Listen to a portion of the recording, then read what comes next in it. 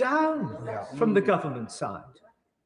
It was only when the government chief whip and the leader of the House, two right honourable gentlemen with whom I have the highest esteem and regard, listened to the debate, when the right honourable gentleman, the member for Torvine as the Paymaster General, read the mood of not the House, but their own benches, and realised that the whip was wrong, and they needed to find a way of meeting something in the middle.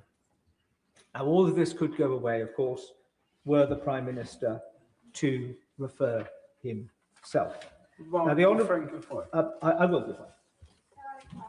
I'm grateful to my honourable friend, and Madam Deputy Speaker. My honourable friend and I could never have been described as the greatest fans of Boris Johnson, but this party decided that when it came forward to go to the Privilege Committee, that committee was the right place to decide whether he had misled Parliament.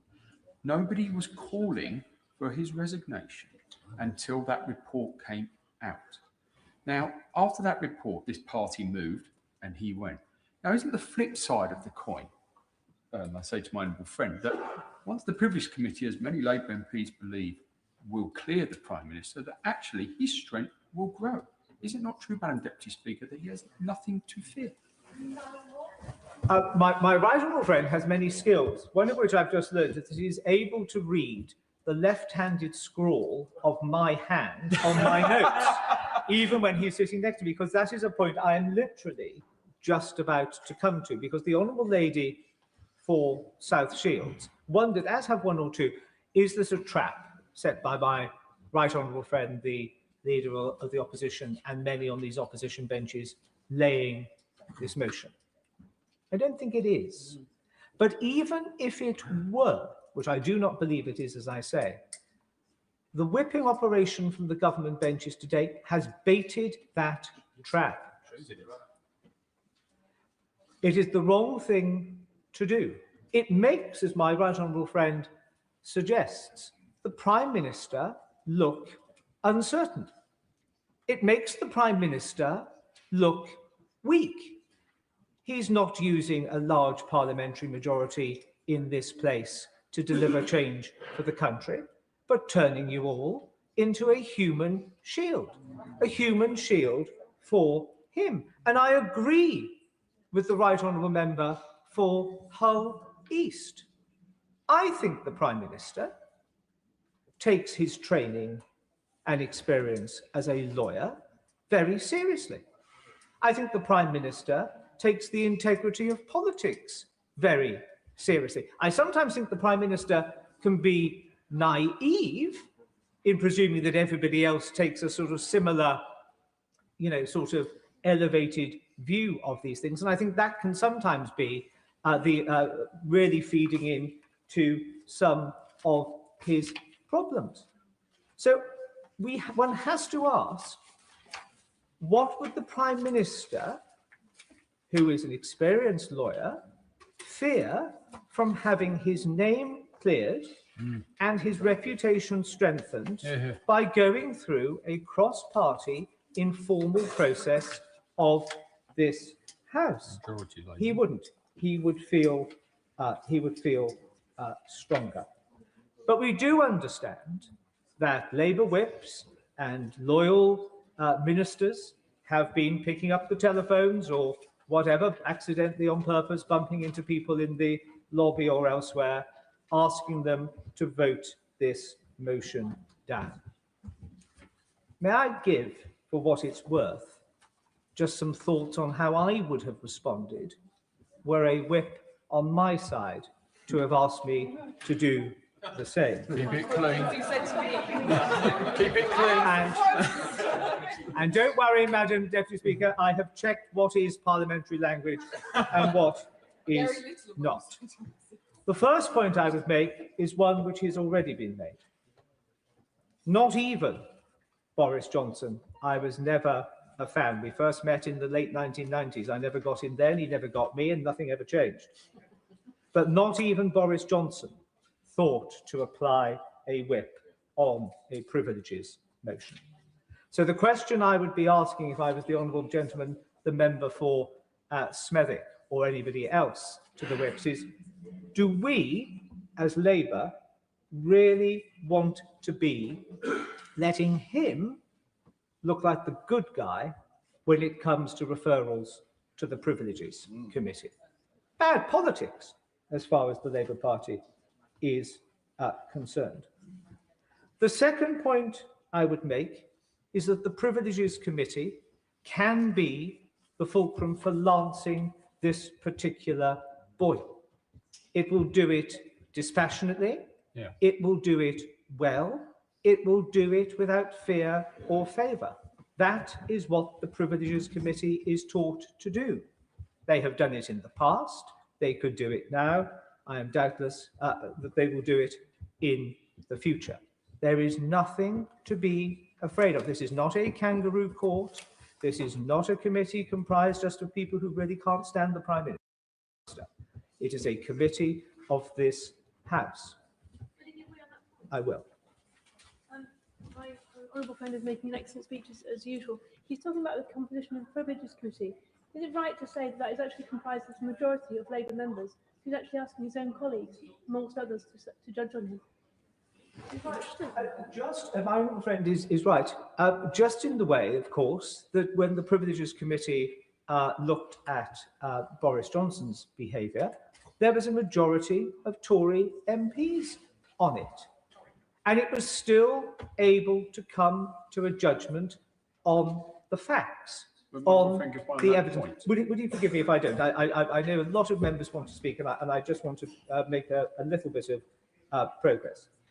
The third thing, the third compelling reason that Labour whip or Labour minister has deployed, well, you know, the local elections, Wales, Scotland. National elections. This isn't going to do us any good at all.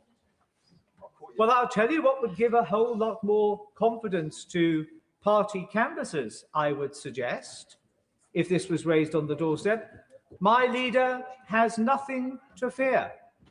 He has referred himself, or has not sought to hinder, a motion that referred him to the Privileges Committee. If members opposite, honourable and right honourable, follow the advice, and that might be the gentlest way of describing it, but follow the advice of government whips today, they will be creating the largest albatross to hang around their necks in these closing days as we approach polling day. Why did you vote to cover up for the Prime Minister? Why did you not do the right thing? What has the Prime Minister got to hide? Why is the Prime Minister running scared? Far much better to say to that floating voter or that person who may be havering over where to put their cross, what confidence has my party leader got, the Prime Minister? He's happy for this to happen. He's absolutely clear in his own mind that his integrity is unimpeachable, his honesty is to be unquestioned, he has not misled the House. Off to the races. It is another trap which the Labour Party seems to be keen to fall into. We're all familiar, I would be saying to that whip, that sunlight is the best disinfectant. Let the Privilege Committee be that sunlight. And I can well remember, Madam Deputy Speaker, when I say in closing, there was a vote in the last Parliament which was whipped, and 13 of us on the government benches rebelled. It was a hard and tricky vote. We came under pressure during it and most certainly after it. But within 24 hours, the position of the government had changed to find itself pointing in the direction of those of us who had rebelled rather than those who had been loyal. This may sound a slightly old-fashioned question to ask ourselves, when we leave this place, either by our own choice or the choice of our electorate, we would all want to, I think, sit back and say, when some of those crunch votes came, did we do the right and honourable thing? Did we do something which left my soul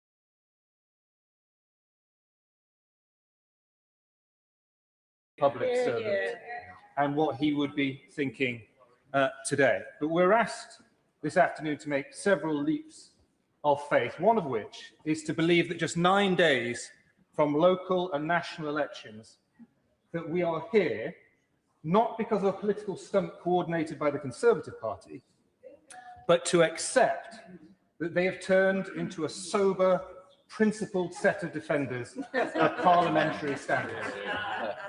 That they are not interested in pre-election theatre. But nobody seriously believes that. Even their own press briefings give the game away. A senior Conservative source was reported as saying, "We got the privileges vote. That was the goal ahead of the local elections." Not the truth, not the outcome, not the merits of the case. The goal was simply to force the spectacle of a vote. And that tells us everything we need to know about the intent behind what is happening this afternoon. And it's no surprise, then, that this has been widely characterised, even by those observing closely political correspondence, as a win-win exercise for the opposition. If they secure an inquiry, they claim vindication. If they lose, they still bank the headlines, the insinuation, the noise. This is not how the House should conduct itself when invoking one of the most serious mechanisms at its disposal. And as the Honourable Member for Smethwick very powerfully pointed out, we're not dealing with a vacuum. There are mechanisms already in train. The Foreign Affairs Select Committee, the humble address. The Prime Minister answered questions for nearly 3 hours last week. That is important. And, Madam Deputy Speaker, referral to the Privileges Committee is not a partisan tool. It is not a device to be deployed because one side sees a political opportunity. It exists for a clear, prima facie, serious and evidenced case of misleading the House, cases that go to the heart of ministerial integrity. Very happy to give way to the Honourable Member. Because it's so evident that what you're doing this afternoon, that the Honourable Member is participating this afternoon, is party political. In fact, I would say to the Honourable Member that he's partaking in a particularly dishonourable act in doing this in such a partisan way. So, to carry on with the case that I was making, I do not believe that what has been presented meets the bar that I just mentioned. At most, what we are dealing with now, I'm going to make some progress, thank you. At most, what we are dealing with here is an argument about a deeply flawed appointment, as I've said, a deeply flawed process and the judgments around it. But those are matters for political debate, for scrutiny, for challenge, across this chamber, but they are not, in themselves, grounds for alleging contempt of Parliament. If they were, Madam Deputy Speaker, the Privileges Committee would be constantly in session. And that brings me to the question of consistency, because the House in recent years has had to confront genuinely serious breaches, cases where standards weren't just questioned, but plainly and repeatedly violated. Findings of bullying at the highest levels of government in the last government. Yep. Of ministers in the last government falling short of the standards expected of them. And most notably, we saw a former Conservative Prime Minister investigated and found to repeatedly have misled the House. Conduct so grave. I'll finish this point and then I might give way if I'm feeling generous. Conduct so grave that it resulted in a damning report, which I think the Leader of the Opposition abstained on voting in favour of, I think. And of course, that's quite aside from the fact that it also involved a criminal conviction. Yes, exactly. There is no equivalence, none. Between those cases and what is before us today. Because if there was, there would have been a genuine attempt at a cross-party piece of persuasion.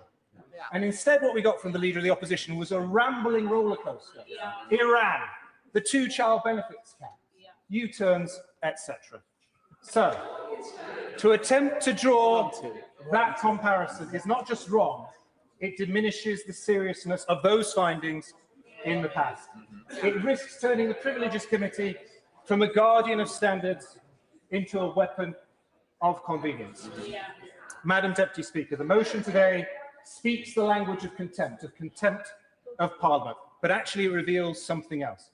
It reveals the contempt the opposition hold for the British people.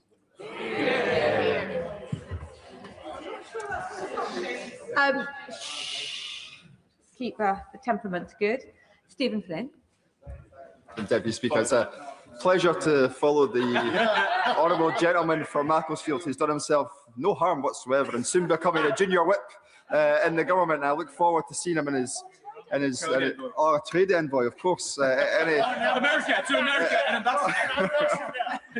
I'll let them have their fun soon, Madam Deputy Speaker.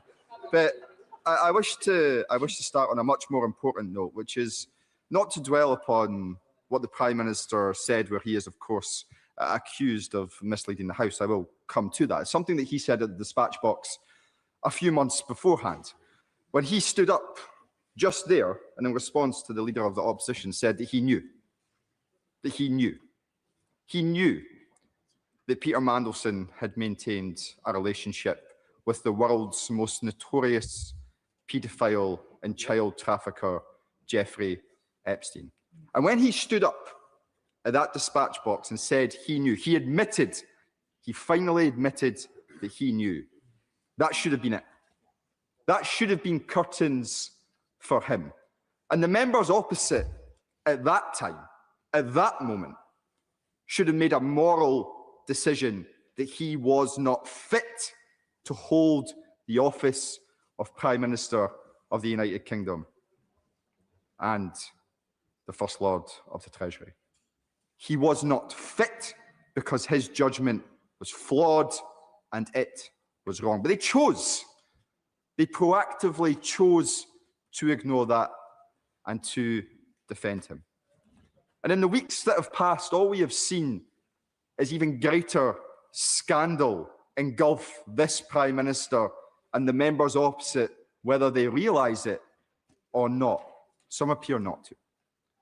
And as Parliament returns after the prorogation which is to come, we've now received confirmation from the Prime Minister's chief bag carrier that the second tranche of the Mandelson files will become apparent. And each and every one of these members opposite will be wedded to him as their leader and their Prime Minister, despite everything that the public knows and everything that the public is going to come to learn. And let me tell them something. As someone who has sat in this House and watched a little bit of chaos up close, it will come back to haunt them, and it will come back to bite them far sooner than they realise. And all of us, in all of our political parties, go through these moments. I've seen it in my own party in recent years, just as members opposite have said they have seen it in theirs. But what you do in politics, or what you should seek to do, is learn from those mistakes, not to repeat them. I remember sitting outside this chamber during a very contentious vote to which the right honourable member behind me referred earlier, where Conservative members were whipped to support the indefensible, and all chaos broke loose. That was the legacy that they built for themselves, and it's why they got hammered at the last election. This is what is going to befall the members opposite. They cannot outrun Peter Mandelson. They cannot outrun their own Prime Minister and his record. And what the House is being asked to do today is, of course, very simple. If they believe that the Prime Minister is innocent of the accusations that are being put to him, then all they need to do is accept the premise of taking it to a committee of the peers in this House, ourselves, to decide whether that is accurate or not. A confident Prime Minister, a confident Labour Party, a confident government would believe their Prime Minister, would have courage in their conviction and go to that committee post-haste to clear his name. But they will not do that because they are not acting from a position of strength. They are acting from a position of profound weakness. And the public see that, and the public smell it. And all they are going to believe is that there is a cover-up on behalf of each and every one of the members opposite who traipses through the lobby behind this front bench. Of course I will. I thank the honourable member for giving way. Referring to the whiff that the public may pick up, do you think that some of the Prime Minister's concern may be that the Privilege Committee delivers a result that he may not like? Oh. It's hard at this stage to come to any other conclusion. And if they had confidence in their Prime Minister, then they would already be going to the Privileges Committee, irrespective of the views of any of us in this here House. But notwithstanding the arguments that have been made regarding Ollie Robbins and Simon Case and others, and the Prime Minister's decisions to throw everyone under the bus bar himself, I do wonder what the public make of all this. At a time when they are profoundly, and I'm sure all of us can agree on this point, profoundly anxious about the very basics in their life, of being able to afford things in the supermarket, of being able to fill up the car because the price of diesel is near £2.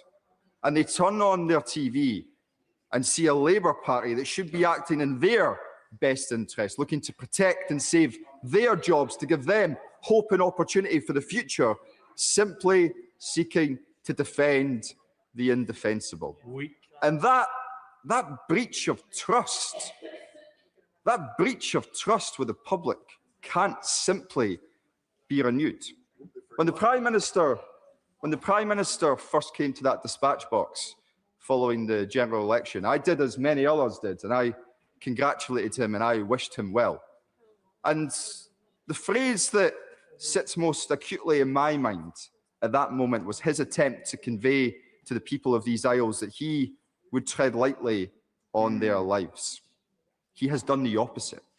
He promised to be change, and I'm afraid to say he has delivered more of the same. The public deserve better. The government can do better. But that will only happen if the members who are sitting behind that front bench find the courage that the front bench so badly lacks. Sam Rushworth. Madam Deputy Speaker, and as others have said, I think it is important that when we speak in this place that we reflect the feelings of those that we represent. And I think that if they see anything in all of this at all, they'll be thinking about Epstein's victims. And as someone who knows more about sexual abuse than I'd like to, I want to make sure that I'm absolutely clear before I make any other remarks that I think that it was wrong to appoint Peter Mandelson, even knowing what the Prime Minister knew at the time. But I will also say this, the Prime Minister has acknowledged as much. He's acknowledged it at this dispatch box. He's acknowledged it to the PLP, and he's acknowledged it to Epstein's victims, who he has apologised to on multiple occasions. As I speak with ordinary people like an auntie that voted for Brexit and didn't vote Labour at the last election, she told me that she thinks the public are sick and tired of hearing about this because we're not addressing the bread and butter issues of their lives. Nonetheless, this is the motion before the House today. I also want to say a word about pressure. And many people have alluded to this being a whipped vote. In many ways, I wish it wasn't, because it would not change the way that I would vote. I intend to vote against the motion before us today, and I would do based on my conscience and how I read this situation. Look, I'm a backbencher with really nothing to lose and nothing to gain greatly from loyalty to the government. I've looked at this in terms of the merits of the case. And what I think is also really important is that we do have a robust system of standards in this place and that we don't make a mockery of it. And I think when we have politically motivated charges such as been brought today, it does risk making a mockery of the Privileges Committee and that process. I will gladly give way.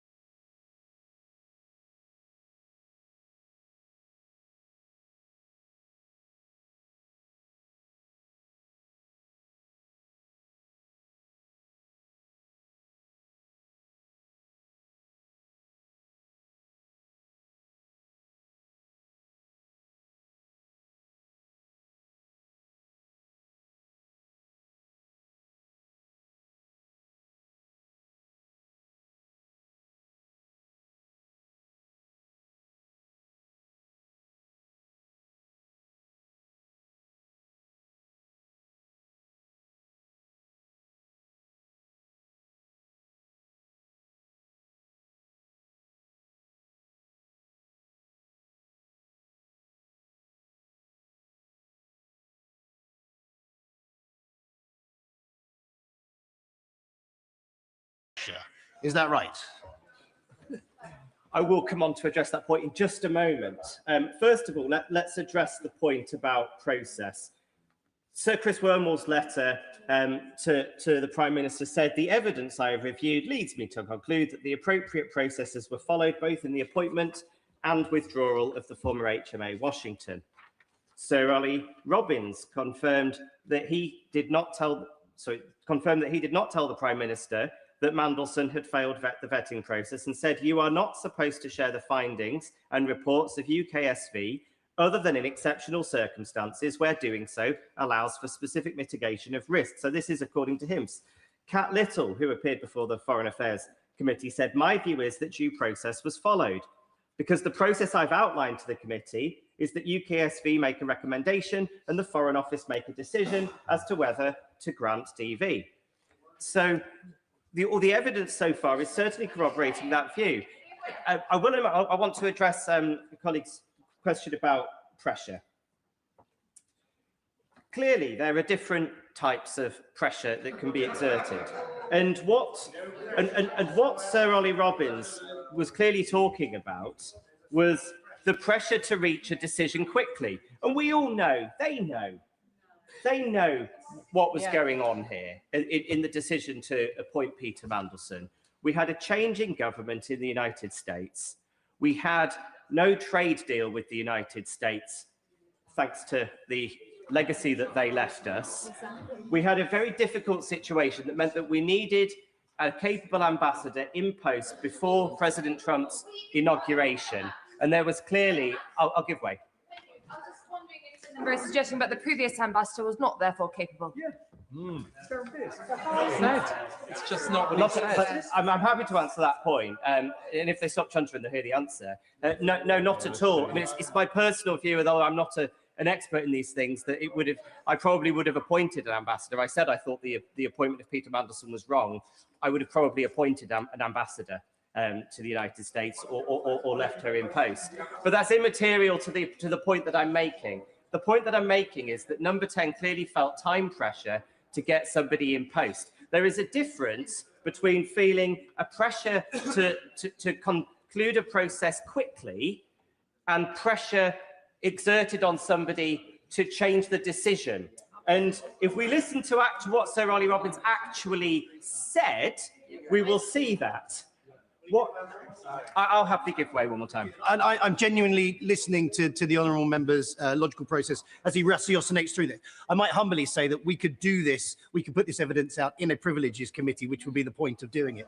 But in terms of no pressure whatsoever being exerted, and he's talking about the kinds of pressure that didn't include that were exerted, could he give examples of the kind of pressure that wasn't exerted? We've seen no evidence, and indeed, Sir Ollie Robbins made it quite clear that he did not feel pressure to change his mind, that there was no pressure exerted on him with regards to the decision that he made. There was pressure exerted to make a decision. Now, that is just part and parcel of the normal runnings of government, particularly when you're working to a timeline. Let me quote him. I'll make some progress in a moment. I walked into a situation where there was a strong expectation, you've seen the papers released under the humble address coming from number 10, that he needed to be in post in America as quickly as humanly possible. The very first formal communication to my predecessor from number 10 private office being that they wanted this done at pace so that Mandelson could be in post before inauguration. That does not imply that there was some pressure to appoint him against the evidence that came forward. I will give way. I thank the member for giving way. Having recognised that, as Sir Philip Barton said this morning, I don't think there can be any doubt that there was pressure to get this done as quickly as possible, i.e. to jump through all of the hoops, to confirm the decision, to... No, that first bit is a quote. The next part of my sentence is my words, i.e. to jump through the hoops to confirm an announcement that had already been made that Mandelson was appointed as ambassador. It simply stretches the bounds of reason to breaking point to suggest that pressure on time frame within the context of an already announced decision where there is no contingency plan has no impact on pressure on the content of that decision. Message understood. Sam Rushworth. I simply disagree. I think that pressure to get things done is part and parcel of what we do in government all the time. I'm always under pressure. I'm always under deadlines. That does not mean, and the central allegation that the Prime Minister somehow pressured them with regards to the decision. I'm sorry, the evidence has not pointed to that in any shape or form. Now I won't take any more interventions because Madam Deputy Speaker's looking at her watch. But what it simply hasn't been substantiated. There is a process going on at the moment. There are documents being released under the humble address. There is the evidence being given before the Foreign Affairs Committee. I do have to wonder why they have not waited until that process was concluded before writing to the Speaker requesting this. Now, I just want to address a couple more points quickly, and I won't take any more interventions. One is that I will acknowledge that there are members on my side today who have suggested, and indeed some members of the opposition, that they're so confident that the Prime Minister has no case to answer, that he should just refer himself to the committee to prove it. I don't think that that's the way that we should be using that committee's time. I think the onus is on this place to decide, has any evidence come forward yet that suggests that there is a case to answer? And I don't think anybody so far has shown any. And people have referenced as well that the former Prime Minister Boris Johnson, may I remind the House that at the point that he was referred to the Privileges Committee, this was not a case of what happened in the FCDO behind a Prime Minister's knowledge. This was a case of him saying there were no parties in Downing Street, him then appearing photographed at parties, and then there was a Metropolitan Police investigation and a criminal conviction by the point that he was finally referred to that committee. So I'm simply not going today to indulge the opposition in their games. We all know what this is about. We all know that somewhere in Conservative headquarters right now are graphics being prepared with our faces on it to try to play some narrative to our voters that we're all part of some big cover-up. I think that when we behave like this, frankly, it does a disservice to all of us, and it does a disservice to this place, and I'm simply not going to play their games today. Well said. Alicia Kern. The motion today does not attribute wrongdoing. It represents a simple choice. Do we as a House support transparency? And a decision. Do we think that truth in this place still matters? Now, Peter Mandelson's CV reads like an indictment. We all know that. And I don't need to rehearse the litany of appalling and heinous decisions and acts that he has taken. And for me, there leads no question as a result that the Prime Minister's judgment was absolutely found wanting in this situation. But given the seriousness of Mandelson's actions and the seriousness of this appointment, surely every member of this House wants to know why he was appointed, how he was appointed, and whether or not we and the British people have been given the full story of what happened. Now, I worked at the Foreign Office as a civil servant. And if I, listening in detail, reading every single detail bit, feel that something doesn't sit quite right, if I have former colleagues ringing me and saying, that's not how the process works, it just doesn't make sense, that's not right. If we then have the Prime Minister saying that he'd seen the vetting, oh no, I meant I'd seen something else, sorry, I hadn't seen the security vetting, I'd seen the due diligence, oh, there wasn't any pressure put on, well, others most clearly think there was pressure put on. And if the honourable gentleman who just spoke is genuinely suggesting that there is no such thing as abuse from those who have more power against those who have lesser, that politicians do not sometimes behave appalling to civil services, and that pressure, oh, we're all busy, it's the same pressure. No, and that's why we have specific law. Let me finish the point and then I'll happily take his intervention. We have specific laws that represent that when someone senior to you puts you under undue pressure or treats you in a certain way, they have to take far more responsibility because they have the ability to exercise that responsibility and authority over you that you cannot challenge. And if the gentleman wants to come back and argue that he does not believe that in hierarchies, particularly number 10, political appointments versus civil servants, there is such an imbalance in power, I will happily have him make that case. So I'm disappointed in the way that she just made that point. But no, what I saw in Sir Ollie Robbins' testimony was that he said that number 10 was repeatedly asking, has the vetting been completed? And that is inconsistent with the idea that number 10 regarded the vetting as immaterial to their decision. Quite the opposite. It demonstrates to me a number 10 that felt that actually this was an important process that had to be followed, and there was of course pressure to complete it quickly. That does not mean that there was pressure to change the outcome, and I'm sorry, but until somebody shows otherwise through evidence, there's no reason why we should believe that. I'm sorry, but the idea that somebody just chasing an update is always done, can I just check where we are with that? We really would like to get it done. And that there's no concept there could have been any bullying because anyone is just asking for something done a bit quicker. I'm sorry, but that is a foolhardy suggestion by the honourable gentleman. Now, the Prime Minister has come to the House many times, as honourable members would like to suggest, but he hasn't answered the questions. And the Prime Minister himself set the terms. Either he misled the House or he was reckless with the truth, and those are the terms that he set. Multiple people have lost their jobs over this Prime Minister's decision to appoint Mandelson. 2 civil servants and 2 political appointments. For a man who said he would never sack his staff for his own appointments, that's quite something. His judgment has also shown that he was happy to appoint people to cabinet who had lied to the police, where he knew full well that they had done that. So there is a pattern. Now, Ollie Robbins lost his job for implementing the wishes of the Prime Minister by the book. Now, either he followed due process and was sacked for doing so, or there was no due process and he was sacked because there wasn't. The Prime Minister's position so far is that the former is true. It cannot be both, in which case Ollie Robbins should never have been sacked.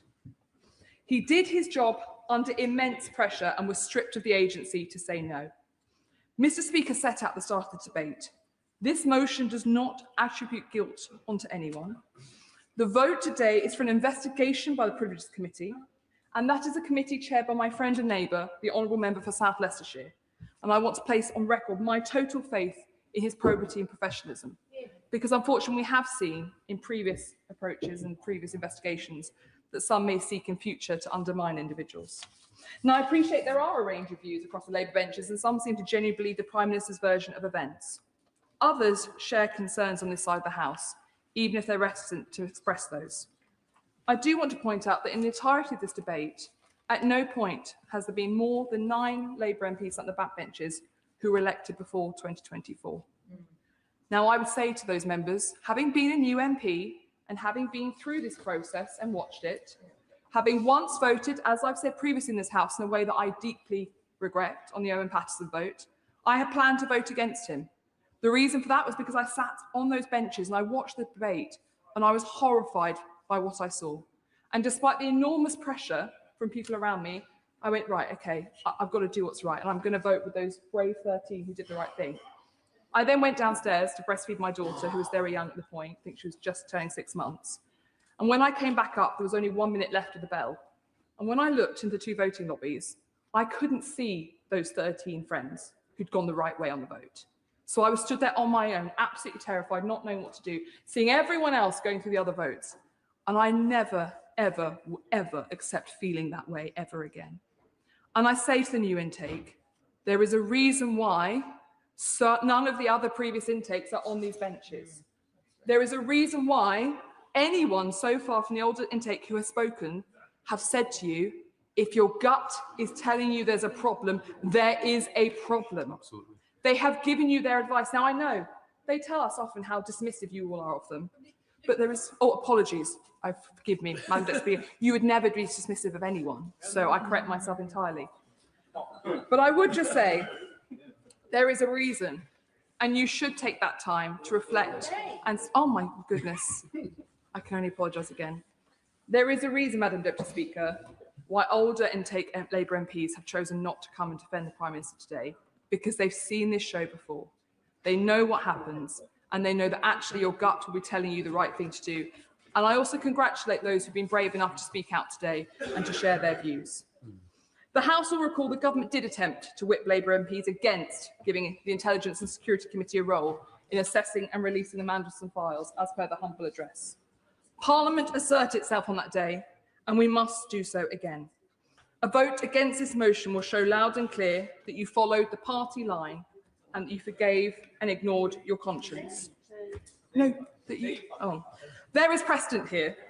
In 2022, the House unanimously passed a motion to allow the inquiry into whether the Prime Minister had misled Parliament.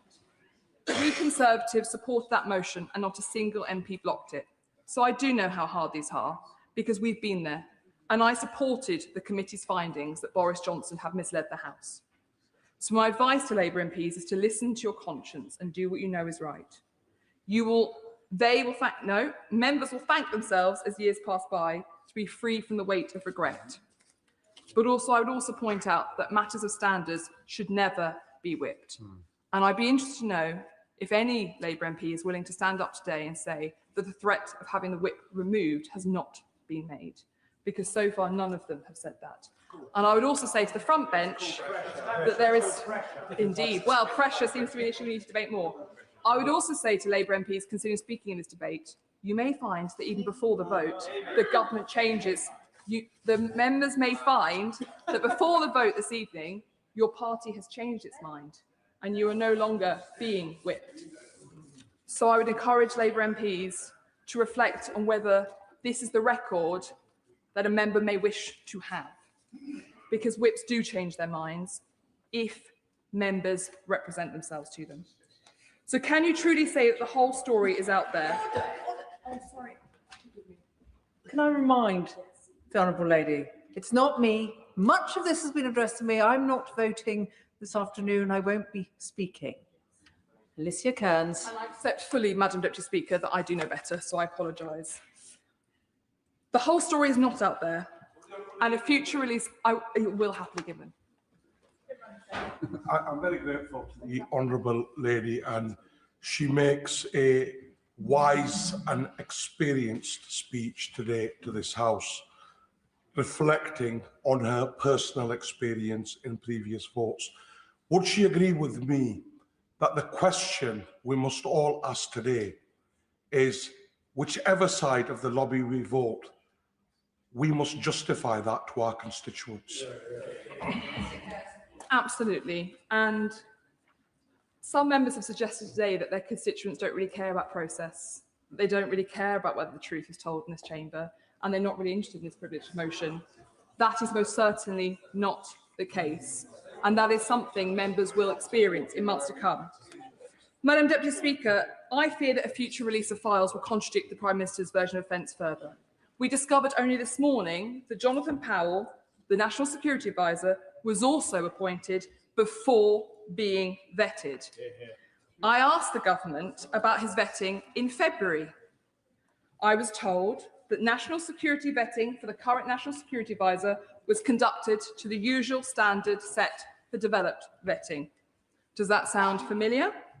Clearly something again went awry.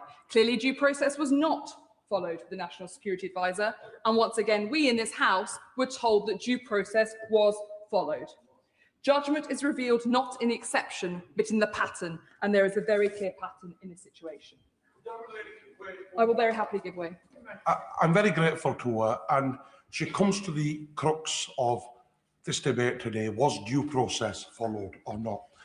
Would she agree with me that the simple fact that vetting must always come before any appointment, the simple fact, we've heard this morning evidence in the Select Committee where that was not the case, is very clear that due process was not followed?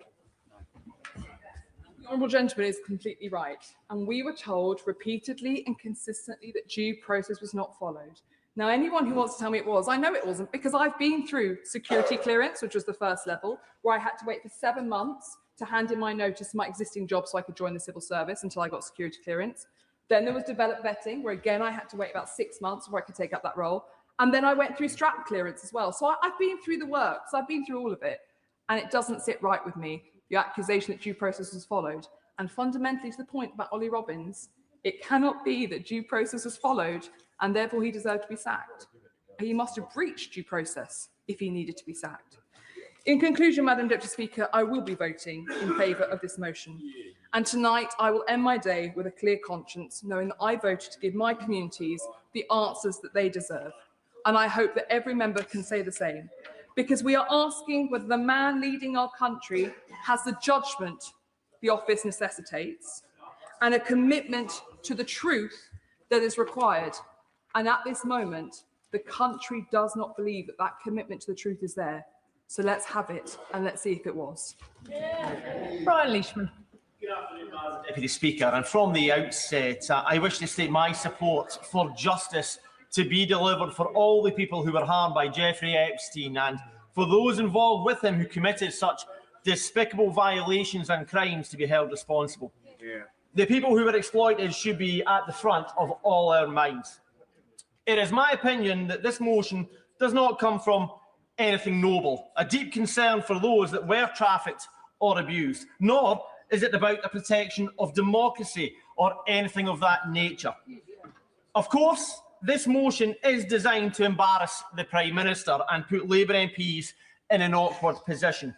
And not for the first time as Labour MPs, we are in an awkward position.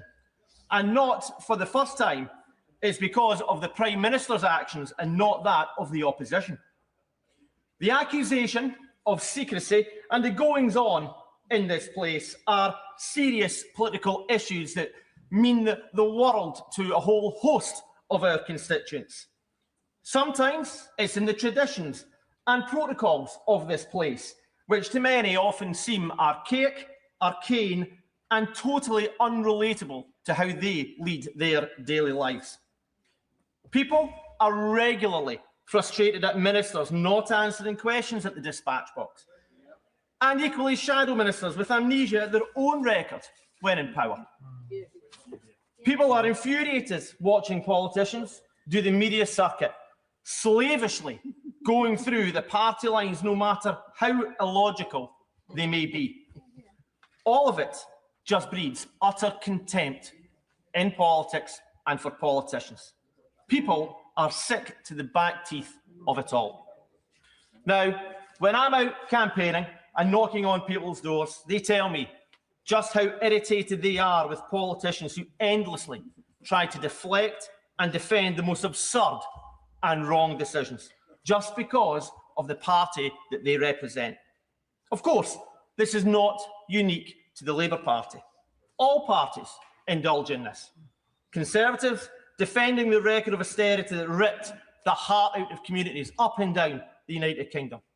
Many in the SNP refuse to take responsibilities for failures in housing, education, health, local authorities and vital public services. But credit to the Right Honourable Member for Aberdeen South for alluding, touching the lightness of touch on some of the travails that his party have experienced. Madam Deputy Speaker, I just want my Labour government to be better than that. It really is a low bar that we have been set, but people genuinely think that we are all the same. They see no real difference. And to echo other honourable and right honourable members, I think the Prime Minister should refer himself to the Privileges Committee. It would say to Parliament, and more importantly, our voters, the country, that he knows he will be proved innocent, that he will be vindicated, that he's got nothing to hide, and importantly, that transparency and accountability are at the heart of our democracy.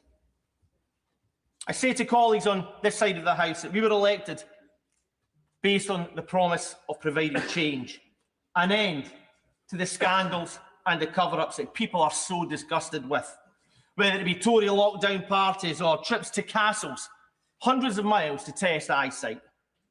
The SNP abandonment of care homes and the do not resuscitate notices placed on patients without their consent during COVID. We need to be better than all of that. But truthfully, in our first 20 months in government, the public don't think that we are. And because of the mistakes, the decline in standards, the secrecy, the lack of accountability, then we are paving the way for a hardline, far-right government to come next. And be under no illusions. That government would set the country back to the days of mass unemployment, dire poverty and inequality. They want to create a society that is as intolerant as it is unfair. And it absolutely terrifies me. In finishing, I say to any colleague that if you think I'm wrong, then please do have a look at the polls. Look at the by-election results we have had. The Prime Minister said we would put country before party. Today, with this vote, he has the perfect opportunity to do just that. The Prime Minister needs to stop putting Labour MPs in awkward situations. The open and honest thing would be to refer himself to the committee. But if he won't, then I'm afraid he has left me with no choice. I will have to vote for this motion this afternoon. Sir Roger Gale. Thank you, Madam Deputy Speaker. At the start of this debate, when Mr. Speaker was in the chair, he's reminded the House that this debate was not a trial of the Prime Minister. This was a debate about whether or not an issue should be put to the Privileges Committee. I do think we all need to remember that. And he also said, for the record, that when the debate became repetitive, he might consider taking a closure motion. I'm sorely tempted to move one, Madam Deputy Speaker, but not yet. It saddens me deeply that we are where we are today. It saddens me that this has been presented by some members of the government benches as a ruse before the local government elections. This is about something very fundamental to many of us. It's about the truth, the probity, the integrity of this House and every man and woman that sits in it. I've heard some very courageous speeches from the government benches this afternoon. And I applaud each and every one of those people who've made them, because I know just how difficult, Madam Deputy Speaker, this is. Mr. Johnson has been referred to frequently. I was one of the first, possibly the first, to call publicly for the resignation of Johnson as Prime Minister. That was not a happy circumstance. I did not enjoy it. I do not like taking on my own side. But I believed then, as indeed I believe now, that man was not fit to be Prime Minister. But I also know that what I did and said was right, as I believe that those honourable members on the other side of the House who've spoken this afternoon in support of the motion are doing what they believe to be right. I'm horrified, Madam Deputy Speaker, to have to believe that House business is whipped. It should not be.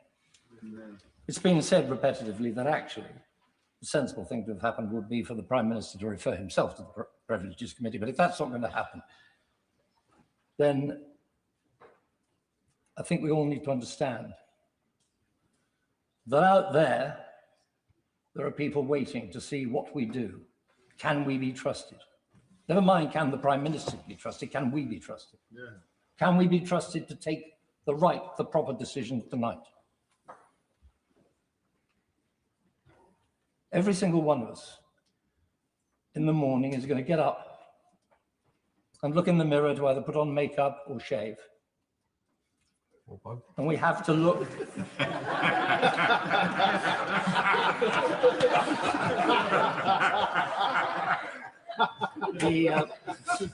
My honourable friend reminds me that he did say incorrectly that the vote on Johnson, the call for the resignation of Johnson, was not taken until after the Privileges Committee findings. He's actually quite wrong. That call was made well before it went to the Privileges Committee. So let's come back to what I was trying to say. Every single one of us has to be able to look in the mirror in the morning and live with ourselves. I hope very much that the government whips will withdraw the whipping tonight, so that honourable members can vote according to their conscience. And I believe that if that is so, and if that is done, then this matter will be referred entirely properly to the Privileges Committee.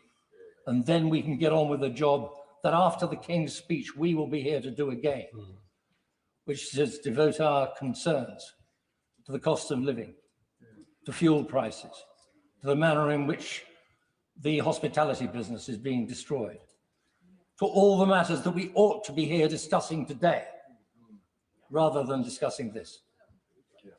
I beg my friends on the other side of the House to do the right thing tonight. Chris Kane. Deputy Speaker, a referral to the Privileges Committee, particularly involving a Prime Minister, should be rare. The bar should be high because we have so many other processes available to us in this place. And with this issue, many of these processes are already in action. The Foreign Affairs Committee, under the excellent chairing of the Right Honourable Member for Islington South and Finsbury, is taking evidence and will report in due course. The humble address from this House has put a process in place to ensure transparency, and the Government is complying with it. Then there is attendance in this chamber. I have no doubt the Prime Minister will continue to make himself available here, as he has done in recent weeks through statements and at PMQs, both because it's right and because the processes of this House require it. And let us be honest about the timing. Bringing this forward 1 week before elections is political. Now, I do not criticise that. It's part of the system we operate in, but we should be clear about it. I've been reflecting this week on the concept of pressure. We have heard from senior civil servants that there was pressure to proceed with the appointment of Peter Mandelson before vetting had concluded. They have said that the pressure was inappropriate. They have not said the pressure was inappropriate, simply that it existed. The Prime Minister, for his part, has been clear. He has said that this was the kind of pressure that exists in any high-performing environment where decisions need to be made and progress needs to happen. That is very different from pressure to do something you are not comfortable with.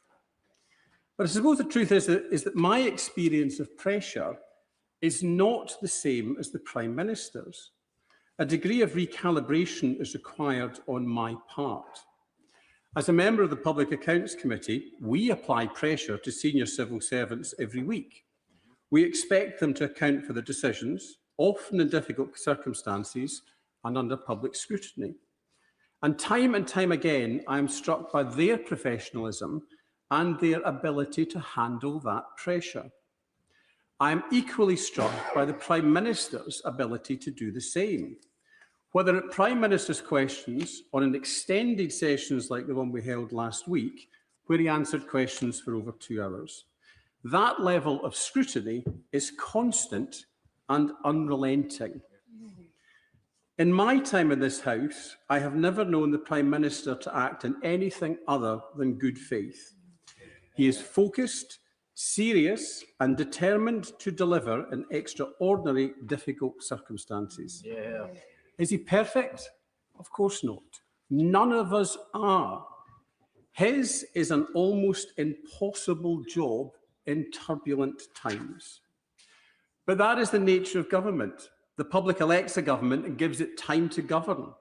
That requires consistency, judgment, and at times the ability to change course as circumstances demand. What it does not require is abandoning the course entirely at the first sign that another ship looks to be sailing more smoothly.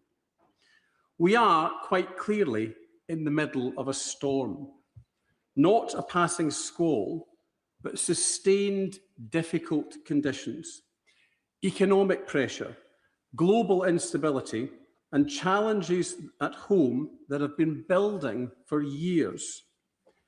In those circumstances, what matters is not whether the sea is calm, but is whether the vessel is seaworthy and whether the person at the helm knows how to navigate. Now, no ship is perfect. There will always be repairs to make, adjustments to take, and decisions that with hindsight might have been handled differently. But abandoning a ship mid-storm or trying to sink it is a risk. Because that other ship, finding another ship that is sailing in different waters is sailing under different conditions. And let's be honest, that other ship, well, the same storm is heading its way too. So the real question is not whether things are perfect, it's whether we have a vessel that can withstand the conditions and a captain who can steer it. Yeah.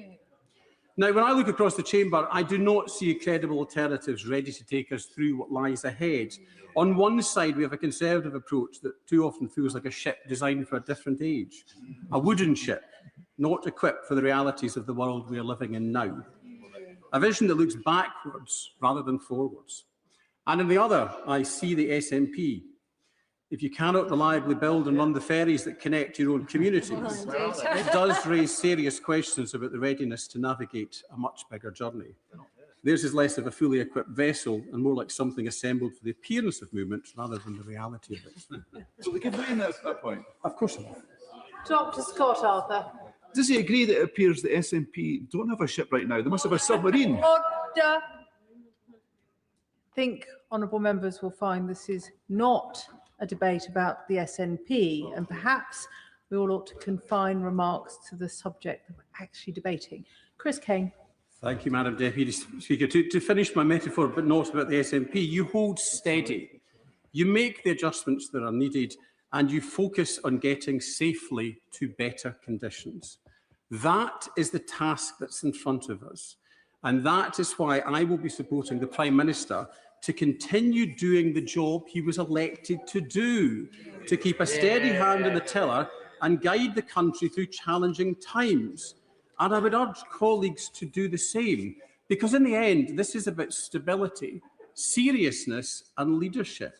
And that is what this country needs.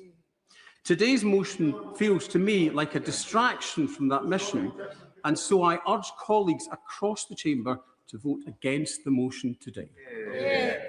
Anne Davis. Madam Dirprwy Llefarydd. The Prime Minister has called this motion a stunt and pure politics, but the Prime Minister and Labour MPs rallying around him forget the seriousness of the allegations against him. That is, misleading the House of Commons over statements relating to the appointment of Peter Mandelson as ambassador to the United States, an individual with well-documented links to the convicted sex offender and human trafficker. To swat away these allegations as a desperate political stunt, refusing them to be investigated properly by the Committee of Privileges, is an insult to us all. An insult to the public who were promised transparency and openness by the Prime Minister's Labour government, and an insult to victims and survivors of violence and abuse who deserve so much better from those who claim to represent them. What Parliament is being asked today is a straightforward question about whether serious concerns regarding the Prime Minister should be examined properly and independently. If the Prime Minister insists that he has done nothing wrong, then surely the Privilege Committee will come to that same conclusion. And if Labour believe that everything is in order, why have they forced their MPs to vote against the motion today? It begs the question, what does the Prime Minister have to hide? The Prime Minister promised change, and people across Wales gave him a mandate for that change. But what did the public get instead? Misjudgments, incompetence, a lack of transparency at the heart of government, and no real accountability. I put myself forward to become a Member of Parliament because, to be frank, I was fed up of Partygate, the betting scandal, the 200,000 that Vaughan Gethin had accepted in order to fund his own leadership campaign. I thought we're better than this. As residents, as constituents, we are better than this. And people deserve a government which is honest and transparent, and we certainly haven't had that in the 2 years that I've been sitting here on these benches. The Prime Minister's tried to wash his hands of Mandelson's appointment, hiding behind processes, procedure and the actions of civil servants, destroying decent people's lives, only to hobble on for another few weeks. And even if the Prime Minister's loyalists vote this motion down today, Labour and the Prime Minister himself will have shown their true colours. In just over a week, people of Wales have a chance to give their verdict, and they will. Alex Barros-Curtis. Thank you, Madam Deputy Speaker. And I rise in this debate, first and foremost, to reiterate, as other colleagues have said, my fullest solidarity with the victims of Epstein. And we should always maintain them at the forefront of our mind, notwithstanding the absence of them from the motion. It is something I know many colleagues across both ends of the House have referenced, and I'm sure will continue to do so. In respect of this motion before us, I want to be clear that I will vote against it, not because I have to be told to, but because the case is absolutely not made out. And given some of the contributions made about shaving in the makeup or shaving in the morning or putting makeup on in the morning, in considering and reflecting on the vote that will be cast tonight, I will have no compunction whatsoever and have absolutely no doubt in my mind when I go through the lobbies today that I will have made the right decision for the reasons, and I do not need to have insinuations to impugn my integrity to the opposite. And before I explain why I am making that case and that decision, I will happily give way. Grateful for the honourable member giving way. And of course, every member is entitled to make their decision in either the lobby. They have to justify it to the electorate. For that reason, Does the honourable member believe that having a three-line whip is necessary?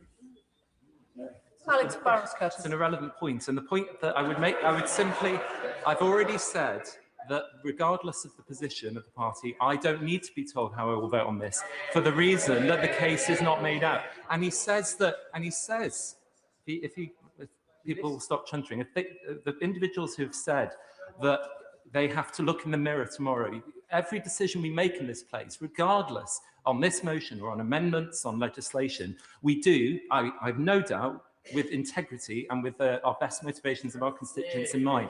So the need to remind me or my colleagues of that today suggests more about the person making the statement than it does about me and the decision I made. So as I said, I will vote against the motion because I do not believe the case has been made out. And in my time as a solicitor, I've seen many witness statements and particulars of claim. And if I hear and reflect on what the Leader of the Opposition laid out as her case today, I thought it was one of the most poorly made out cases in my professional lifetime. Well, if he waits to hear why I think that, then I will happily give way in a moment. This motion cuts across existing procedures, as has been said, and that just a few weeks ago, everyone in this House jointly, unanimously agreed, supported and initiated. And as I said, and I will go on to explain, it lacks any credibility or evidential basis. You can chunt us some more, but maybe listen to the basis on why I reach my decision, and then I will happily give way in a moment. So I will turn to, as I say, the lack of evidence to make out this case. But before I do, I want to mention, as others have mentioned, the integrity of the Prime Minister in and of itself. I've known the Prime Minister for a number of years, and I know that he is a man of integrity and that he will act without fear or favour and will always be the hardest critic on himself. He has apologised, and rightly so, for the poor and incorrect decision to appoint Peter Mandelson in the first place. He's done it in this House, he's done it to the country, and he has done it most importantly to the victims of Epstein. He's very eager, I will give way. Very grateful to the honourable gentleman, he's been most generous, but we haven't really heard the case yet, given that colleagues opposite will be in a similar position to the honourable gentleman. They will know the Prime Minister, they will have known him for years, they will be sure of his integrity or otherwise. Why does he think there should be a three-line whip imposed on members opposite? Even the member for Bishop Auckland, who spoke with his cause, could see that it wasn't a good idea. But the honourable gentleman doesn't seem to see it. But as a good lawyer, maybe he'll be able to share the argument with the House. I appreciate his patronising tone, but I will simply say this. I have said that I don't need to be told how to vote in this because I do not believe the case is made out, as I will go on to explain now if I can make some progress. And I underline this by reiterating what the Speaker said earlier and what I said to him when he was in the chair, that, of course, the question here is not about the application that was put before him. He's rightly made the decision as he is required to once it came to him. But I am clear that from those who put the application to him for him to have to make the decision, it is a nakedly political stunt to submit that application in the first place. And that's not just because of what the motion is before us, but because of the shape-shifting of the opposition party leaders on this issue since The Guardian broke the story on the 16th of April. I'll give way. I'll give it to my honourable friend, making a really powerful statement to the House. Isn't the reality that this is about a leader of the opposition who, just like with her calls for us to join the US in attacking and join the war in Iran, she called the Prime Minister a liar, and the evidence has shown that there is absolutely no basis for it. Isn't reality that this is just the leader of the opposition once again shooting from the hip? Barros-Curtis. I thank him for his intervention. I completely agree, even if it was perhaps slightly askew from the point I'm about to make, but I think it goes to consistency on this issue and many others. And I think, as I said, the shape-shifting of the position of the party leaders, rather than wait for the evidence, we know that both the Leader of the Opposition and the Right Honourable Member for Kingston and Surbiton had already made up their minds 2 weeks ago. I've got here, I will at least make a point and make the point, and then I'll happily give way. On the 17th of April, this is the day after the Guardian story was broken, the Lib Dems put out a press release. Starmer must be investigated by Privileges Committee over the decision to overrule Mandelson's failed security vetting. But that was found wanting because the evidence showed otherwise, as was proven when the Prime Minister came here at the earliest opportunity on that Monday, the 20th of April, and laid before this House the evidence, and Sir Ollie Robbins backed that up in his evidence to the Foreign Affairs Select Committee on the 21st of April. I'll give way. Member for giving way. He mentioned the Guardian story on the 16th of April. The Prime Minister found out on the 14th of April, so the earliest opportunity would have been the 15th of April at Prime Minister's questions, wouldn't it? Yeah, the Prime Minister already addressed this when that was put to him in this House a number of times in the following days, whereby he said he was trying to secure the answers to the questions which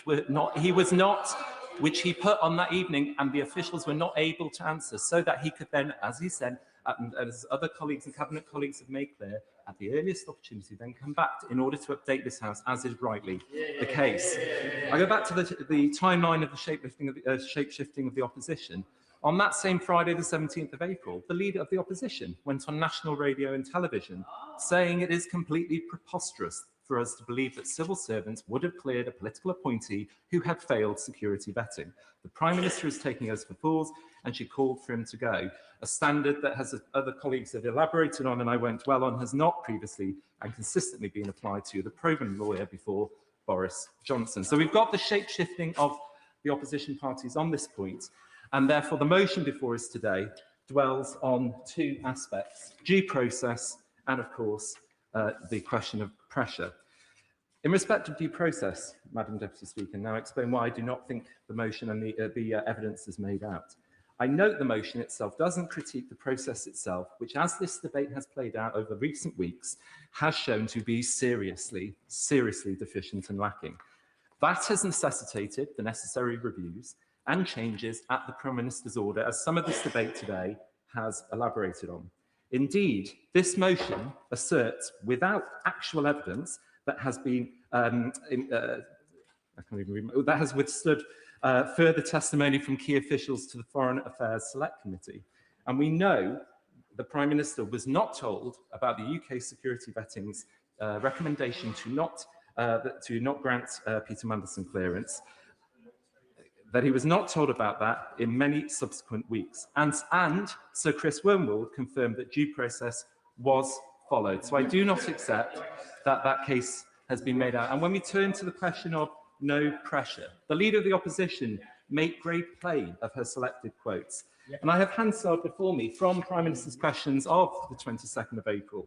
And it is quite clear, as the Prime Minister starts his answer to her question, that he will deal directly with the question of pressure in relation to the decision to appoint Prime Minister Peter Mandelson and to put him in place. The Prime Minister, is clearly referring to the parts of Sir Ollie's evidence of the 21st of April to the Foreign Affairs Select Committee on the specific point about whether or not pressure was brought to bear on the outcome of the vetting process. This was also the gist of the Leader of the Opposition's preceding question, actually, to the Prime Minister, to the question that the Prime Minister was answering. It is also notable that just today, Sir Philip Barton substantiated the position that there are two different types of pressure, and whilst there was pressure to get on with making a decision, which the honourable member earlier alluded to, he then went on to say he was very clear, quote, that he was not aware of any pressure on the substance of the vetting decision, which is what this motion goes to. I'm conscious of time, Madam Deputy Speaker, and so I want to conclude by expressing solidarity to my honourable friend, for South Shields, who spoke with great power earlier. And her and I have spoken about some of these issues before I have the privilege of being in this place, and of course I offer my support. But as my honourable friend for Bishop Auckland referred to in his excellent speech, I want to be clear that from the tone from some in this debate, it is clear that this is not about the substance of the issue, but it is about trying to exploit political partisan gain. And it is, I've no doubt in my mind, that certain political opponents will seek to make the lives of my honourable friend and others difficult, just like they have when it comes to other serious issues, such as impugning our decisions on, for example, grooming gangs, and putting out social media targeting us, which then means we have become the subject of death threats, and as my honourable friend for South Shields elaborated on, much worse for her and her constituency. Indeed, the Tory front bench were nodding at this when my honourable friend for Bishop Auckland talked to this earlier. They probably, as I said, have already got those digital media attacks ready to define us as, voting to cover up. But I have no doubt, there we go, I see they've confirmed it already again, which I think belies exactly their intent behind this. There is no doubt in my mind that it was a mistake to appoint Peter Mandelson, and the Prime Minister has taken responsibility for that.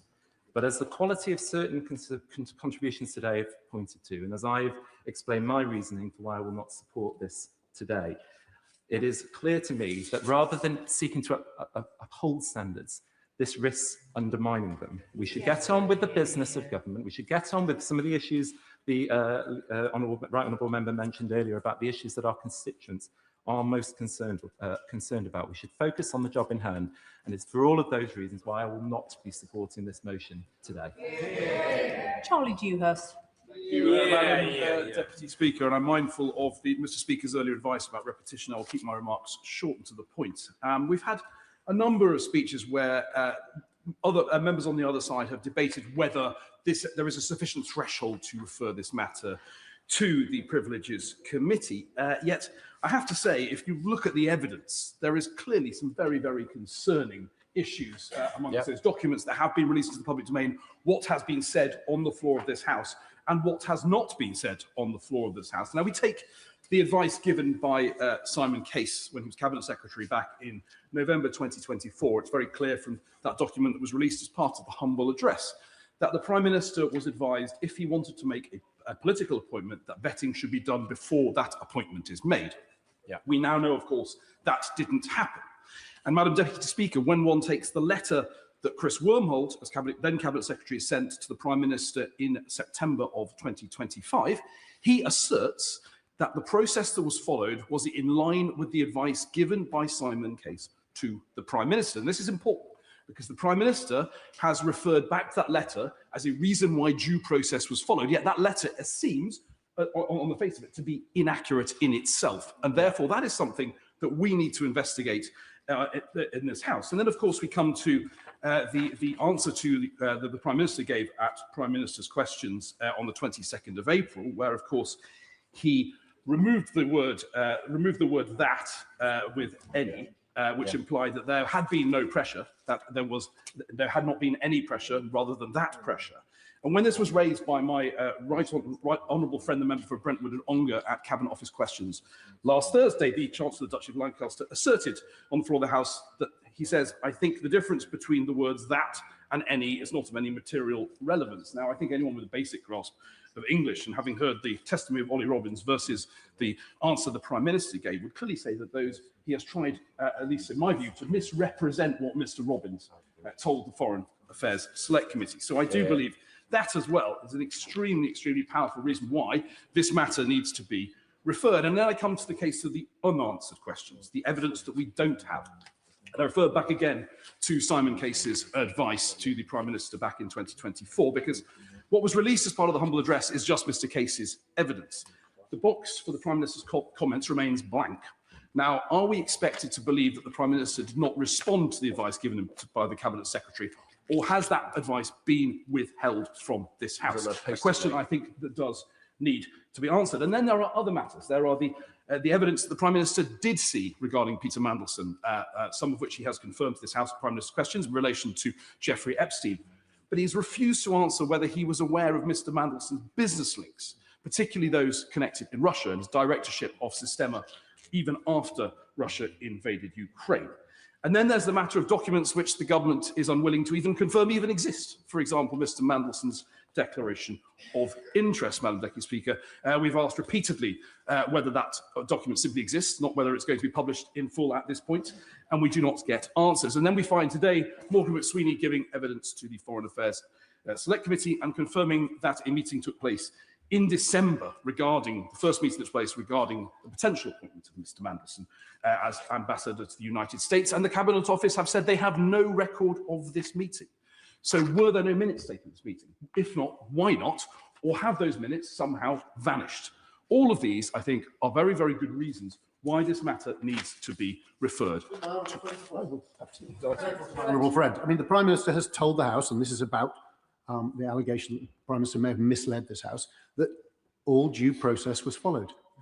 The decision to appoint Peter Mandelson was made, we're told by Morgan McSweeney this morning, in a meeting for which there are absolutely no records and notes, despite extensive searches. At the beginning of this process, They failed in due process, and yet he has stood there repeatedly telling us that due process was followed. On that alone, there would be cause to allow the Privileges Committee to investigate, and members opposite do need to look deep in their consciences before they vote against.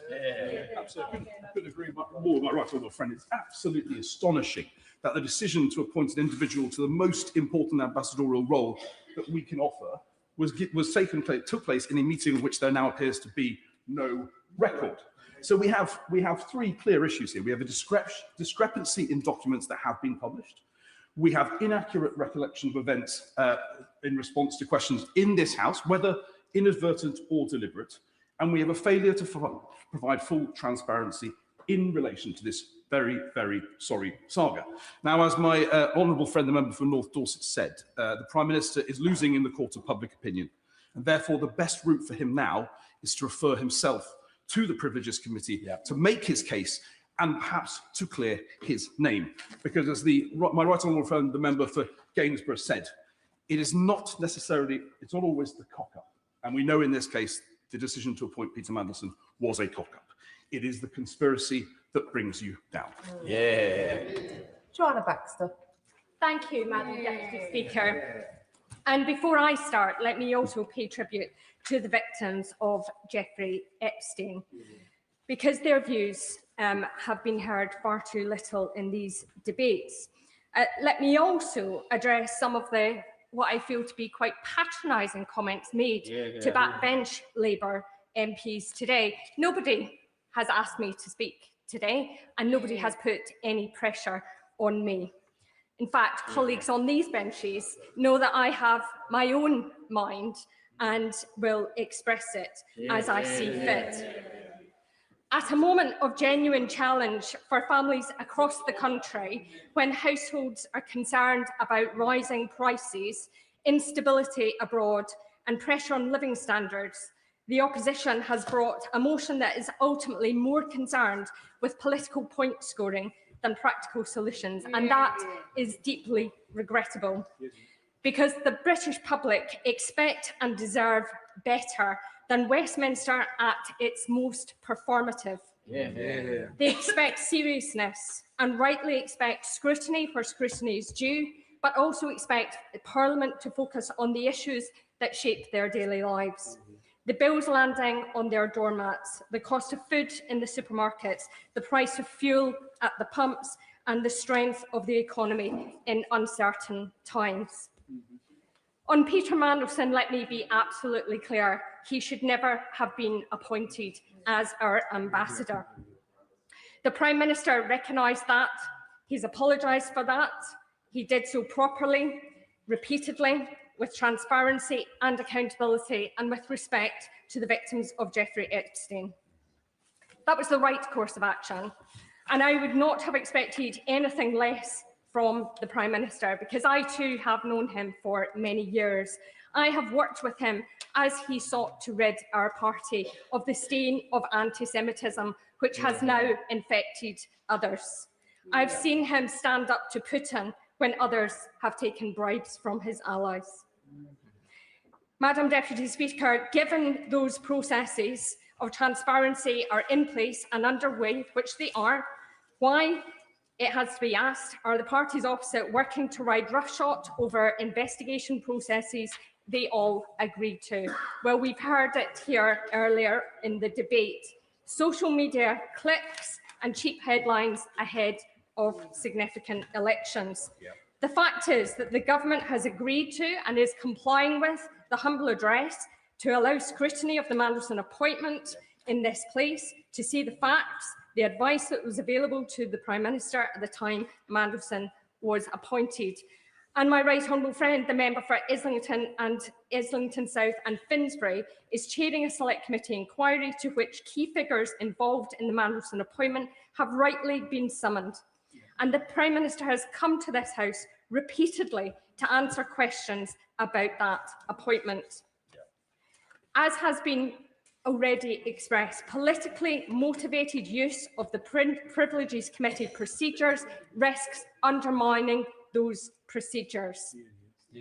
What is clear, the circumstances the opposition hoped would come to light which they hoped might bring down a successful Labour government, have been nothing more than conspiracy. First, they said that the Prime Minister must have known that UK security vetting recommendation was to reject the vetting for Peter Mandelson. Yet, Ollie Robbins confirmed to the Select Committee last week that he had chosen not to share that crucial information with the Prime Minister. They were wrong. They said that the Prime Minister was wrong to say that due process was followed, yet Chris Wormold has confirmed in a letter to the Prime Minister that the process was followed. In his own words, the evidence I have reviewed leads me to conclude that appropriate processes were followed in both the appointment and the withdrawal of the former ambassador to Washington. Again, they were wrong. How could the Prime Minister have taken any other assessment than due process was followed when it was spelled out to him in black and white from his own officials? Those are not rumours, they are not talking points, they are facts, and facts matter in this place. Many good colleagues on these benches, and indeed I'm sure some on the others, know deep down that the #1 issue facing our constituents is the cost of living fallout from Trump's war in Iran, a war aped on by parties opposite. They know that because when we've been out on the doors in the lead up to the elections in May, that's what voters are telling every one of us. They're worried about their bills, the prices at the pumps, and the prices in their supermarkets. And while some in this House want to engage in political stunts, this very afternoon, the Prime Minister is convening a committee on the response to the conflict in the Middle East, on how we support the British economy, our services, and most importantly, our constituents. What is clear is that there is only one party focused on the job of delivering for the British people, and it is the one that the country voted for in the last election. The Conservative Party, after 14 years of chaos, scandal and economic recklessness, now wants to lecture anyone else on standards in public life is galling. From the party that gave us Partygate, revolving door prime ministers, cronyism, collapsing public services, Liz Truss's catastrophic experiment that sent mortgages soaring and punished working families for Conservative failures. Meanwhile, they collude with the SNP who asked voters. I've made the point previously. Please, will members confine themselves to debating the issue at hand and not into fighting the local election campaign, perhaps. Joanna Baxter. Thank you, Madam Deputy Speaker. Those are the issues we could have been debating today, but instead we are debating a political stunt. This government is standing up for the British people, showing leadership in our support for Ukraine, bringing our national rails services back into public ownership, delivering our historic Employment Rights Act, amongst many others. Madam Deputy Speaker, when I vote this afternoon, I do so knowing full well I was elected to serve on the priorities that matter to the people of Paisley and Renfrewshire South. Their bills, their security, their welfare, and I will vote to ensure that we have a government that continues to focus on those priorities. Richard Tice. Thank you, Madam Deputy Speaker. Well, the motion to refer the Prime Minister to the Privileged Committee revolves around two words, Madam Deputy Speaker. Pressure, that's the first word, and it's absolutely vital. Also, process. And of course, the Prime Minister is the master of process. He bangs on about it all the time. The king of process here in the Commons. And he says that full due process was followed, and yet we've already heard from other honourable members that Sir Simon Case, the then Cabinet Secretary, gave the Prime Minister in November 2024 due process. He said that actually the vetting and the due diligence should be carried out before confirming the choice of ambassador. The Prime Minister chose to avoid that due process. There is a second key element of due process that I don't think has been properly teased out so far this afternoon, and that is with regard to the timing of the decision on vetting through January 2025. Because if full due process was being followed, then the security authorities, the vetting authorities, should have been allowed to take whatever time they deemed necessary to make their judgment. And with regard to Mandelson, goodness me, there's a lot to go through to check that clearance. Clearly, we've heard from a number of senior civil servants that actually they were not allowed to carry out full due process and to take as long as they determined was necessary, even if that took them beyond the inauguration of the President of the United States. No, I bring you on now, Madam Deputy Speaker, to the second word, which is whether or not any pressure whatsoever was applied. And we've heard from not one, not two, but from three separate senior civil servants that actually the pressure was not on the decision itself, the pressure was indeed on the speed of the decision, because the decision had already been taken by not following due process. And we have heard Sir Ollie Robbins confirm that pressure was felt to get on with the decision. We've heard yesterday from Ian Collard that actually pressure was applied to make that decision. And we've heard, of course, from Sir Philip Barton that actually, again, he said the pressure was to get on with it. There was no space in the decision. There was no space in that. In other words, due process was not followed. And it was all about, I will happily give way to the honourable gentleman. If we're giving way. Did we not hear last week at the Foreign Affairs Select Committee that whilst there was pressure and that was discussed, it had no impact on the decision, and it was a marginal decision, and they felt that the risks could be managed. I feel that the honourable gentleman's missing this part out in his story. I think the honourable gentleman, but I would remind him what the Prime Minister said at Prime Minister's questions just last week. No pressure existed whatsoever. Whatsoever is the critical word, which is the flaw in the honourable member's argument. So we now know, Madam Deputy Speaker, that not only actually did the Prime Minister inadvertently mislead the House with regard to full due process, but he has misled the House for a second time with regard to whether or not any pressure existed whatsoever. Madam Deputy Speaker, the evidence is in.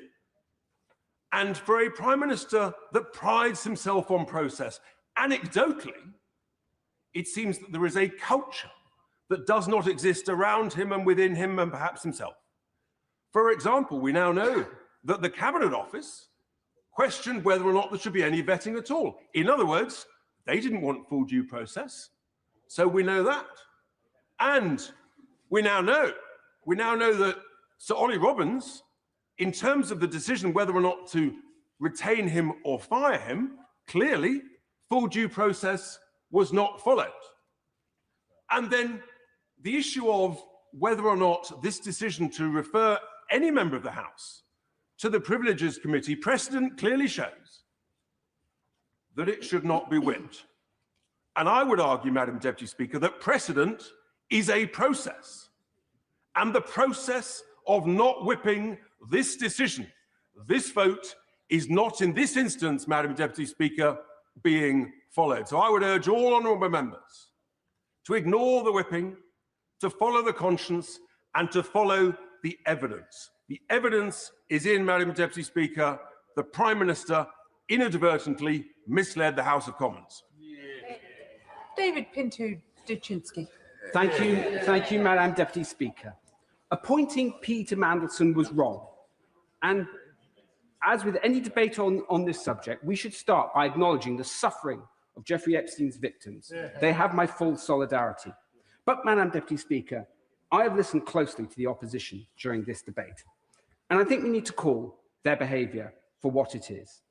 This is political game playing of the lowest order from the party opposite. Politics is a circus to them. They thrive off this use of politics as a soap opera because it is all they know. That's why the public grew so heartily sick of them, and it is precisely why so many of their former colleagues no longer sit on their benches. Just weeks ago, their leader showed a catastrophic failure of leadership in calling for this country to rush to war. When she spoke then, she had no underlying strategy and she didn't focus on what was right for the country. Clearly, she has learnt nothing from that. Her cynicism becomes clear now when we peel back their rhetoric and expose the lack of substance behind her arguments. Peter Mandelson was dismissed last September, rightly so. The Prime Minister has already acknowledged that his appointment was a mistake. Senior civil servants, including Ollie Robbins, Chris Wormholt and Cat Little, have all made clear that due process was followed in that appointment.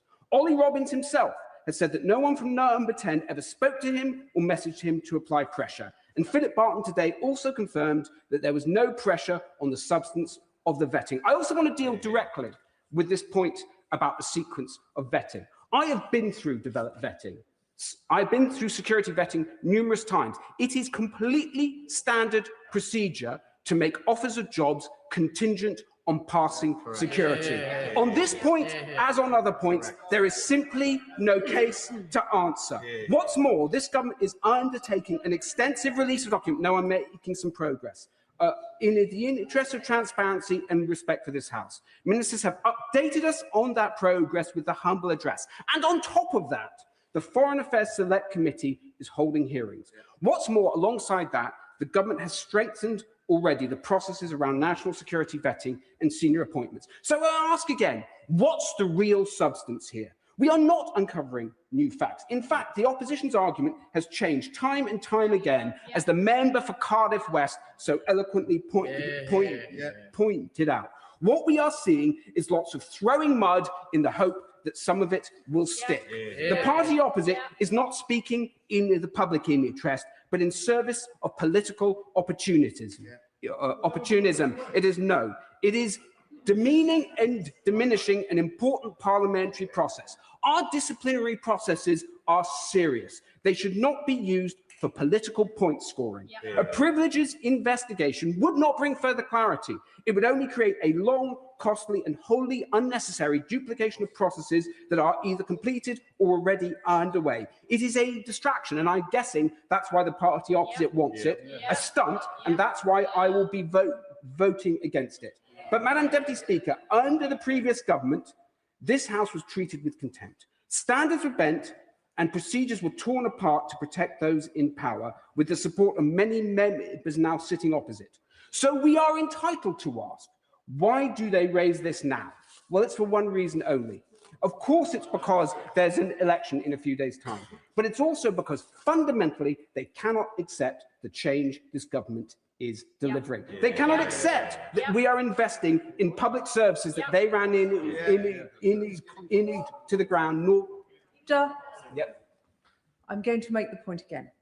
We're debating privilege. We're not debating the government's record and its actions. David Pinto-Jaczynski. Madam Deputy Speaker, so with that, I will then wind up. We were elected with a mandate to deliver change, and that's exactly what we'll do. The party opposite's trying to distract from that fact, but Madam Deputy Speaker, it will not work. Joy Morrissey. Thank you, Madam Deputy Speaker. And may I echo the voices of other MPs across this House, particularly the member for South Shields, when asking why doesn't the Prime Minister refer himself to privileges? And if the Prime Minister has nothing to hide, why is he whipping his MPs against a House motion? Now, we have the Privileges Committee, as Madam Deputy Speaker, you know full well. The Privileges Committee, the Standards Committee, is there to judge us and our conduct in this House, to judge members. We sign a MP Code of Conduct when we become MPs, and these two committees are the select committees that judge our conduct in the House. The select committees, the Foreign Affairs Select Committees, all of these committees are to judge the government, to hold the government to account. Those two committees are the only committees that hold us as MPs to account. Therefore, Why hasn't the Prime Minister taken the leadership that he has demanded of others time and time again and not refer himself to privileges? He has demanded others resign for far less trivial matters. He has referred and demanded that others be referred to privileges and standards. But why have the rules changed for him? Now, we could spend another afternoon laboriously analyzing who did what and when. Another week of the Prime Minister telling us what he didn't know and wasn't responsible for. That the buck stops anywhere but here.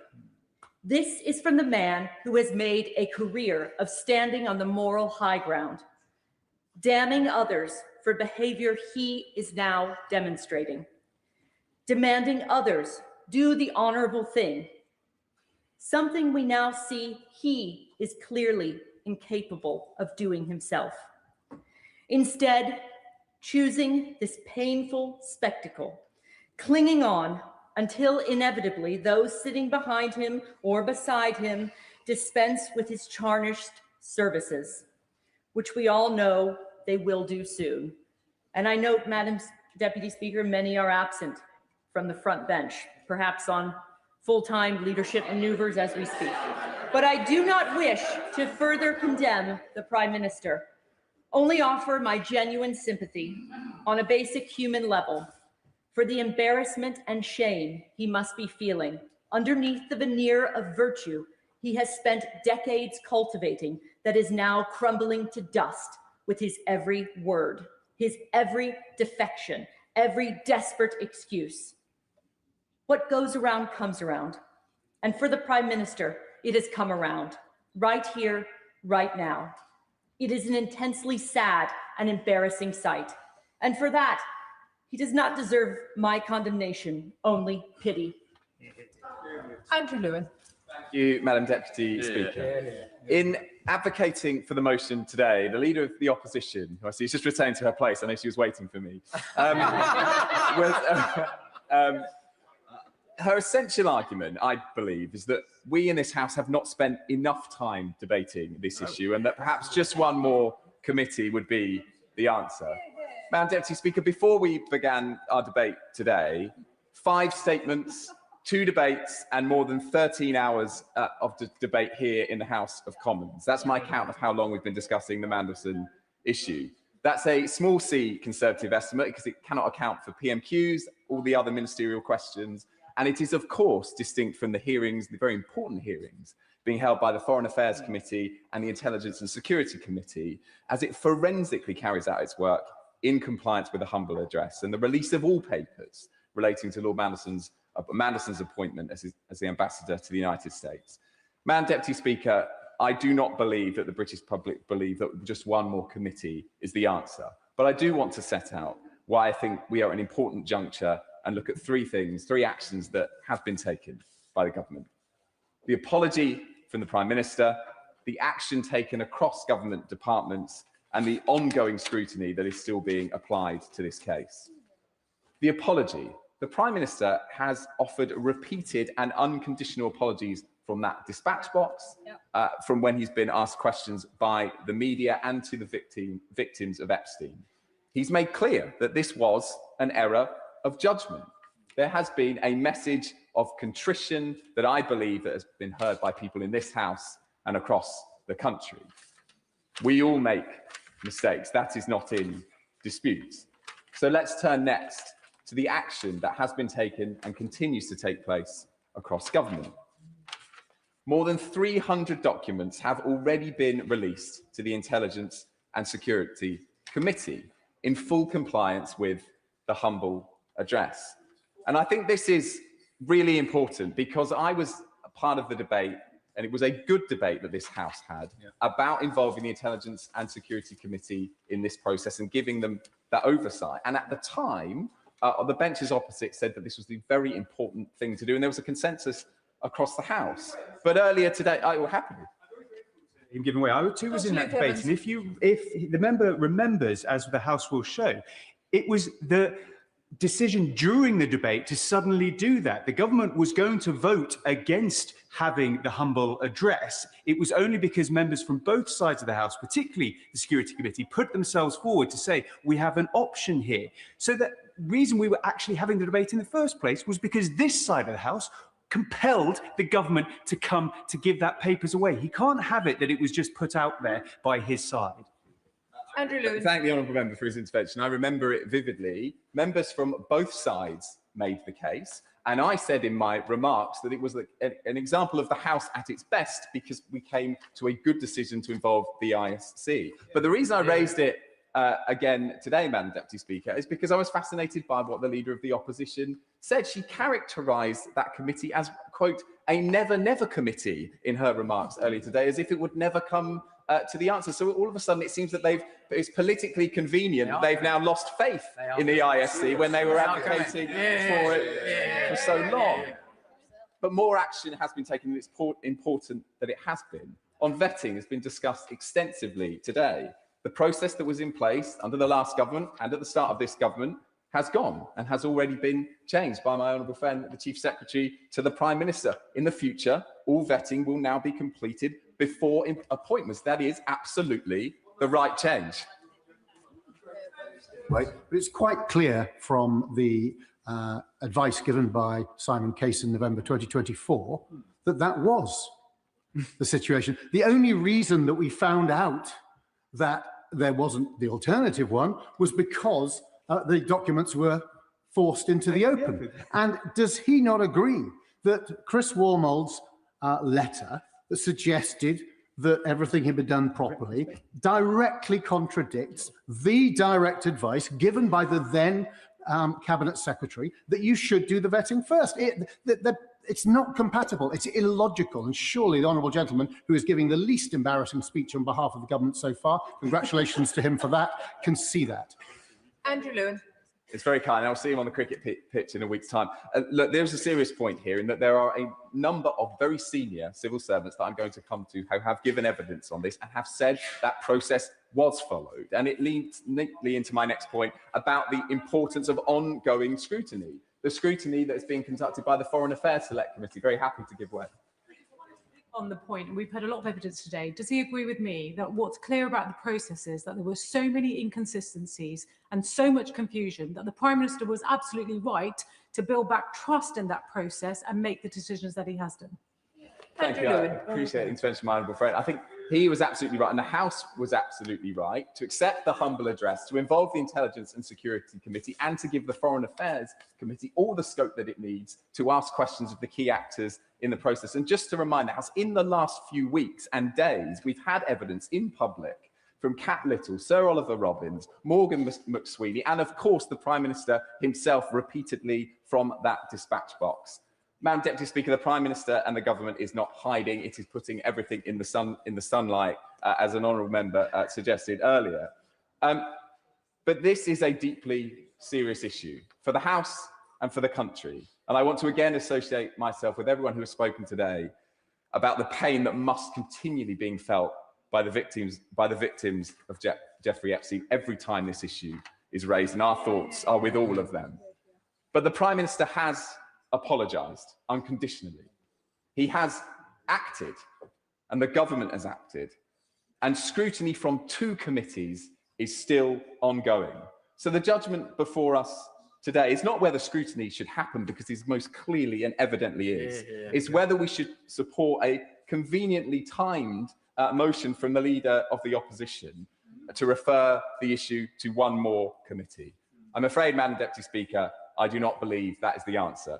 And I would trust the judgment of this Prime Minister over the Leader of the Opposition every day of the week. Saoirse Eastwood.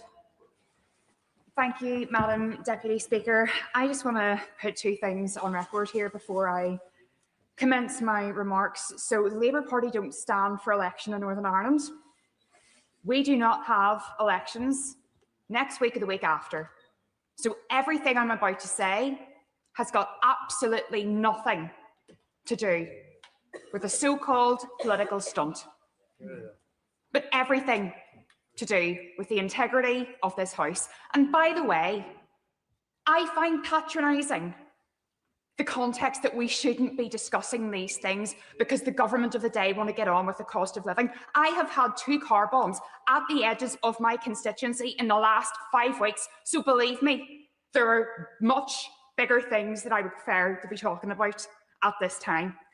However, it is incumbent upon everybody in this House to make sure that everything we're doing is completely above board. Now, last week, I posed the question, I don't know why Mandelson was appointed.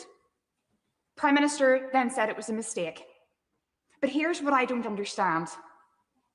Everything that was out there about Mandelson that would have been cause for concern was open source material.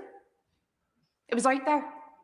Peter Mandelson wouldn't have survived the vetting for a kids' football club, and rightly so.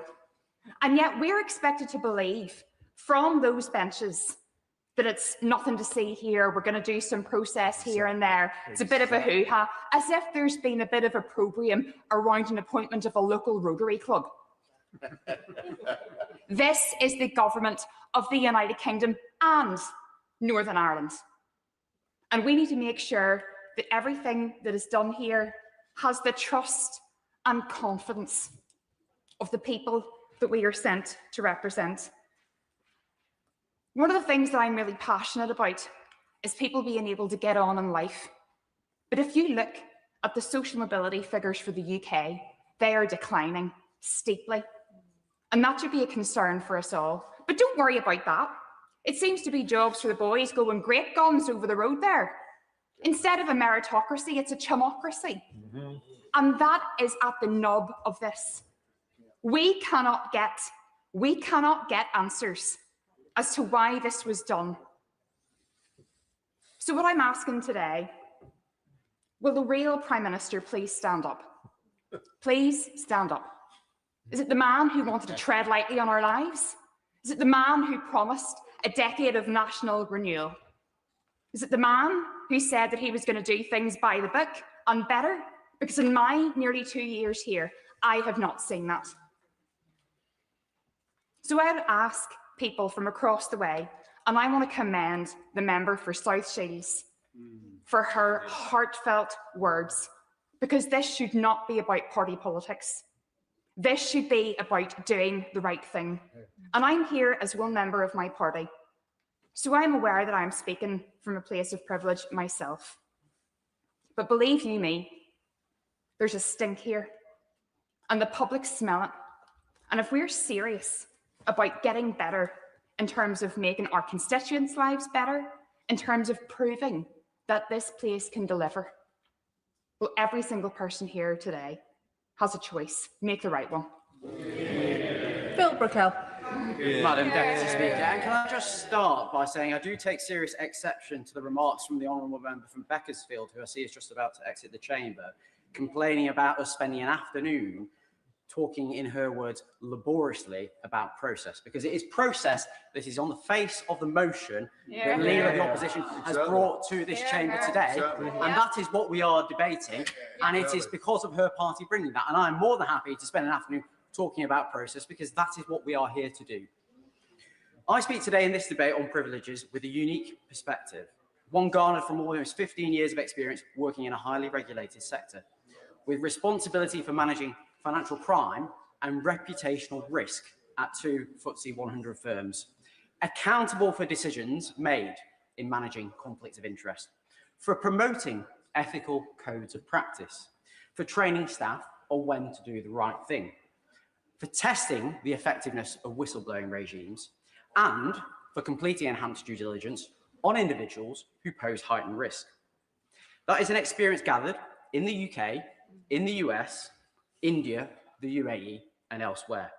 And I also speak today as a recently departed member of the Foreign Affairs Committee, and as someone who sat in Portcullis House only in November and quizzed Sir Chris Walmald, the former Cabinet Secretary, and Sir Ollie Robbins, former Permanent Under-Secretary at the Foreign, Commonwealth and Development Office, when they gave oral evidence to that committee in light of Peter Mandelson's sacking as UK Ambassador to Washington. Now, let me say this. First, my thoughts are with the victims of Jeffrey Epstein's terrible crimes. Nothing we say, or do today can take away from the unimaginable hurt and pain that man caused and continues to cause for victims, survivors, their friends and families. Today and all days, we must remember them and do all we can to support them in their continued fight for justice. Second, I will confine my remarks to the specifics of the proposed referral to the Privileges Committee in the motion today. Mandelson's appointment, what was recorded in the Proprietary and Ethics Team due diligence report, the UK security vetting process, those are all topics which have been debated on numerous occasions in this place already, and there remain live reviews underway, which I do not want to preclude in any way. Third, the Prime Minister has rightly recognised that appointing Mandelson as ambassador to Washington was a mistake. Mandelson's behaviour has been contemptible, and we are in no doubt on these benches that he should never have been appointed. It was a mistake for which the PM has faced significant opprobrium, and there have been consequences for the Prime Minister. Let us not forget that. The honest truth is that we are all fallible. The PM made an error of judgment. For that, he has rightly apologised last Monday in this House and sought forgiveness. But to suggest that he has in any way misled this House is a political fabrication, as I will set out. It is anchored not in a truth, but in a smokescreen of political mendacity, which supposes a cock-up somehow equates to a conspiracy. Now, the opposition may wish to move a motion to have the Prime Minister referred to the Privileges Committee, something which has not happened since Boris Johnson's referral back in the early part of 2022. That case then, and the matters being debated today, are like chalk and cheese, because Johnson was referred to the Privileges Committee for the most egregious of lockdown breaches, partying in number 10 in breach of the rules, while we all made daily sacrifices to contain the virus, denying that he had breached the rules, and then doubling down on his denials. And reading back through the 108-page final report of the Privileges Committee from 2023 gave me flashbacks, especially recalling that Johnson misled the House on no fewer than 6 occasions, that he misled the Privileges Committee itself, that he breached confidence, that he impugned the committee and undermined the democratic processes of this House, and perhaps most importantly, that he was complicit in a campaign of abuse and attempted intimidation of the Privileges Committee itself.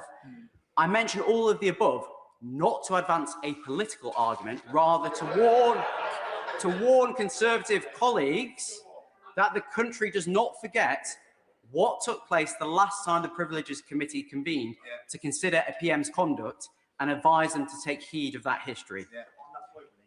I will give way. Thank my friend for giving way. And he speaks wisely at the time that Boris Johnson was indeed put before the Privileges Committee. And does he also believe this House should remember that the Prime Minister then lost an anti-corruption champion over this issue and they resigned? And that, again, members on the other side of the House would be well placed to remember what happened when the Privileges Committee actually found the misdeeds and wrongdoing of the previous Prime Minister. Well, my honourable friend makes a very valid point, and he is a noble campaigner on cleaning up this House and the public sector more broadly. Now, today's opposition motion supposes the PM may have misled the House due to statements he gave in this place, first about due process and second about pressure. This is a complex topic, and given the forensic demolition of today's motion by my honourable friend, the member for Cardiff West, with reference to pressure, I will focus my remarks on due process. Now, before I speak more pointedly to process, as flagged by the opposition, let me say this. I have no special access to information. I've not spoken to any of the individuals concerned regarding Mandelson in any way, shape or form since the humble address. I offer only my analysis based on the documents we have been given before us and statements made to this House by the Prime Minister and others when giving evidence before Parliament. And I speak as a member of this House determined to drive up standards in public life, to improve the integrity of our system of government and to work constructively with members of all political persuasions to improve the standing of politics as a force for good out in the country at large. That's why only last week I met with the Ethics and Integrity Commission to give formal input into that body's workstream to tighten rules about financial disclosures, lobbying and the operation of the business appointment rules as they relate to ministers and senior civil servants. But first, let us consider ongoing proceedings, because on the 4th of February, this House passed a humble address relating to the appointment of Peter Mandelson as His Majesty's ambassador to Washington, DC. It directed HM government to, and I quote, lay before this House all papers relating to Lord Mandelson's appointment, including but not confined to the Cabinet Office due diligence, which was passed to number 10, the conflict of interest form Lord Mandelson provided to the FCDO, material the FCDO and the Cabinet Office provided to UK security vetting, as well as, amongst others, and again I quote, all information on Lord Mandelson provided to the Prime Minister prior to his assurance to this House on the 10th of September 2025 that full due process was followed during the appointment. Now, subject to agreed redactions for national security and international relations purposes, as agreed with the Intelligence and Security Committee, the first volume of material was published by the Cabinet Office on the 11th of March, and the Foreign Affairs Committee has taken evidence from Sir Ollie Robbins, former Permanent Under-Secretary at that department. That took place last Tuesday. On Thursday, the Foreign Affairs Committee heard from Catherine Little, Civil Service Chief Operation Officer and Permanent Secretary at the Cabinet Office. And earlier today, it heard from Sir Philip Barton, previous Permanent Under-Secretary at the Foreign, Commonwealth and Development Office, as well as from Morgan McSweeney, former Chief of Staff at 10 Downing Street. And there is also a separate live police investigation being undertaken by the Met into Mandelson, which the Cabinet Office will be keen to avoid prejudicing. It will require a delicate balancing of information so as to ensure that detectives are able to conduct their vital work without it being in any way overshadowed by ongoing parliamentary inquiries. Which brings me to the reasoning for today's debate brought by the official opposition. Now, on the first limb, due process. To the best of my ability, my understanding is that the opposition contend that due process was not followed, one, because UK security vetting took place after Mandelson's appointment, and two, because his vetting decision was not escalated for discussion with number 10 or the Cabinet Office. On the sequencing of events, let me set the record straight as I see them. When the Cabinet Office published its first volume of material, after the humble address, it included a file note marked official sensitive, personal and staffing, dated the 11th of November 2024. Advice to the Prime Minister, options for His Majesty's Ambassador, Washington. In that note, written to the PM by Simon Case, Cabinet Secretary at the time, it is laid out in very clear language that one option was a political appointment, as was undertaken when Ed Llewellyn was appointed as HM Ambassador Paris by David Cameron in 2016, and as HM Ambassador Rome by Boris Johnson in 2022, for which there was a clear process to go through. To quote Lord Case in that note to the PM, if this is the route you wish to take, you should give us the name of the person you would like to appoint, and we will develop a plan for them to acquire the necessary security clearances and due diligence on any potential conflicts of interest or other issues of which you should be aware before confirming your choice. A letter is then needed from this Foreign Secretary to the PUS to FCDO, formalising the decision to make a political appointment. That was in November 2024. Simon Case's note was followed up by another note dated the 11th of December 2024 from the PM's Principal Private Secretary, Nin Pandit, noting due diligence had been sought from the Propriety and Ethics team in the Cabinet Office on Mandelson, checks which were conducted by PET on the 4th of December 2024. Then after that, the PM's Chief of Staff discussed Mandelson's relationship with Epstein and noted the PM's Director of Communications was satisfied with Mandelson's responses to questions about contact. Importantly, this was before further information came to light in September of last year, when it was identified that those responses were not truthful. The PM's PPS, I'm going to make some progress if that's okay, because I want to make sure I'm in the flow of things, and I want to make sure, well, I'm not halfway through yet, so I've got a long way to go.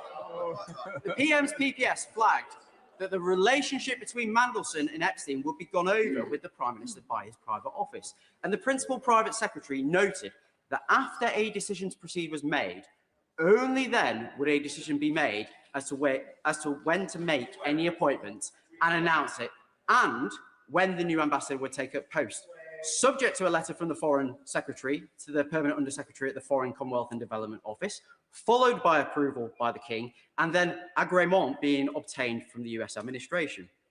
Correspondence from number 10 to the permanent Under-Secretary at the FCDO and from the FCDO PUS at the time, Sir Philip Barton, to the King's private secretary, was disclosed in the first volume of material published following the humble address, which testifies to this sequence of events taking place. And on the 20th of December 2024, the private secretary to the permanent Under-Secretary at the FCDO emailed Mandelson congratulating him on his appointment, noting his onboarding, including regarding his clearance, which the head of the US and Canada department at the FCDO on the 23rd of December 2024 noted was an important, and I quote, first step.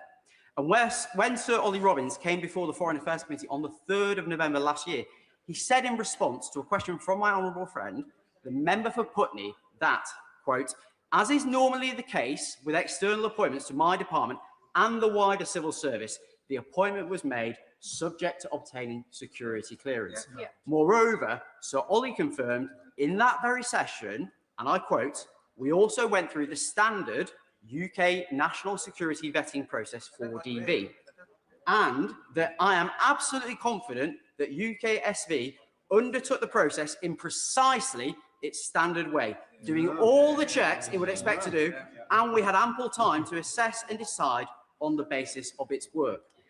Now, in reference to the remarks from the Honourable Member for Lagan Valley, it is worth noting actually, it was confirmed to the Foreign Affairs Committee that the high-risk concerns in SV were not Epstein related, just for the record.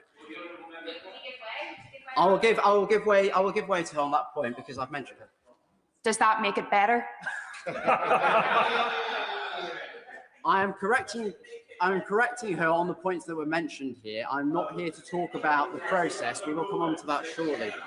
Former Cabinet Secretary Chris Warmore, at the same session on the 3rd of November, noted, and I quote, the normal thing is for security clearance to happen after appointment, but before the person signs a contract, as my honourable friend, the member for Hendon, has mentioned, and before they take up a post. If we are recruiting a permanent secretary or similar from outside the civil service, this is normally what would happen.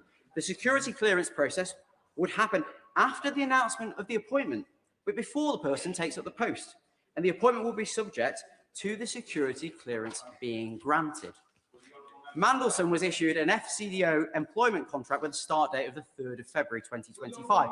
At section 17 of that contract, entitled Security Clearance, it is made explicit that, in inverted commas, you must obtain the required level of security clearance as soon as possible and maintain the required level of security clearance throughout your employment.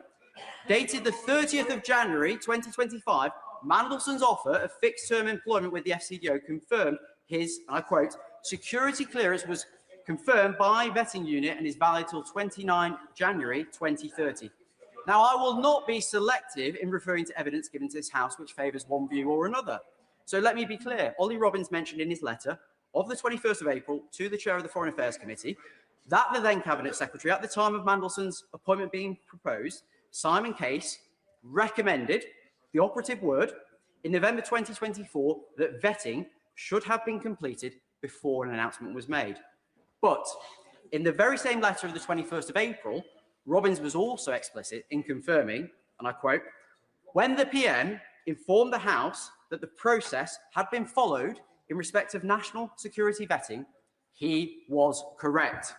Moreover, on the topic of vetting, Robbins stood by the letter he wrote with the Foreign Secretary to the Foreign Affairs Committee on the 16th of September 2025, in which he confirmed ministers are not informed of any findings other than the final outcome.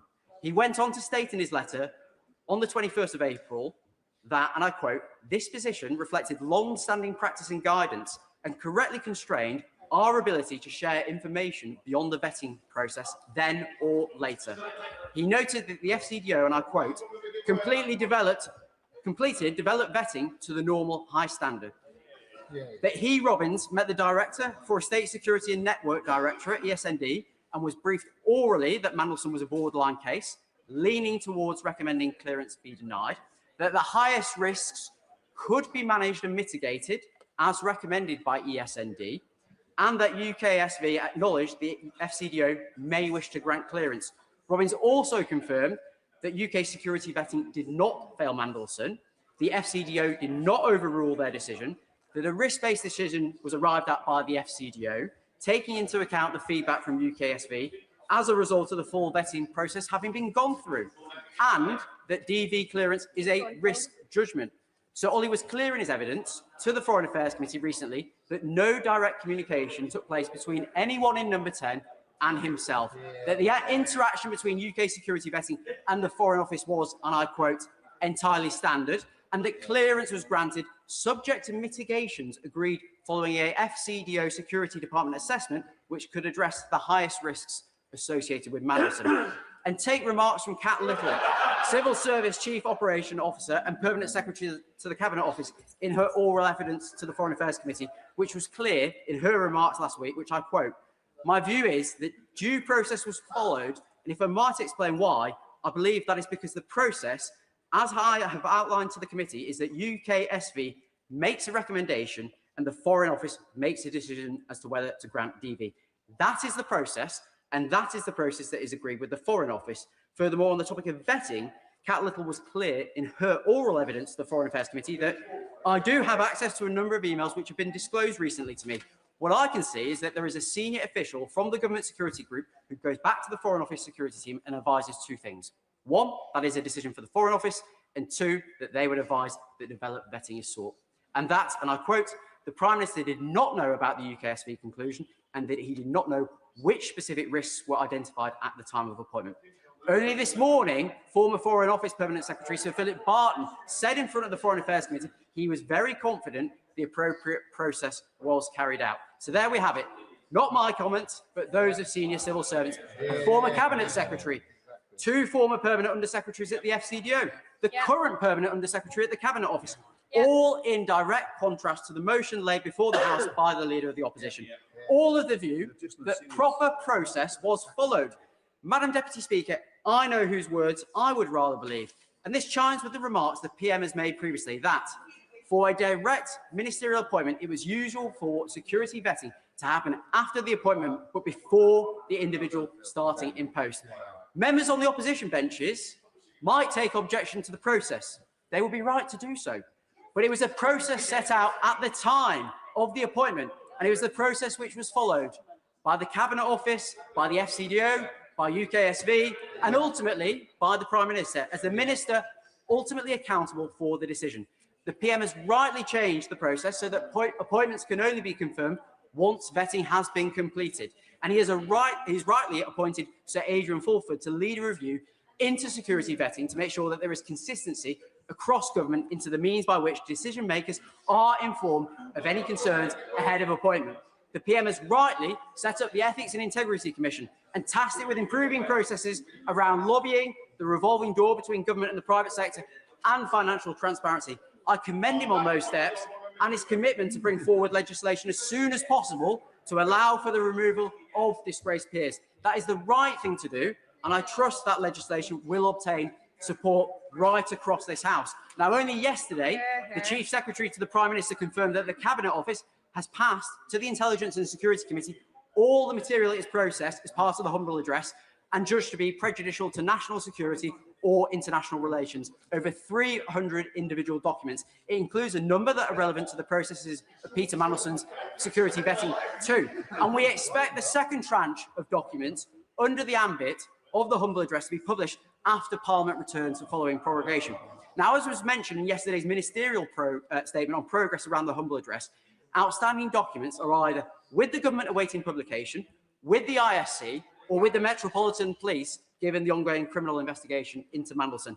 The last time a referral was made to the Privileges Committee on a PM's conduct was during the COVID pandemic, and Boris Johnson was under an investigation by the Metropolitan Police for repeatedly partying in number 10 during lockdown, and then misleading the House by saying that rules had been followed when they had not. And the police had issued fixed penalty notices for breach of COVID-19 regulations. I have mentioned the vital ongoing work within the Cabinet Office to view documents within the remit of the humble address, of the Intelligence and Security Committee's work reviewing proposed redactions, of the public evidence sessions held by the Foreign Affairs Committee, and the wholly separate police investigation. The question to therefore ask the Leader of the House is why bring this motion to the House now? Why bring this motion when we have not had the full disclosure of the documents within the ambit of the humble address, including the private messages, the WhatsApps, the additional minutes and file notes which were not included within Volume 1, published back in March? Why duplicate the work already being undertaken by the Cabinet Office and the ISC under the humble address? Why not wait until after prorogation, when the full documentary evidence is available, to then determine whether a Privileges Committee referral is warranted? Why not wait until all relevant witnesses have been able to give evidence to the Foreign Affairs Committee, including remarks given today, which we're only just in the process of digesting? The Leader of the Opposition makes much of due process in her motion. My retort is simple. Due process will also be followed in getting to the truth. Let all the documents be released, and then let this House determine the facts of the matter. And so the cynic in me would say that today's privileges motion is nothing but a barefaced political stunt designed by the party opposite, clutching at straws with just over a week to go until the local elections, to politicise a very important review process currently underway across government and Westminster, which hard-working and dedicated civil servants are working on, alongside ministers, to ensure the humble address is fulfilled as quickly as possible. My obligation, Madam Deputy Speaker, it is to this country first and above all else. I owe it to my constituents to outline my rationale and my way of thinking. I have done so, and that is why I will be voting with the government today. John Lamont. Madam Deputy Speaker, I'm not quite sure how to follow that, but I do hope the whips are listening to that job application for a promotion. In the history of opposition leaders in this place, no one was quicker to demand investigations. No one was more willing to take a pious, high and mighty view. No one was faster to demand resignations. No one talked more about accountability than the current Prime Minister. The Prime Minister claimed to the whole country that he was a man of morals and principles and high character.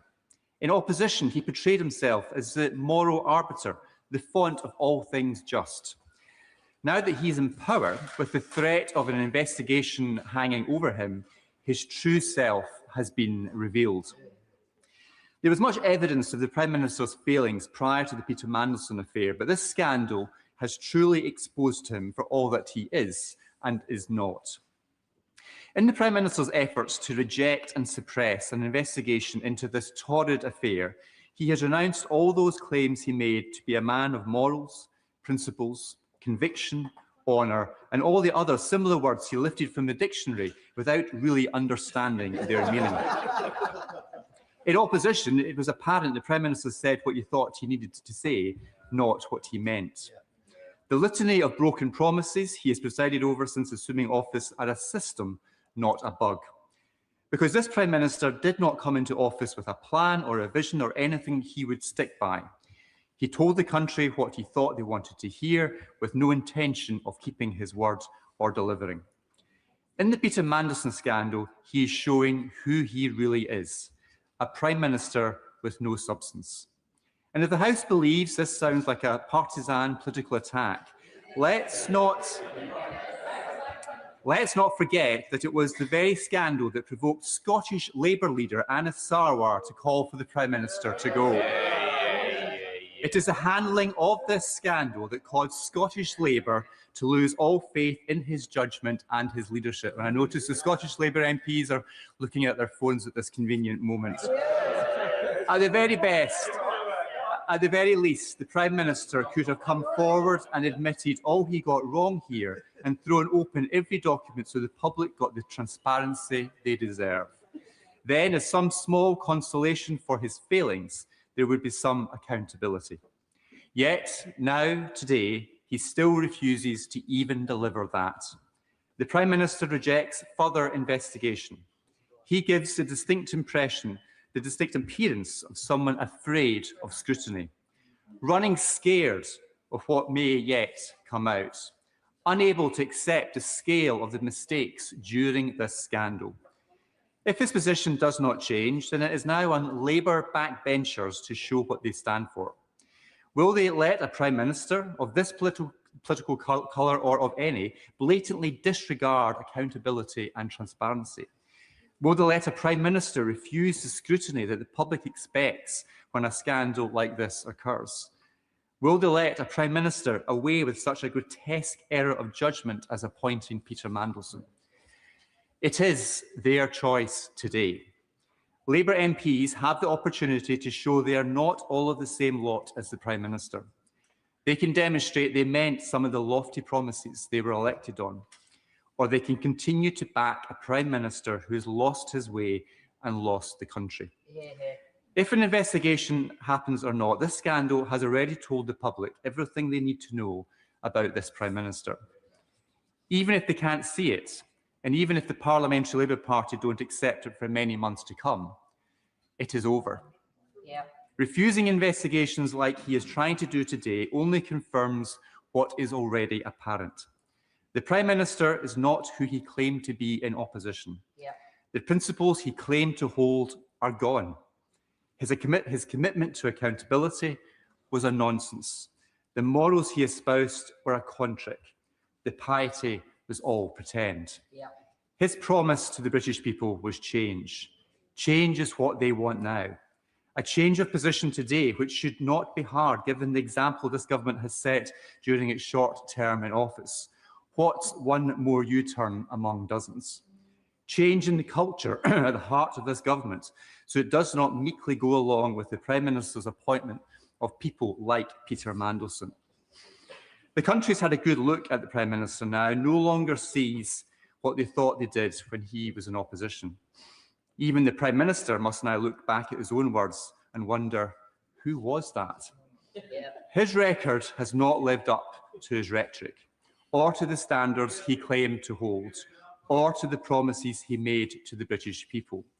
If the Prime Minister whips his MPs to vote against an inquiry today, he may survive in office a little while longer, but it won't change what he has done or stop the British public demanding change. I'll happily give way to my constituency neighbour.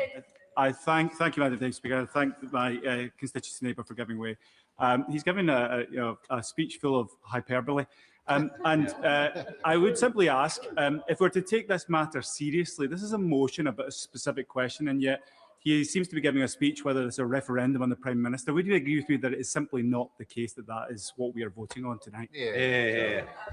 This motion is allowing an if this motion, if it is passed by the House, will allow an investigation into the integrity and the decisions that this Prime Minister has made. It is the Labour MPs opposite, it is the Prime Minister who is blocking that investigation. We are grateful to the Speaker for allowing this motion to be debated today. The Speaker has decided that it meets the standard required to be debated. It is for MPs like the Honourable Member for Northumberland to decide whether he's going to stand with his constituents, not block this inquiry, not block this investigation. We all want answers. If the Prime Minister has nothing to hide, he should have no fear of this investigation taking place.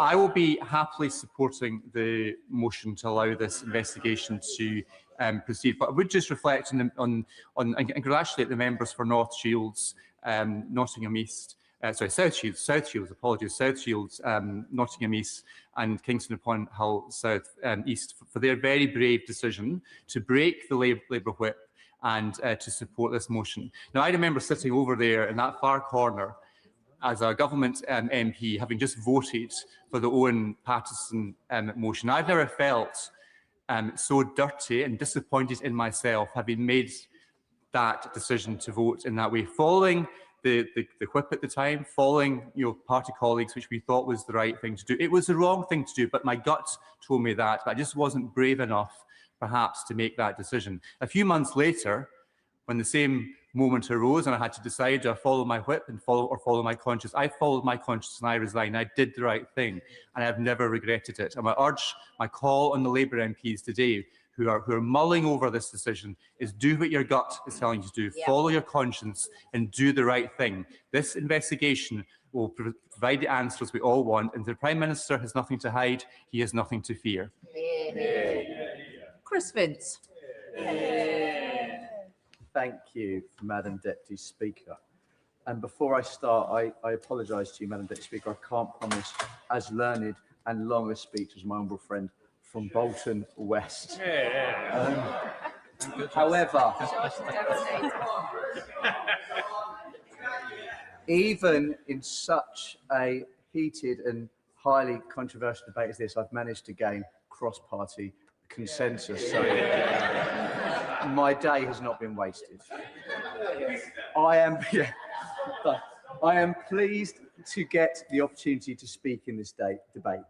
Perhaps not so much that I'm speaking in this debate, but because for me, the opportunity to speak in this place, to represent the people of my constituency of Harlow, is an honour every single day. And I hope that members across the House will recognise I do my best to avoid being too party political.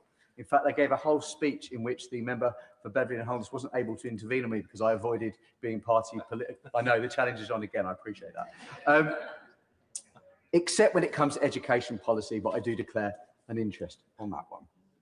Also, Madam Deputy Speaker, that I've actively engaged in this matter, contributed when the Chief Secretary of the Prime Minister has attended this House, as he has a number of, he's not there, okay, he slipped out and I've got a speech, but the number of times he's been in the House, in his place, to respond to the humble address, and represented my genuine concerns about the vetting process, which I'm glad, if he was here, I'd ask him to make further reference to in his wind-ups, but also express my genuine concern about the impact of the appointment of Peter Mandelson on the victims of Jeffrey Epstein.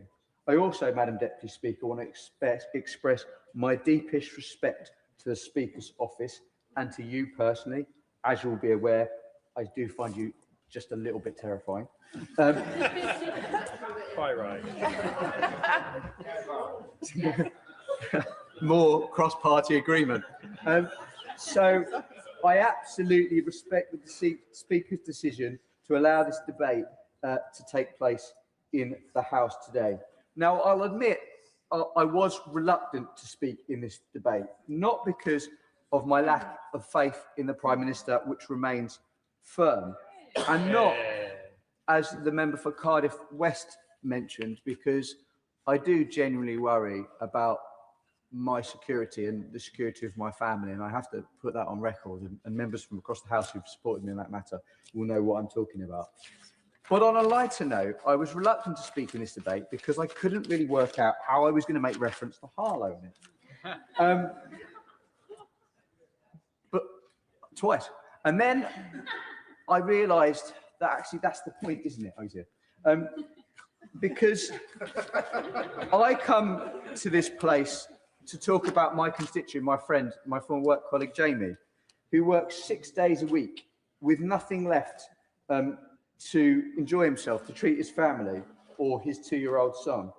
I want to be talking about how this government helps people like Jamie, how people in this, sorry, again, terrified, how we in this House can make a difference to Jamie and tackle the cost of living crisis. What I would gently say to both sides in this debate who have implied that those who don't agree with them are somehow selling their soul, I would just, respectfully disagree. And I was genuinely, so I came to this place, I was a teacher, you all know that, and I came to this place because I was angry with the former member for Surrey Heath and some of the decisions he made about education, because I frankly disagreed with them. And what really struck me when I came to this place was members opposite aren't these horrible, terrible, horny beasts that I was led to believe that they are. Some of them may be. However, some of them genuinely believed, did I say horned, but genuinely, that I feel I'm going to have to do an point of order and apologise a minute. But they genuinely believe what they were voting for, and I saw that the other day in the pensions bill, where the discussion about mitigation came across. And look, I disagreed with what the members opposite said, but I respected their right to disagree. And I think it's important that in any debate, including this one, we agree to disagree. Yeah, go on. I realise the honourable member is struggling to read his own handwriting. Does he have anything to say at all about the Prime Minister's conduct in appointing Peter Mandelson? I thank the honourable member for his contribution, and I'm sorry that he is offended by my handwriting. I think there are probably more important things to discuss. I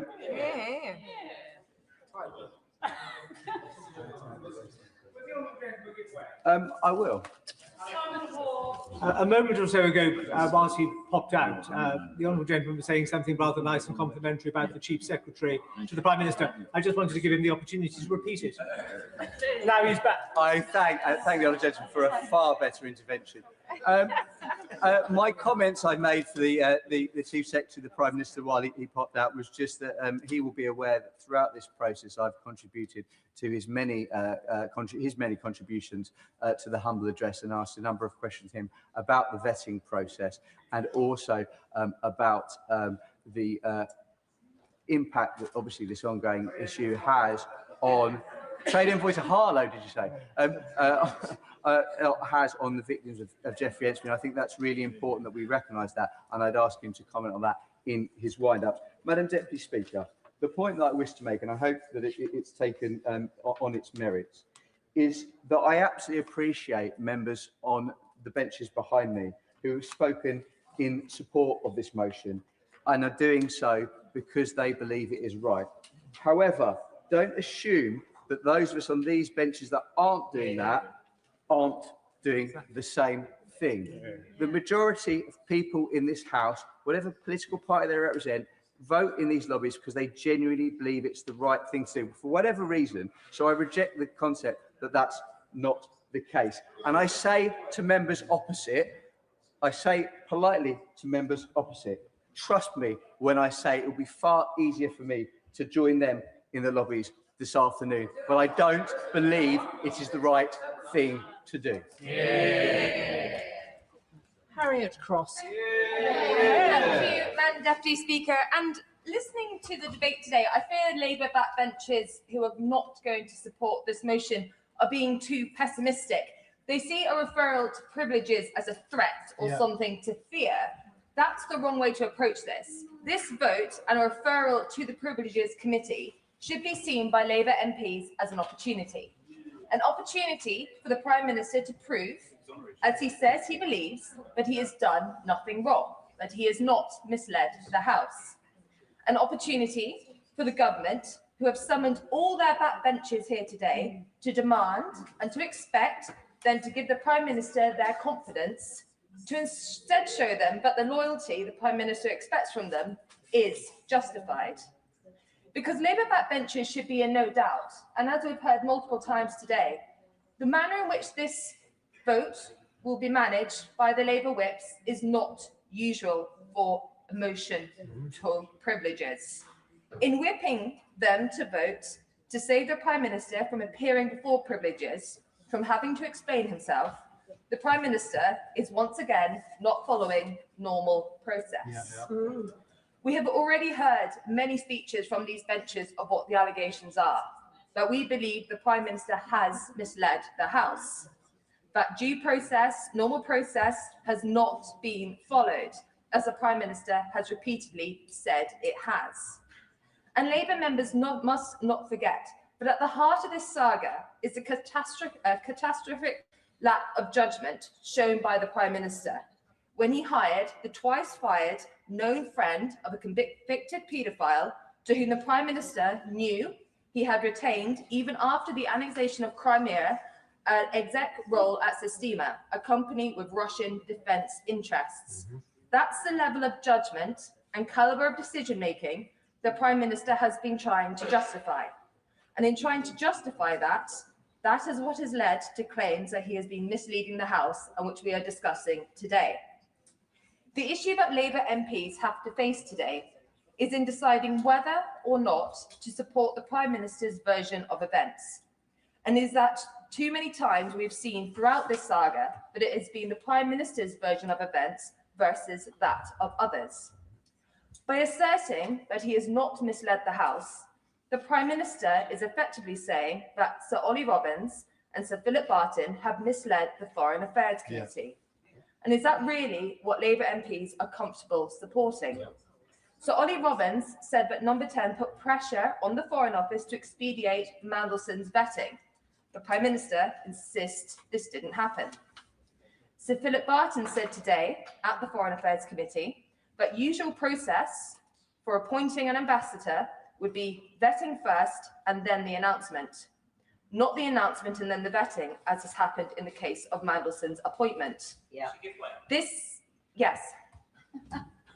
I think she may be inadvertently misquoting the Prime Minister, but if I'm wrong, I want to invite her to quote the Prime Minister exactly where he talked about pressure to expedite the process, because my recollection of what the Prime Minister said was that there was no pressure to change the decision not to expedite the process.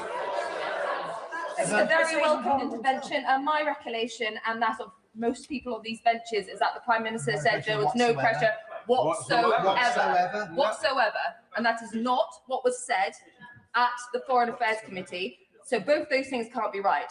Are Labour MPs saying that the Prime Minister is right, or are the Labour MPs saying that Sir Ollie Robbins misled the Foreign Affairs Committee? Both those things can't be right. Exactly. So they need to choose who they agree with.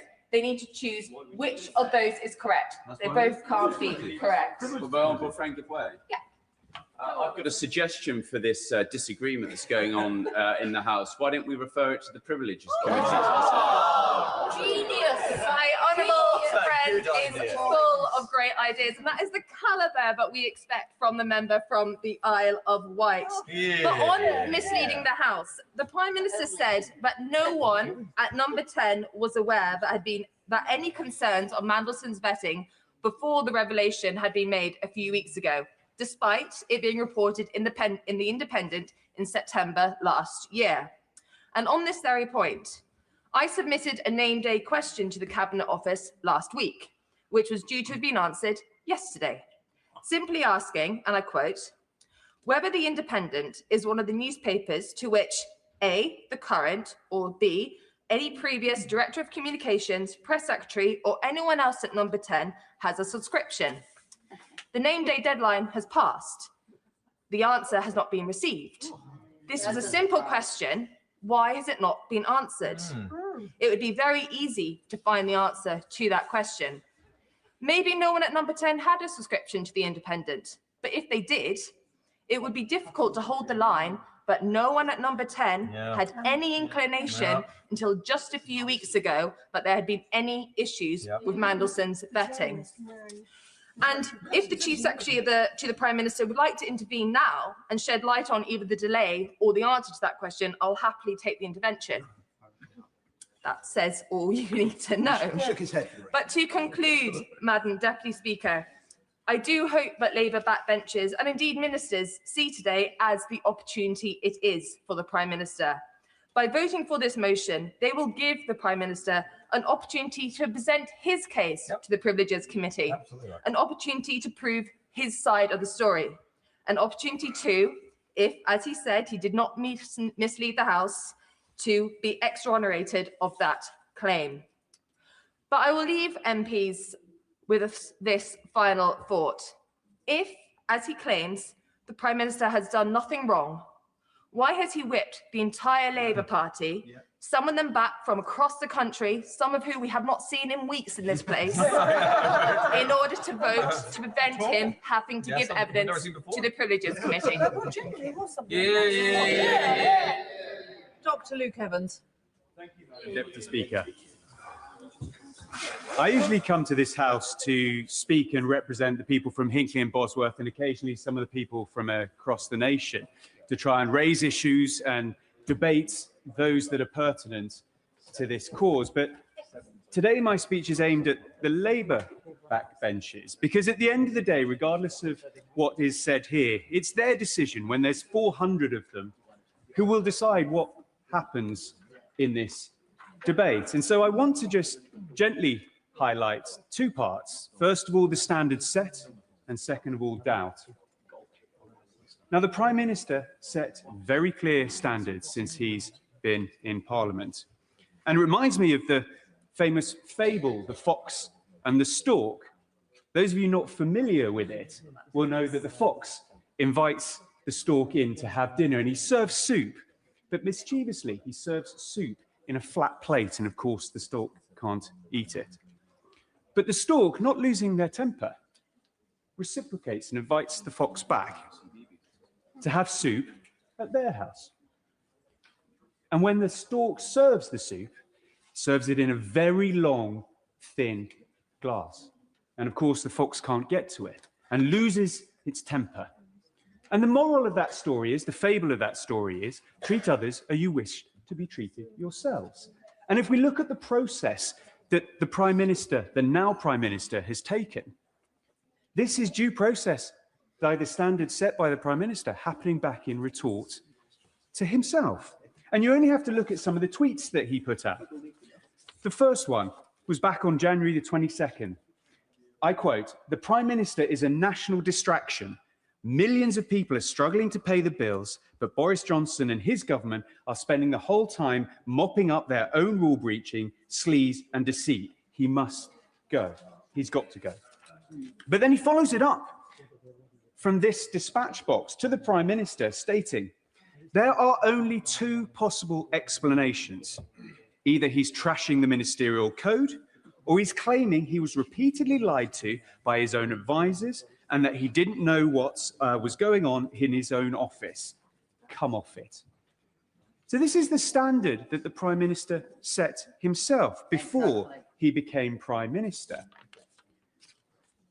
And so is he following that standard? No. Well, we only have to see from other examples since the Prime Minister has been elected to see that he isn't. He gave passes to a donor to number 10. He took suits. He took glasses. He appointed a donor to the football regulator. And of course, when it came to freebies, he is the MP in the last Parliament that took the most freebies above and beyond, even the 3 or 4 below him. So he set his own standard, but doesn't seem to meet it. And that fits with the way in which he came into Parliament as well, because he said change, but he changed his promises. Yep. He said, "I would do things differently." And this is where I will agree, because when it came to a standards debate, as we've heard here, the last government said it was house business and didn't whip it. This government has made a change, and they're whipping it. Yeah. The question is why? Which leads me on to my next point. We've talked about the standards. Now we need to talk about the doubt. I've heard today that some Labour MPs have no doubt in their mind about the Prime Minister. But I've equally heard other Labour MPs on that bench who do. And that's really, really important here. Because if you have no doubt, that's fine, vote against this motion. You're going to have to explain to your constituents exactly the decision you made and why, and live with that. That's what an MP does, and that's what an MP should do. But the Prime Minister himself clearly has doubt in his backbenchers. Because as we've heard, he's going to whip this. Why? If he's so confident that so many people would come to the conclusion that there was nothing to see here, he wouldn't need to whip it in the first place. But we know the real reason. Running scared. There are so many unanswered questions. A Labour MP saying there's no chink of doubt. There's no question unanswered. They can explain the inconsistencies from the civil servant. Why it's taken months to get this sorted. Why it required humble addresses, emergency debates, and still 9 months on we're having these debates. Why were comments in the PM's box notes left empty? You see, I don't believe Labour MPs are going to show the same lack of curiosity that the Prime Minister showed when appointing Peter Mandelson, because they have a duty and they know that to their constituents to make sure they get it right. How do I know all this, though? Well, because our side have been here before. Many of us on these benches are the remnants of what we had to go through. We've seen it. And the sort of hypocrisy I've talked about does cut both ways. And what did we learn last time? Well, it's the infection that gets you. And here we are 9 months on since I made that speech, and the infection is turning into sepsis. The patient is in real trouble. Which leads me towards the end, because at the end of the day,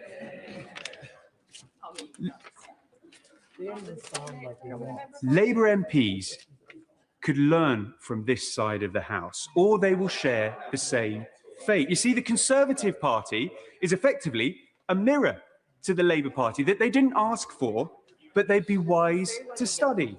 And if they don't believe me, maybe they'll listen to a certain now Prime Minister back in the debate on the 21st of April 2022, who closed his speech by saying, "If we do not pass this motion and take this opportunity to restate the principles, we are all complicit in allowing the standard to slip.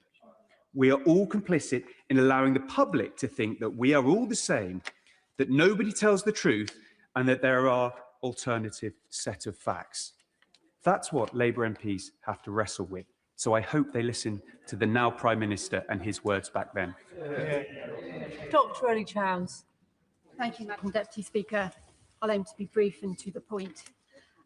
Before I start, I'd like to pay tribute to the very moving, powerful and thoughtful speech by the Honourable Member for South Shields back at the beginning of this debate. I do not underestimate the bravery that it takes to stand up and speak out, and to all Labour colleagues who resist the whip with courage today, I recognise that and really welcome it and value it. Because what's at stake today is trust, honesty and integrity, issues that go to the core of what our politics should be about. And the behaviour of a Prime Minister who promised to restore honesty and integrity to government. And I agree with the Honourable Member for Nottingham East, who said again very powerfully that our constituents do care about honesty, truth, trust, integrity. Now, it's well known that I have many criticisms of the Prime Minister and this government, as do constituents across the country.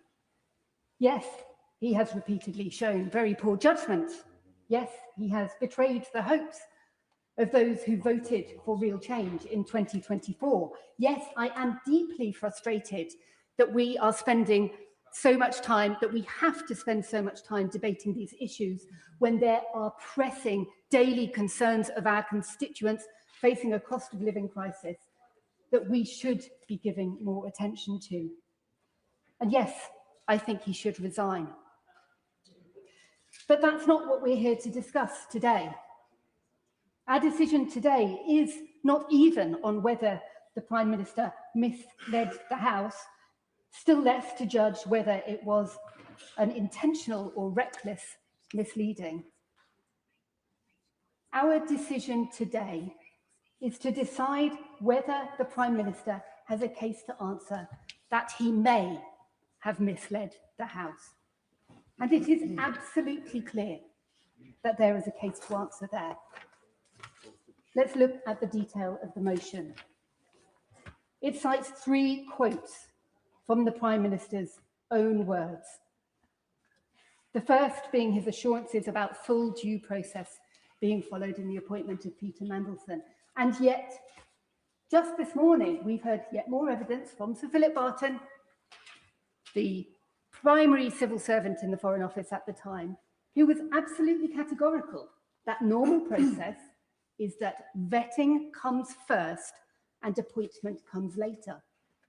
It was the opposite way round in this case.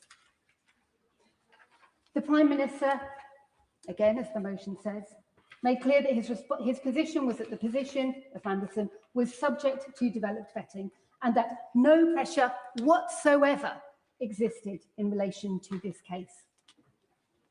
This is clearly not a tenable position. Now, some colleagues on the government benches have tried to claim that although it's perfectly clear that there was considerable pressure put on the timescale within the context of an already announced appointment of Peter Mandelson, within the context of there being absolutely no contingency plan for if the vetting process failed him, within the context that it would have been a complete foreign affairs crisis for that vetting process to have failed him. Those colleagues are asking us to believe that there was still no pressure whatsoever on the process. This is clearly, the honourable gentleman has said a lot today, and there are others still waiting to speak. It is clear that there is a case to answer here. That is the decision we have to make. Not whether the Prime Minister, not whether we're definitively certain that the Prime Minister misled the House, but whether we feel that there is a case to be answered, and thus this matter should be referred to the body that is in existence to deal with these issues, the Privileges Committee. Now, as many members across the House have already commented, the Prime Minister could and should refer himself to that committee. That would save a great deal of heartache, clearly, within the Labour Party. But if he will not do that, all of us, whatever our party, owe it to our consciences and to our constituents to refer him to the Privileges Committee and to vote for this motion. Hear, hear. Christopher Chope. Madam Deputy Speaker, it's a pleasure to be able to participate in this very important debate. And I'm going to add a perspective from somebody who has never been in the Whip's office, but has witnessed the dark arts of the Whips in my time in this place.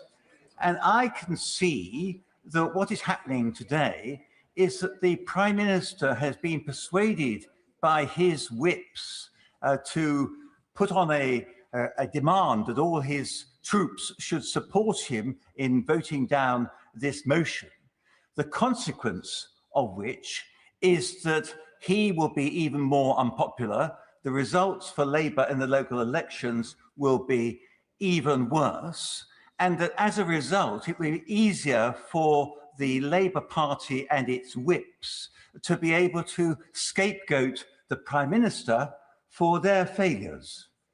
And so it will then be easier for them to change their leader, which is what a lot of them are yearning to be able to do. If the Prime Minister referred himself, or this motion was not being contested, then what would happen is that the Prime Minister, as many of my honourable and right honourable friends have said, would have the opportunity to go before the Privileges Committee, explain himself, and even if some of the allegations were proved to be true, in my view, Madam Deputy Speaker, the penalty would not be that severe. And I can remember at the time of the 1997 general election, when Margaret Thatcher came down to support me in Christchurch, that was the same day that one of our colleagues who was standing in another constituency was condemned by the then Standards Committee for having been in breach of the rules of the House. And so, Madam Deputy Speaker, the first thing that the former Prime Minister had to contend with when she arrived in Christchurch was, what do you think of Neil Hamilton? And she had what I thought was a perfect answer. She said, nobody's perfect. And obviously, when you answer a question like this, it's very hard to put any supplementaries in. And despite the press's best efforts, they weren't able to get anywhere further. And then they had to start talking about the Conservative prospects of winning back the Christchurch constituency in that election. But I think that if this matter was referred to the Privileges Committee, then ultimately the effect would be that somebody would say, well, nobody's perfect. They've got a Prime Minister who uses words which to exaggerate a situation by such as whatsoever. And whatsoever, when one looks it up in the dictionary, is really to reinforce the strength of the proposition, that there'd be no pressure whatsoever. And so in using that word, I suspect, no, I'm not going to give way because I think we need to make progress. So the effect of using that word was to I think, probably inadvertently mislead himself. I'm being generous. But what I'm really saying to members opposite is, watch out. You are probably working very well together to bring down the downfall of this Prime Minister. And what I would say, Madam Deputy Speaker, is that my constituents would be delighted if there was a general election and a chance to change the government. But the last thing they want is to get rid of this Prime Minister and be faced with another Prime Minister from the Labour Party who they think will be far worse, even though they might be more effective. So that's my small contribution to this evening, but I hope that it may influence the way in which some of the members opposite choose to vote. Sarah Ball. Thank you, Madam Deputy Speaker. The Prime Minister came to this very dispatch box and said that no pressure existed whatsoever in relation to this Mandelson case. Now, I recall our late Majesty famously saying recollections may vary, but even for the Prime Minister, I really think that's stretching that phrase given the evidence that we have from Ollie Robbins and others. Now, recently, Madam Deputy Speaker, I was reading Black Box Thinking, a book by Matthew Said, which at its heart was talking about the importance of learning from failure and using that to improve. And in some respects, I think the Prime Minister believes that he has done all that is necessary by changing the process for appointments. But the Prime Minister is really missing the point. The issue is what has, or rather what has not been done, and what the Prime Minister told this House about, what he told the House about, whether this was misleading and whether it amounts to a contempt of the House, bearing in mind the standards expected of ministers as set out in the Ministerial Accountability and Ministerial Code. So this is not just an innocent mistake. The phrase, "the cover-up is worse than the crime," is really resonating with me at this moment, although I think the crime is equally heinous. And on the cover-up, now, despite the member for Bolton's protestations, I notice he's not in his place, so I think he's probably tired himself out, to which I'd say brevity is the soul of wit.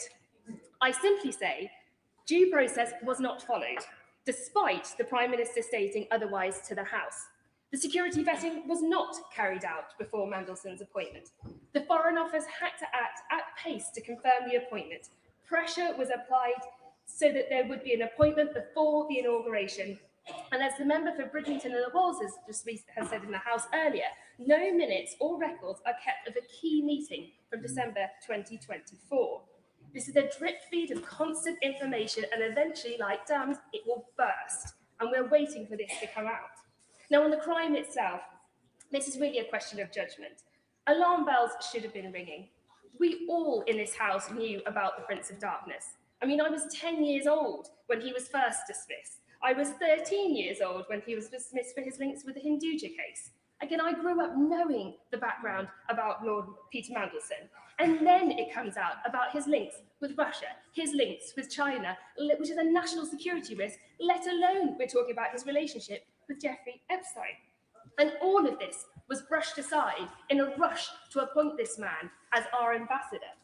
Now, I'm sorely disappointed that members opposite are going to be made by being whipped to allow him not to go before the Privileges Commission. Because if he has no case to answer, then he has absolutely nothing to hide. The prosecutor is only prepared to ask questions. He's not prepared to answer any.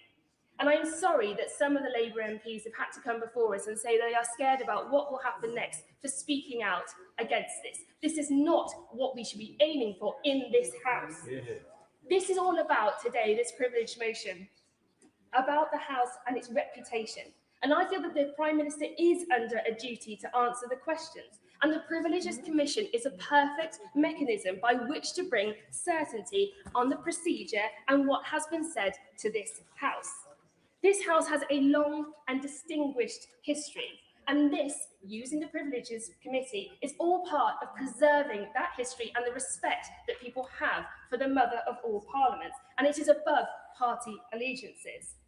He, the Prime Minister, would save his MPs if only he would refer himself to the Privileges Committee. Graham Stewart. Thank you, Madam Deputy Speaker. And it's a pleasure to take part in this debate. And I do, as many colleagues on this side of the House have referenced, it brings back deja vu, rather kind of horrible chill up my spine, remembering being on that side of the House and being pushed by the whips in certain directions to vote for certain things. And here we have a Prime Minister, and it's would have been said, but who promised to do things differently, to promise change, promised higher standards, promised transparency, and is the ultimate arbiter and keeper of the ministerial code.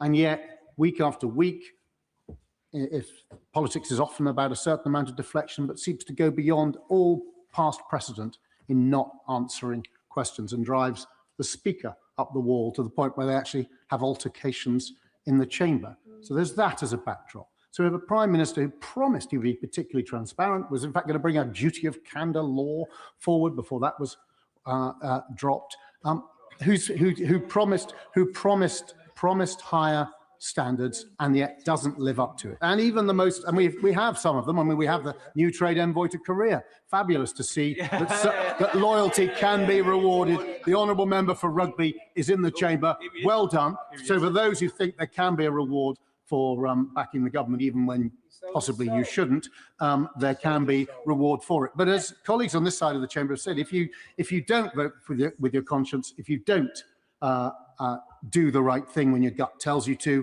you will regret it. And there's a particular change in today, because on this matter, which is a House matter, I'll give way to the honourable gentleman in a moment, on a House matter, to have a 3-line whip on this, when the members who've spoken on behalf of the government line, one in his seat said he didn't think the 3-line whip was a good idea. The others didn't want to answer on it. But who was the 3-line whip for?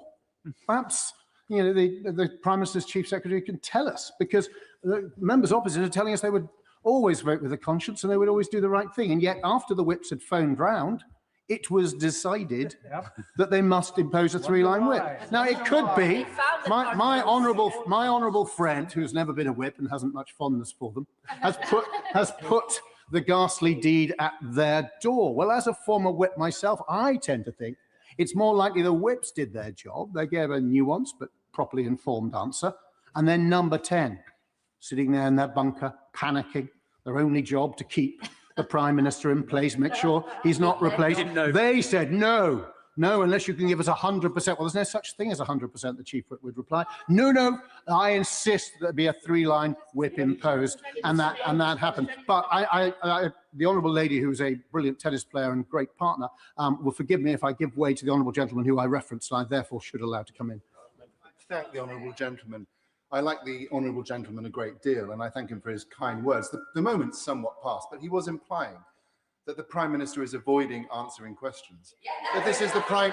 But this is, if you listen, this is the Prime Minister who came before the House last Monday and answered questions from honourable and right honourable members for 2.5 hours. And the honourable gentleman spoke about transparency. This is the Prime Minister who led a government that is releasing all of the documents before this House and the public. So you can talk all you like about transparency. The right honourable gentleman can talk all he likes about transparency and answering questions. I've just demonstrated that both of those things have been achieved already. Well, the honourable gentleman, as so often, does 2 things brilliantly. One, he reinforces his merit in terms of the whips and future position on that side, and yet makes our case for us.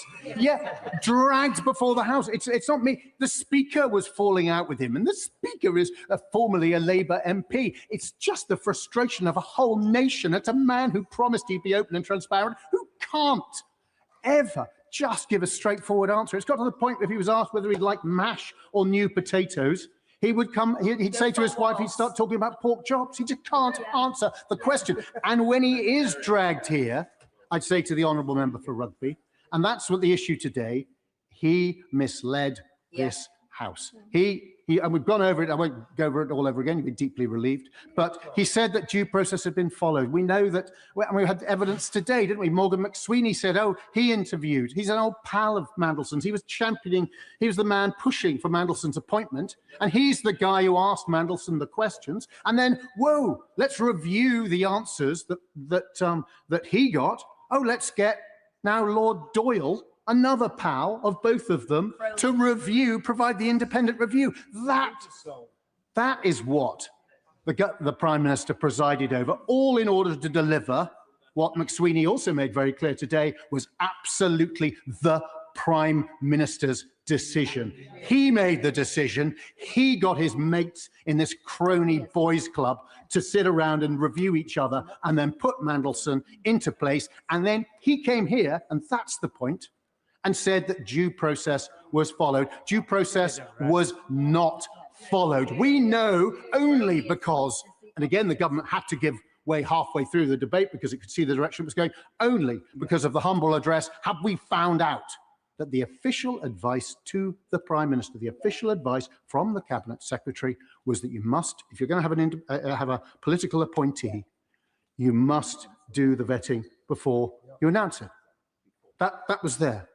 And this effort, and that wasn't in the public domain when Chris Wormald, who will have to answer for his own judgments himself, came out and said, oh, well, due process was followed. But quite clearly, to anyone who could read that advice and see what happened, it wasn't followed. So Chris Wormald's letter was false and wrong, and claiming it as the great defence of the Prime Minister, I don't see how you square it.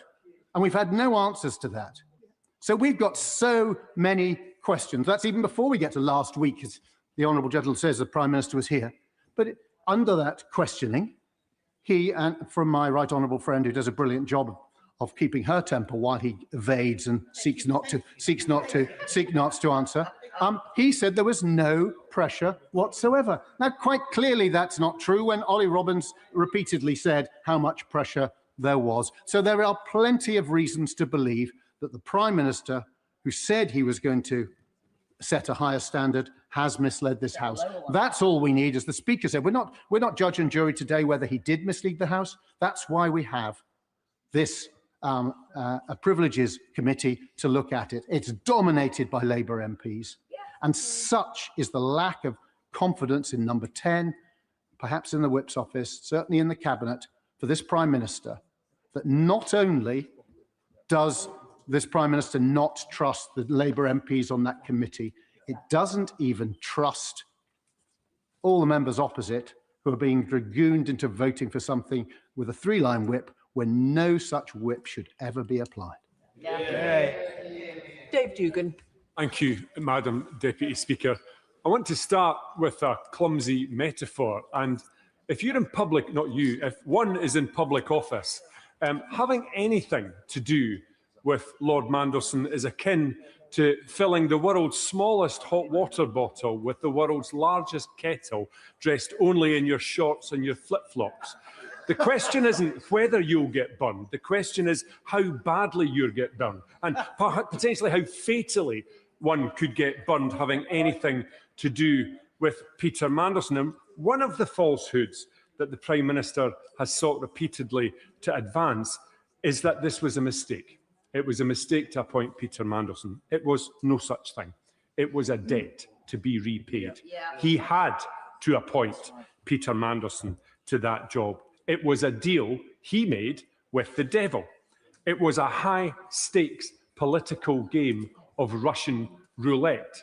And the Prime Minister pulled the trigger when the bullet was in the chamber, and it's went off at the heart of his government.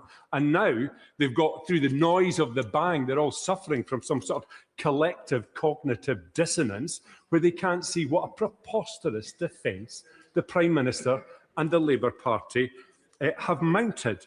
I'll frame the rest of what I've got to say around honesty, integrity and respect. On honesty, the PM's version of events is inconsistent with the evidence in its greater or lesser part than that which has been proffered by officials. That much is clear. That in itself is enough to seek recourse to the Privileges Committee.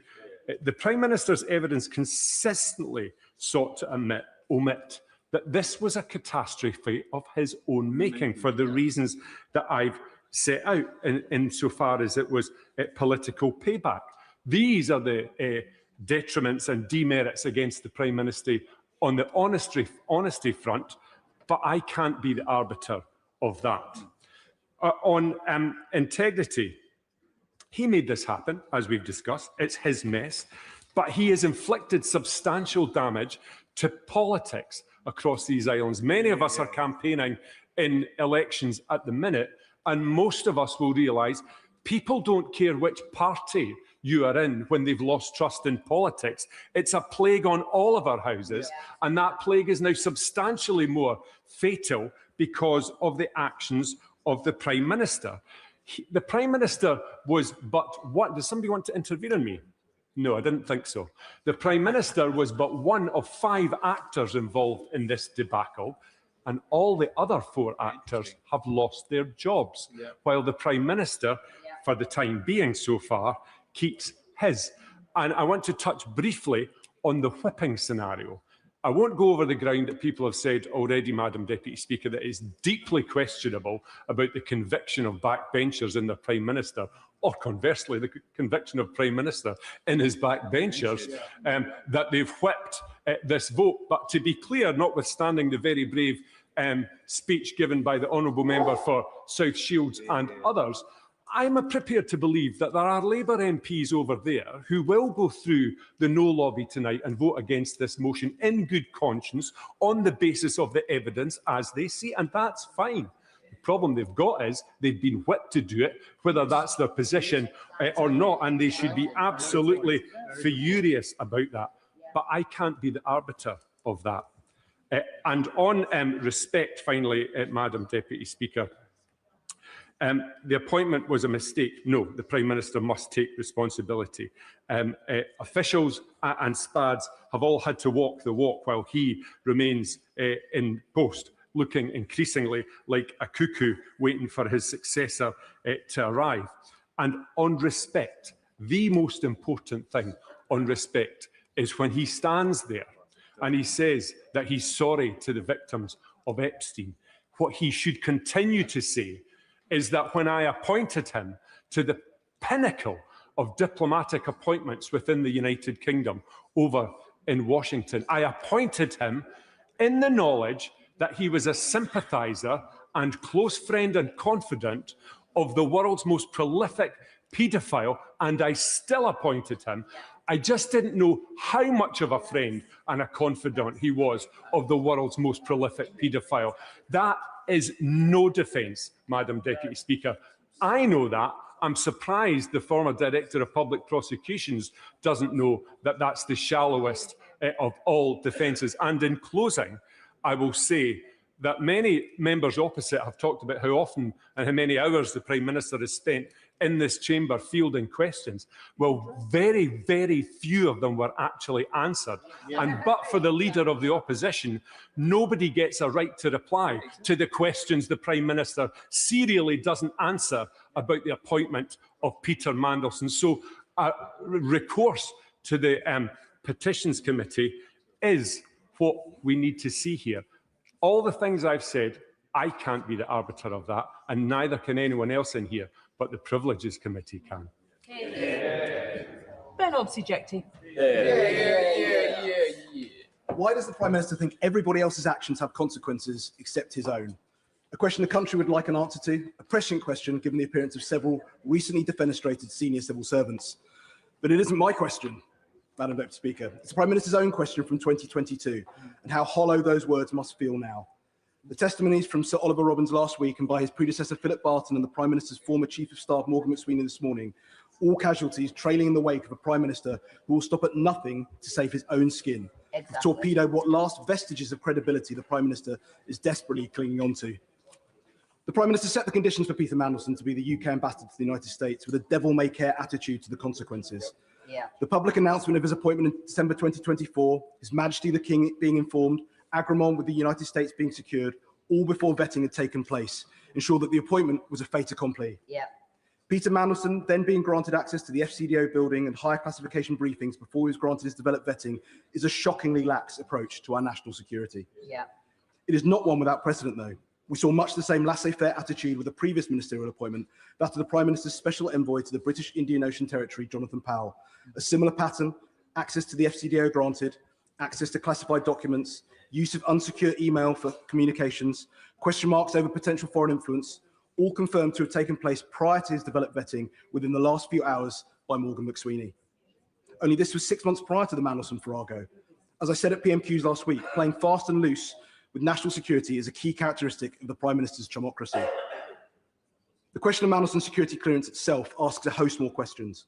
When Peter Mandelson commenced his role, he'd already been given developed vetting, although UKSV had highlighted concerns. That's now well established. But if full due process was followed, why was Ollie Robbins sacked? Yeah. On the 4th of February, less than a week before Mandelson started his role, the Appointments and Interchange Officer of the FCDO informed him via email that the role also required strap in addition to DV, and that a new strap application would need to be made. So Oliver Robbins confirmed that it was clear to him that he had received strap clearance from the strap authorities. In the chamber during the statement on the 16th of March, I asked the Chief Secretary to the Prime Minister there in his place what level of security clearance Mandelson had been granted. Notwithstanding the minutiae of whether developed vetting is a clearance level and strap as a role-specific access, the reply I received from the Minister for the Indo-Pacific, somewhat conveniently 1 hour after The Guardian broke its story, only stated that Mandelson had developed vetting upon commencement of his role on the 10th. So when was his strap application made? And when was it granted? I asked the Prime Minister last week, and despite his legendary forensic eye for detail, he had no idea. Did the intelligence services also have access to the UKSV vetting report? The wider question is also what assessment the US intelligence services made of Peter Mandelson. Did he pass vetting by the US State Department? As the nexus for all Five Eyes intelligence and US-UK eyes-only intelligence coming from the United States, was Mandelson granted access to all the available intelligence in order to discharge all his responsibilities as ambassador? Would the US, for example, have given him visibility of TK-level imagery? What assessment has the government now made of the damage this debacle has done to the UK relationship with the United States? It is surely no coincidence that this special relationship has soured at the same time as this fiasco has unravelled, quite aside from the other faux pas the government have made in recent weeks.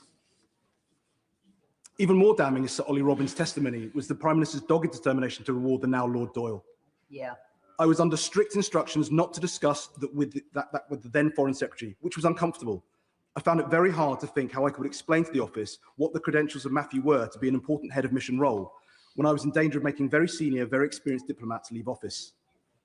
The fact that the Prime Minister put pressure on the FCDO to give Lord Doyle a head of mission role in the diplomatic service in March last year, despite his complete lack of qualification for the role, owing for that same individual to later have the Labour whip removed, owing to his relationship with Sean Morton, a man subsequently convicted of possessing indecent images of children, the Prime Minister very deliberately directed that that information was withheld from the then Foreign Secretary, although I suspect that that's not the first time he's done that. Two men with proximity to convicted paedophiles, both Labour peers, both key figures in the Starmer project. This government's cronyism is second only to its nepotism. And knowing what we know about the role that Peter Mandelson played in the last reshuffle, what confidence can the general public have that ministers who owe their careers to Peter Mandelson would vote honestly in this coming vote? It isn't on this side of the House that we have to worry about whether Peter Mandelson paid for anybody's wedding. The laissez-faire attitude to Peter Mandelson's appointment has illustrated the nonchalance, arrogance and incompetence of the government under this milquetoast premiership. There's a key question we come back to once again. Why does the Prime Minister think everybody else's actions have consequences except his own? Yeah. The public must be assured that there has been an investigation into whether the Prime Minister misled the House. The Privileges Committee must investigate the Prime Minister, and Labour MPs must vote for this motion, for transparency and truth, not the defence of a Prime Minister who doesn't deserve their blinkered loyalty. Ayub Khan. Deputy Speaker, can I first of all extend my thoughts and prayers to the victim of Epstein? Can I also commend the bold and courageous contributions by the honourable members that sat opposite, which will be voting with the motion. Madam Deputy Speaker, I was elected as an independent member of Parliament to represent the people of Birmingham Perry-Barr without fear and without favour. I was sent here without a party whip, without shackles, controls, or indeed hidden notes given to me behind closed doors. I was sent here to exercise my judgment, my discretion, and my conscience at the behest of my constituents. And that is exactly what I do each and every day. Because the truth is, the British public feel deeply, profoundly disenfranchised. Too many people no longer trust politicians. Too many believe that we say one thing and do another. Too many people feel that there is one rule for those in power and another rule for everyone else. And we cannot simply dismiss this sentiment. We must confront it. Honesty matters, integrity matters, credibility matters, and above all, transparency matters. Because without these fundamental elements, public confidence does not just weaken, it disappears. And once it's gone, it's incredibly difficult to rebuild. So I ask colleagues across this House, especially those colleagues that sit opposite, what message do we send today if we refuse even to allow a committee to examine the facts? What are we saying to the public if we block scrutiny before it has even begun? This motion is not a verdict. It's not a judgment. It's not a declaration of guilt. It's a process, a fair, established parliamentary process to examine evidence, to determine the facts, and to allow the truth to emerge. And yet we are told that members on the Labour benches are under a three-line whip. For those outside this chamber who may not know, that means they are being instructed, compelled to vote against this motion, to vote against even allowing the question to be examined. So let us be honest about what that looks like. If an individual votes to prevent this investigation, they are not defending due process. They are denying it. They are not upholding transparency. They are obstructing it. And they are not strengthening public trust. They are further eroding it. Because to the British people, it will look like they are shielding. It will look like blocking. It will look like protecting the powerful from scrutiny. And that is precisely the perception we should all be fighting against, not reinforcing. If we expect the public to follow the rules, to respect the law, and to have faith in our institutions, then we must hold ourselves to the same, if not higher standards. We cannot ask for trust while refusing accountability. We cannot demand integrity while avoiding scrutiny. And we cannot rebuild confidence by closing ranks. This is a moment that calls for courage, not partisan courage, but moral courage. The courage to say, let the process take its course. The courage to say, no one is above scrutiny. And the courage to put principle above party. As an independent member, I answer only to my constituents and to my conscience. And my conscience, and I'm confident that every member that sat opposite and their conscience too tells me that supporting this motion is the right thing to do. Not because of politics, not because of just principles, not because of personalities, but because the standards we owe to the British public. So I urge colleagues across this House, particularly those under instructions today, to reflect carefully on the message your vote will send. Will it be a message of openness, or will it be a message of obstruction? Will it be a message of accountability or a message of avoidance? Because the public are watching and they will draw their own conclusions. Mr. Speaker, if we are serious about restoring trust in politics, then we must be serious about transparency. If we are serious about integrity, then we must be serious about scrutiny. And if we are serious about public confidence, then we must allow the truth to be examined, wherever that truth leads. And for that reason, I support this motion. And finally, can I say this? The Prime Minister is willing to put each and every member of Parliament of his political party at risk at the next general election, but he will not risk himself going in front of this privileged committee. Thank you. Shadow Secretary of State Alex Burkhardt. Thank you very much, Mr. Speaker. It has been a long and sometimes interesting debate.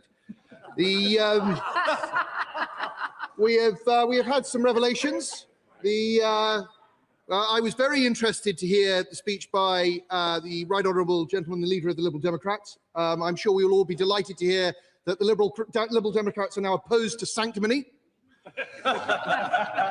I was also interested to hear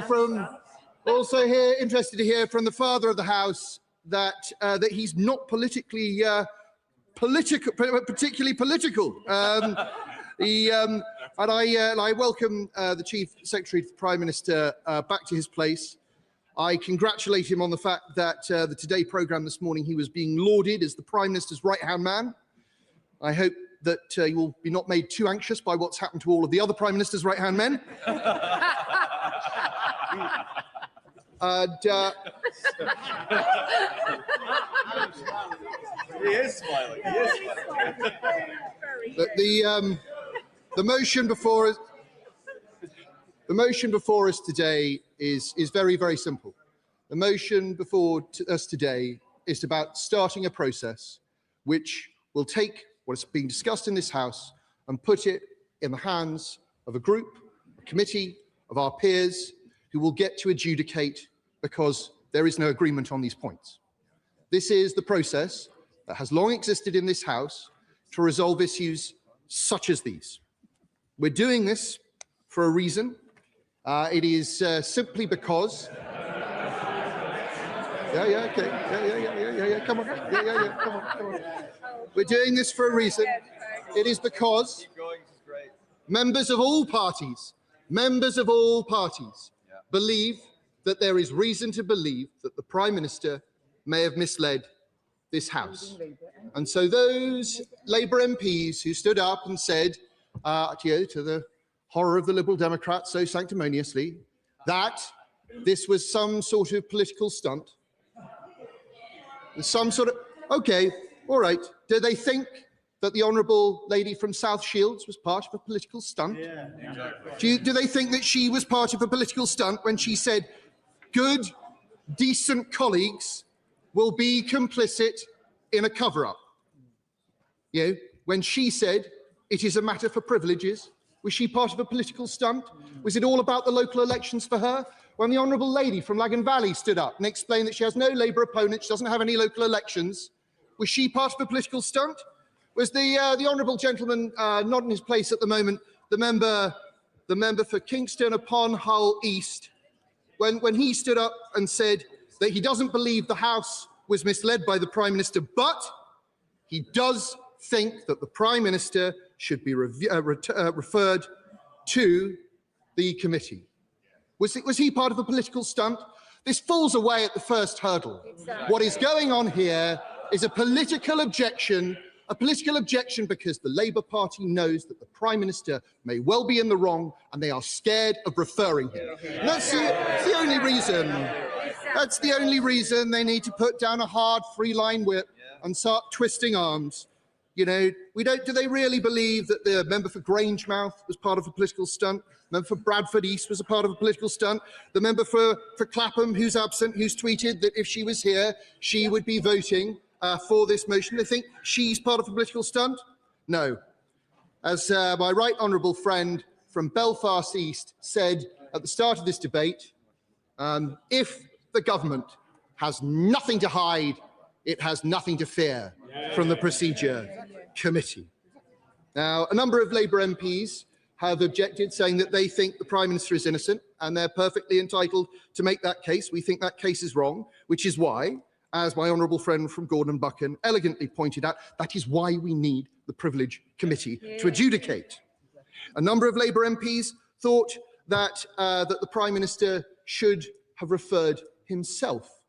Indeed, he should have done. It would have been the simplest way of moving this whole process on without any further need for the House to agonise over it. And those Labour MPs who stood up and said how sad it was that they couldn't debate all the other things they wanted to debate today, they could have done if the Prime Minister had referred himself. The case, which has been well trodden this afternoon, I will make again very briefly, is on 2 points. It's on full due process and it's on pressure. And on full due process, we know, because of the humble address, and only because of the humble address, a point made elegantly by my friend from Beverley, that Simon Case, the then Cabinet Secretary, set out in November 2024 what full due process looked like. That the Prime Minister's appointee had to have security clearance before he was appointed, and he had to declare his interests before he was appointed. So far, the government, despite being asked on very many occasions whether Peter Mandelson filled in a conflict of interest document, have been unable to tell us. Did not release it in the humble address and have not been able to tell us whether such a document even exists. And on the case of security clearance, well, we know that this wasn't followed. We know that the Prime Minister immediately went ahead and made the appointment anyway, despite the fact that he had been told by the Cabinet Secretary that he should not do this. But look, there are plenty of other reasons why we know that full due process wasn't followed. I mean, it doesn't require any great experience of government to know that full due process does not include reading a due diligence document by the Cabinet Office, which tells you that Peter Mandelson was a director of a Russian company during the Russian invasion of Crimea, and then think, well, we just need security clearance later. That's obviously not full due process. It's not full due process to ask Peter Mandelson's Labour Together friends to complete the clearance process for him. It's obviously not due process. And it's not due process to not keep any records of any meetings, of any calls, of any decisions in a way that is clearly in violation of all of the guidance given to civil servants. This in no way was full due process following. Those people who have nobly stood up and tried to make a case that Wormald, the later Cabinet Secretary, said it was all done fine. Let us remind the House that Wormald's letter to the Prime Minister was written on the 16th of September. By that time, the Prime Minister had already told the House that full due process was followed. The system was trying to defend a position that the Prime Minister had already made very clear in the House repeatedly. And at that point, at that moment in time, on the 10th of December, when he told my right honourable friend, the Leader of the Opposition, that full due process had been followed, the last piece of advice given to him by a Cabinet Secretary was from Simon Case. He knew that he had not followed full due process. On the point of pressure, that, I'm afraid, it's also very clear that the Prime Minister, at the very least, misspoke in the House last Wednesday. The Prime Minister said yesterday, he said that Sir Ollie Robbins went on to say, I'm quoting at this point, "I have complete confidence that recommendations to me and the discussion we had and the decision we made were rigorously independent of any pressure." But what Sir Ollie actually said to the Foreign Affairs Select Committee was, "I also have complete confidence that their recommendations to me and the discussion we had and the decision we made were rigorously independent of that pressure."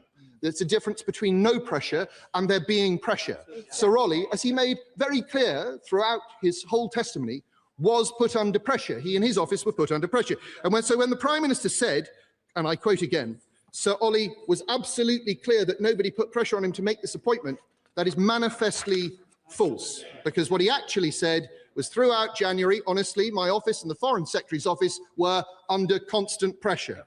Again, he said, while I think the department felt under pressure, we were proud of the fact that we had not bowed to that pressure. And he also said that he was very clear that he found an atmosphere where this was not just, please get this done quickly, but get it done.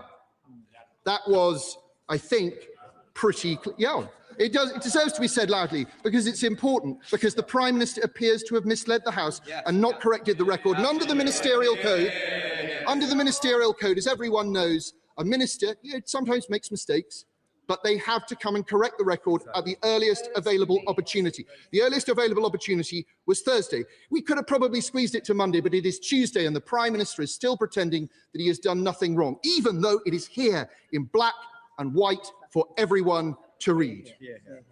There is clearly a case to answer. There is clearly a case to answer, Mr. Speaker. And I have sympathy for all those Labour MPs who have spoken in this debate, who have deep concerns and grievances about this, and I also have a very great deal of sympathy with those who feel the same way but haven't spoken. The Prime Minister's failure to self-refer, as several Labour MPs have suggested, has put them in this position, and they are being whipped to support something that they know is wrong. They are being whipped to support something they know their constituents will hate. They are being whipped to defend the Labour Together machine, which has brought such shame on the Labour Party.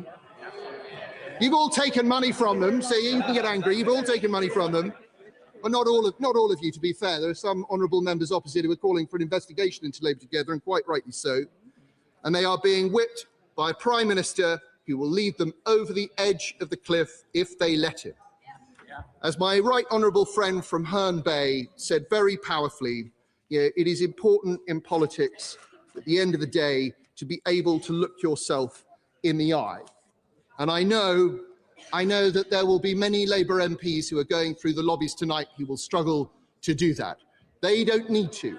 They all know how this ends. Where this ends is with the Prime Minister not fighting the next general election. They all know where this ends.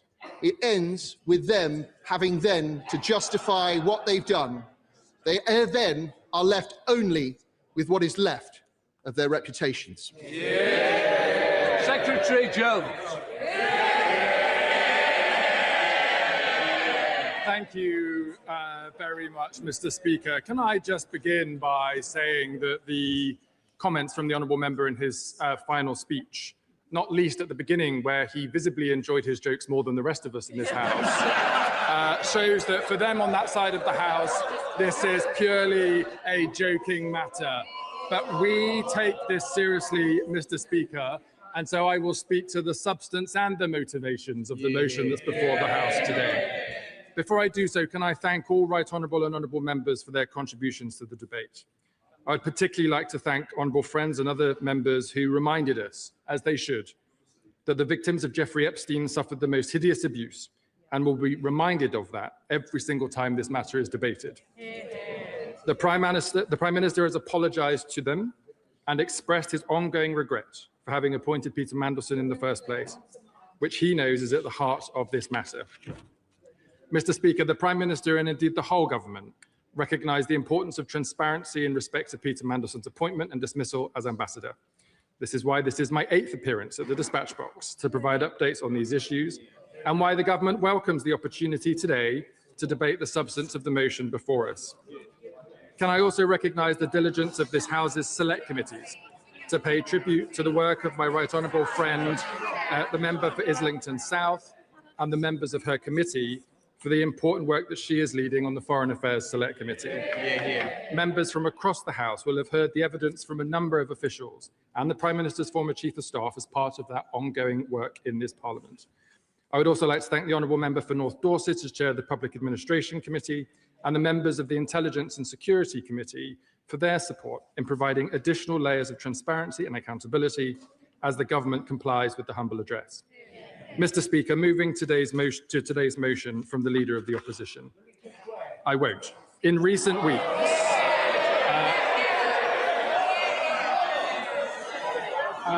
Mr. Speaker, I will happily give way in due course, but I want to turn to the substance of the motion first. In recent weeks, Mr. Speaker, some have accused the Prime Minister of dishonesty, saying there was no way that Foreign Office officials would have given Peter Mandelson's clearance against the vetting agency's recommendation, let alone without checking with the Prime Minister himself. The Leader of the Opposition herself on BBC Radio 4 said he knew, and I quote, that I know he is lying. But the testimony provided by Sir Ollie Robbins has disproved those accusations without further question. So rather than focus on the issues affecting our constituents and the country's most, what do the opposition benches do? They try to shift the goalposts and have tried again and again to make their arguments fit. Today alone, Mr. Speaker, we have heard members of opposite bounce from one accusation to another in a desperate search for something that will stick. Keep getting it wrong. And we have been subjected, Mr. Speaker, to the ranting incoherence of the Leader of the Opposition, where she's in search of something that she could use to justify today's politically motivated spectacle. I think we've heard enough, Mr. Speaker, of the ranting incoherence of the leadership of the opposition. So let's take the specific allegations in turn. First, Mr. Speaker, as to whether the Prime Minister was correct when he said full due process was followed. Yesterday, the government deposited a letter from the then Cabinet Secretary, Sir Chris Wormold, into the library of the House. In that letter, it is clear he was specifically asked by the Prime Minister to review whether due process was followed in the appointment. He confirmed it was. Last week, the former permanent Under-Secretary at the Foreign Office, Sir Ollie Robbins, stated to the Foreign Affairs Committee that his department followed that process. We have also heard the Cabinet Office Permanent Secretary's evidence, which covered this issue in great detail. Catherine Little stated unequivocally that due process was followed in relation to Peter Mandelson's vetting. I give way.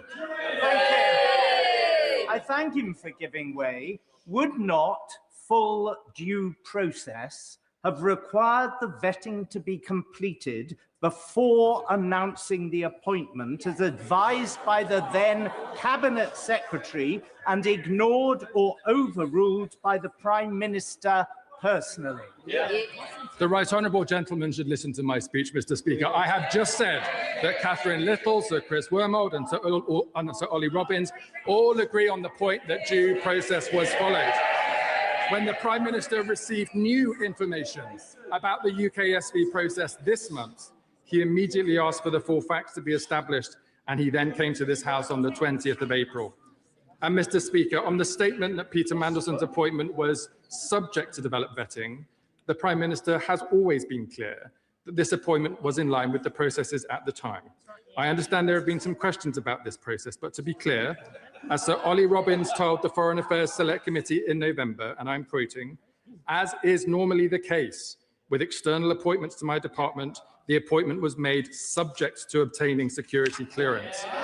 As Sir Chris Wormold told the same committee, and again, I quote, "The normal thing is for the security clearance to happen after appointment, but before the person signs a contract and takes up post." And as the former Cabinet Secretary said in his letter to the Prime Minister, having conducted a review into the process, and I quote again, "The vetting process was complete before the previous HMA Washington took up post on 10th of February 2025, and it is more usual for security vetting to happen after appointment." I'll give way. Can I thank the Minister for giving way? Clearly, he believes that he has a defensible position. So will the Minister support the withdrawal of the whip against the backbenchers? I'm not going to answer silly questions, Mr. Speaker. Next, Mr. Speaker, on the question of pressure. On the question of pressure, because many members on these benches, many members have asked questions today about a general pressure or a specific pressure or a variety of different pressures, so they may want to listen to the answer. It is important to be clear about this because there is pressure. There is pressure to get stuff done every day across every area of government as we work hard to deliver for the British people. The Leader of the Opposition and other members who had previously served in government will no doubt recall this from their time in office. But there is clearly a difference between asking for progress updates and putting pressure on officials to predetermine an outcome or not to follow a proper process. That was not the case in this scenario. Is it due process to make a public announcement of an appointment before vetting is completed? And is it not the case that having made a public announcement, the government created pressure on the process? Mr. Speaker, I'm trying my best, but I've just answered both of those questions already from the dispatch box. I refer the honourable lady to her comments. I'll finish this section, and then I'll come to the honourable lady, the right honourable lady. And as Sir Philip Barton told the committee this morning, and I quote, "During my tenure, I was not aware of any pressure on the substance of the Mandelson DV case." I give way. Mr. Speaker, I asked the Chief Secretary to the Prime Minister really just one question in my speech. Will he repeat on the floor of the House the exact words that the Prime Minister used at PMQs in front of all of us, that no pressure whatsoever was put on the Foreign Office? It's an important question, Mr. Speaker. It is an important question because it's going to the very heart of the motion before the House today. I'm going to just, rest your horses. It is important. It is important to place the Prime Minister's words in the right context. When the Prime Minister's, Mr. Speaker, they don't want to listen to the answer again. They don't like the facts, but I'm going to try my best. They should pay attention. When the Prime Minister said there was no pressure whatsoever, to answer the right honourable lady's question directly, he was specifically responding to the allegation that there was pressure that Peter Mandelson should not be vetted at all and that he should be sent to Washington regardless of the vetting outcome. Again, Sir Ollie Robbins told MPs it was, and I quote, "never put to him in that way," and the Prime Minister made that comment immediately after quoting the evidence provided by the Foreign Affairs Committee.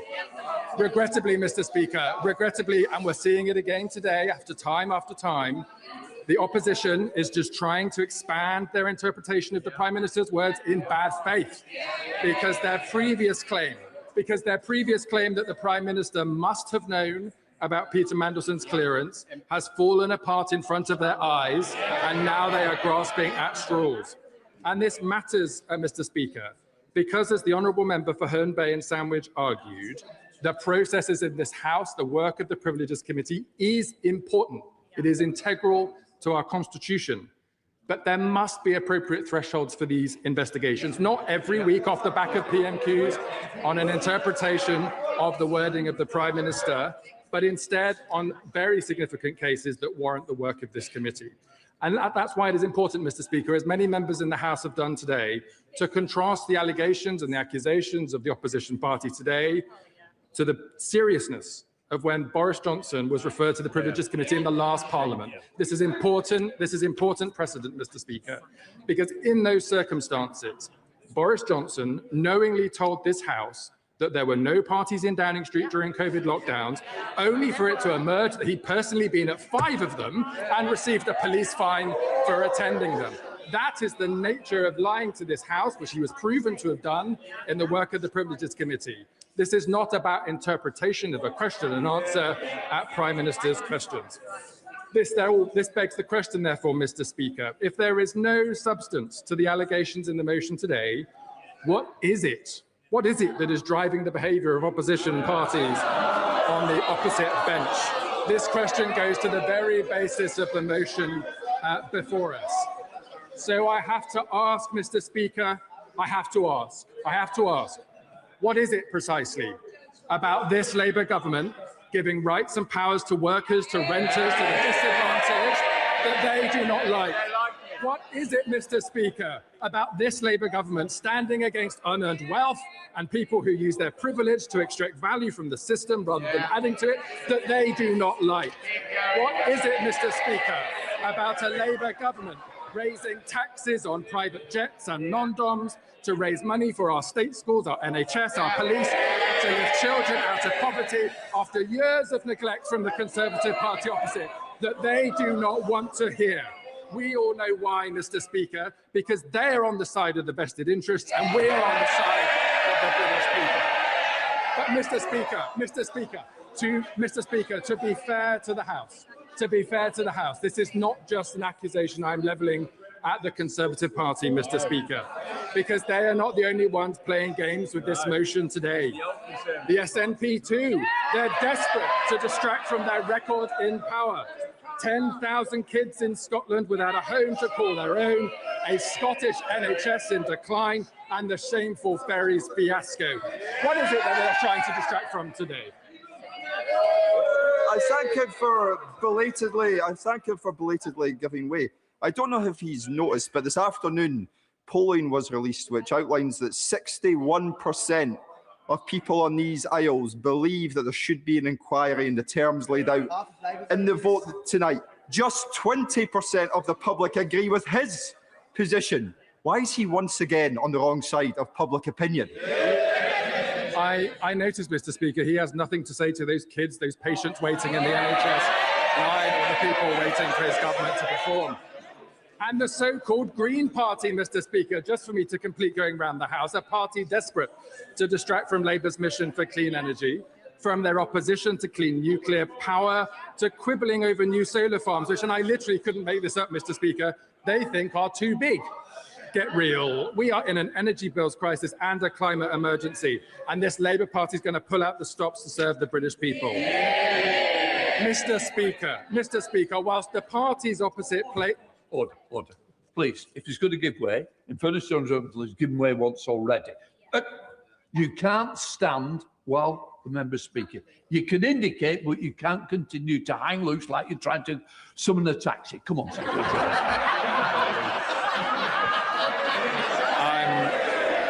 I'm grateful, Mr. Speaker. I mean, Mr. Speaker, I for one am rather enjoying myself, but I think the public might want to listen to the debate in the House today. Because, Mr. Speaker, whilst the parties opposite, which you can hear from their chuntering and their joking and their shouting, are playing games, this Labour government is doing the work that matters. I've been asked, Mr. Speaker, where is the Prime Minister? The Prime Minister has been chairing this afternoon the Middle East Response Committee, bringing together the government to mitigate the war, the impact of the war on the Middle East. In contrast, Mr. Speaker, the parties opposite want to distract from the fact, after years of ordinary people facing pressures from the cost of living, are feeling like hard work isn't rewarded like it used to be, that they, the Conservative Party and their friends in Reform, wanted the UK to go to war in the Middle East, making it harder for families up and down the country. Distraction, distraction, distraction. In contrast, Mr. Speaker, this government is investing in new rail, roads and nuclear reactors, new scanners for our hospitals, free breakfast clubs for our kids. It is this Labour government that has saved British Steel, investing in sovereign AI, renewing our high streets and delivering homegrown energy. This is relevant, Mr. Speaker, because it goes to the behaviour, the motivation behind the motion today. This Labour government is doing the hard work of building a better Britain, a Britain that gives people hope for a better future. All these opposition parties, they want to tear that down. They want to tear down this Labour government and the Labour movement. And they agree, Mr. Speaker, they agree, because like our forefathers before us, we've stood up to the power of vested interests, and we will do so again. And so I say to the opposition parties today, I say to them all when they come here to try to tear down this Labour movement and our project for the British people, not today, Mr. Speaker, not on our watch. We will not let it happen. And on that basis, I commend this statement to the House.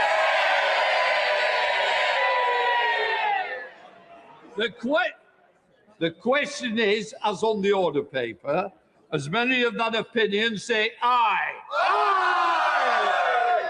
Of the contrary, no. No! Division, clear the lobby.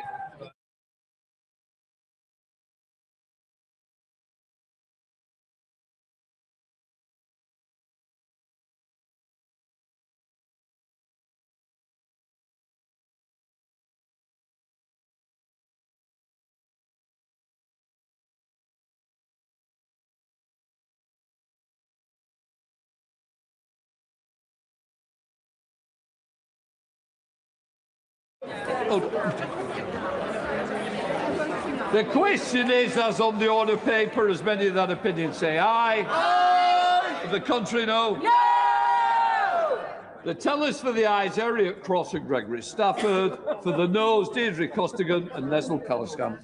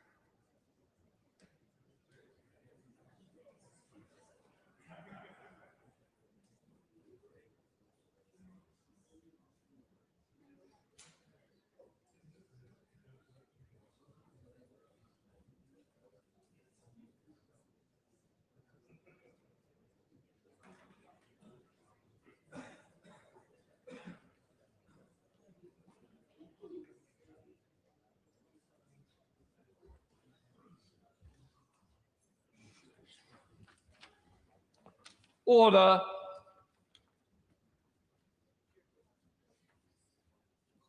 The ayes to the right, 223. The noes to the left, 335.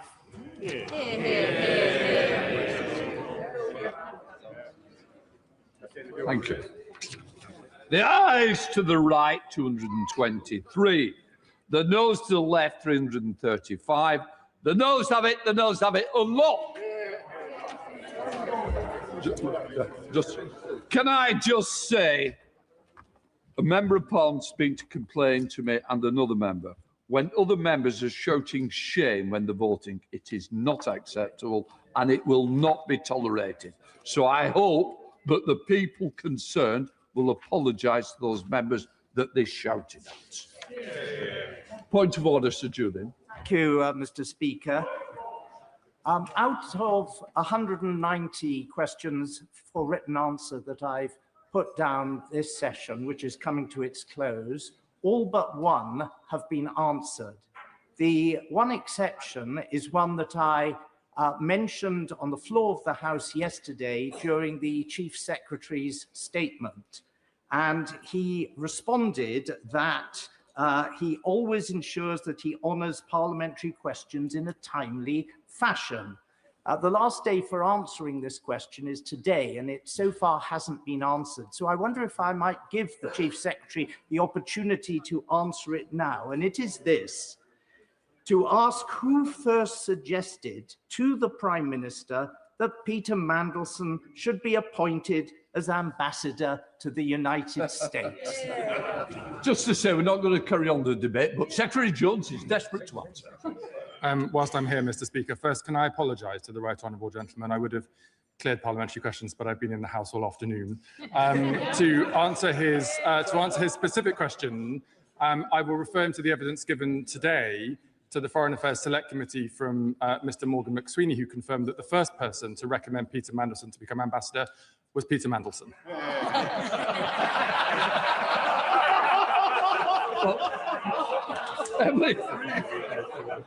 Emily Darlington, point of order.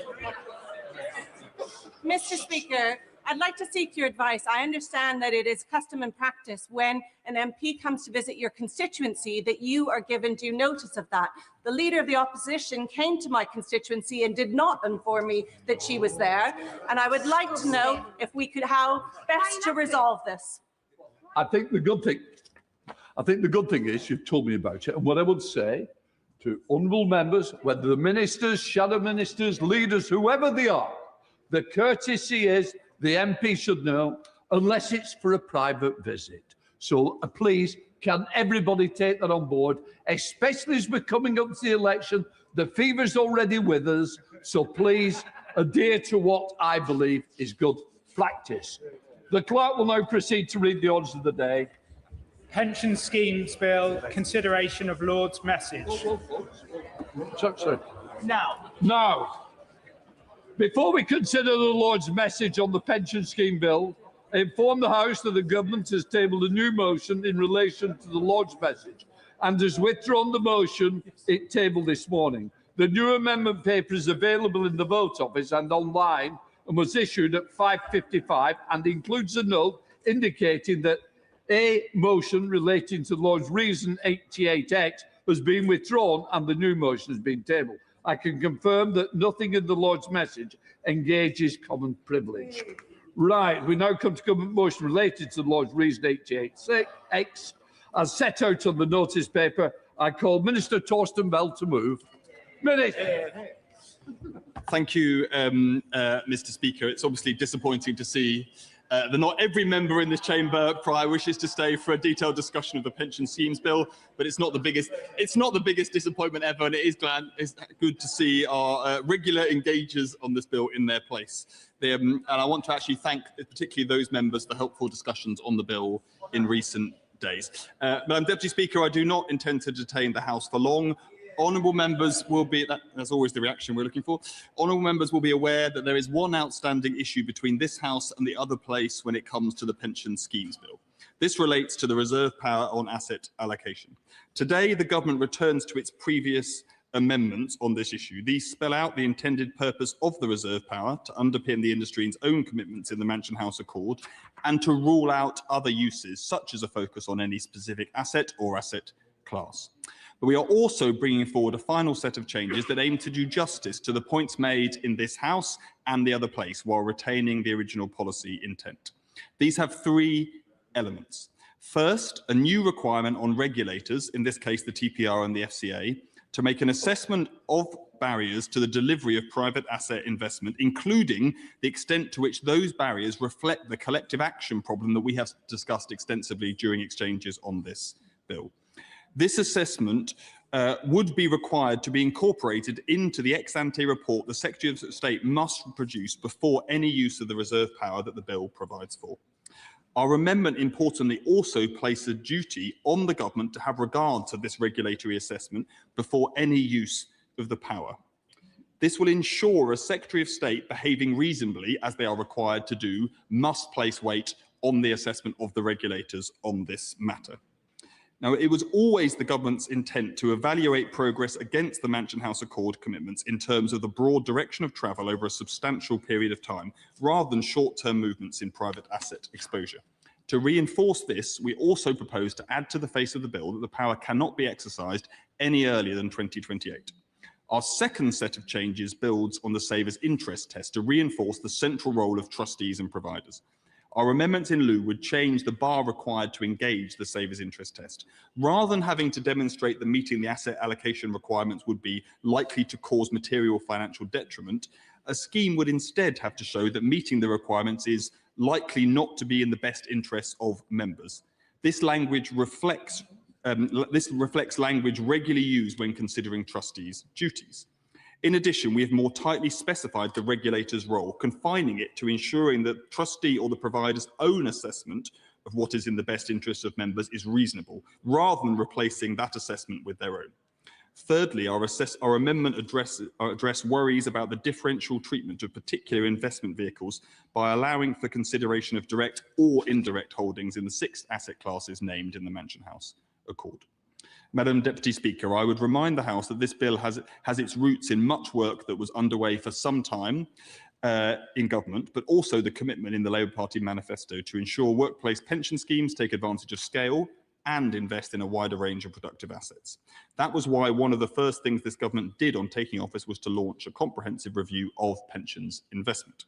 That review found clear evidence that DC pensions market is operating with an excessively narrow focus on cost to the detriment of saver outcomes.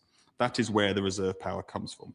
It exists because the review found, and the industry itself has told us, that competitive pressure focused on cost minimisation is the single biggest barrier to diversifying in savers' long-term interest. But, of course, things can change over time, and there are a range of other factors which may come into play, which we have discussed particularly with the member for Wyre Forest. The changes we propose today address that worry directly and others. They require regulators to assess whether these competitive pressures remain a material barrier to more diverse private asset investment before any use of the power. And they put trustees' or providers' own assessments of savers' best interest centre stage. And on that basis, Madam Deputy Speaker, I commend the government's position to this House. Okay. The question is, this House insists on its disagreement with the Lords in their amendments 15 to 24, 27, 30 to 34, 36, 38 to 42, 83 and 88. Insists on its amendments 88C, 88E to 88P, 88R, 88S and 88W to the words restored to the bill by that disagreement. Does not insist on its amendments 88A, 88T, 88U and 88V to the words so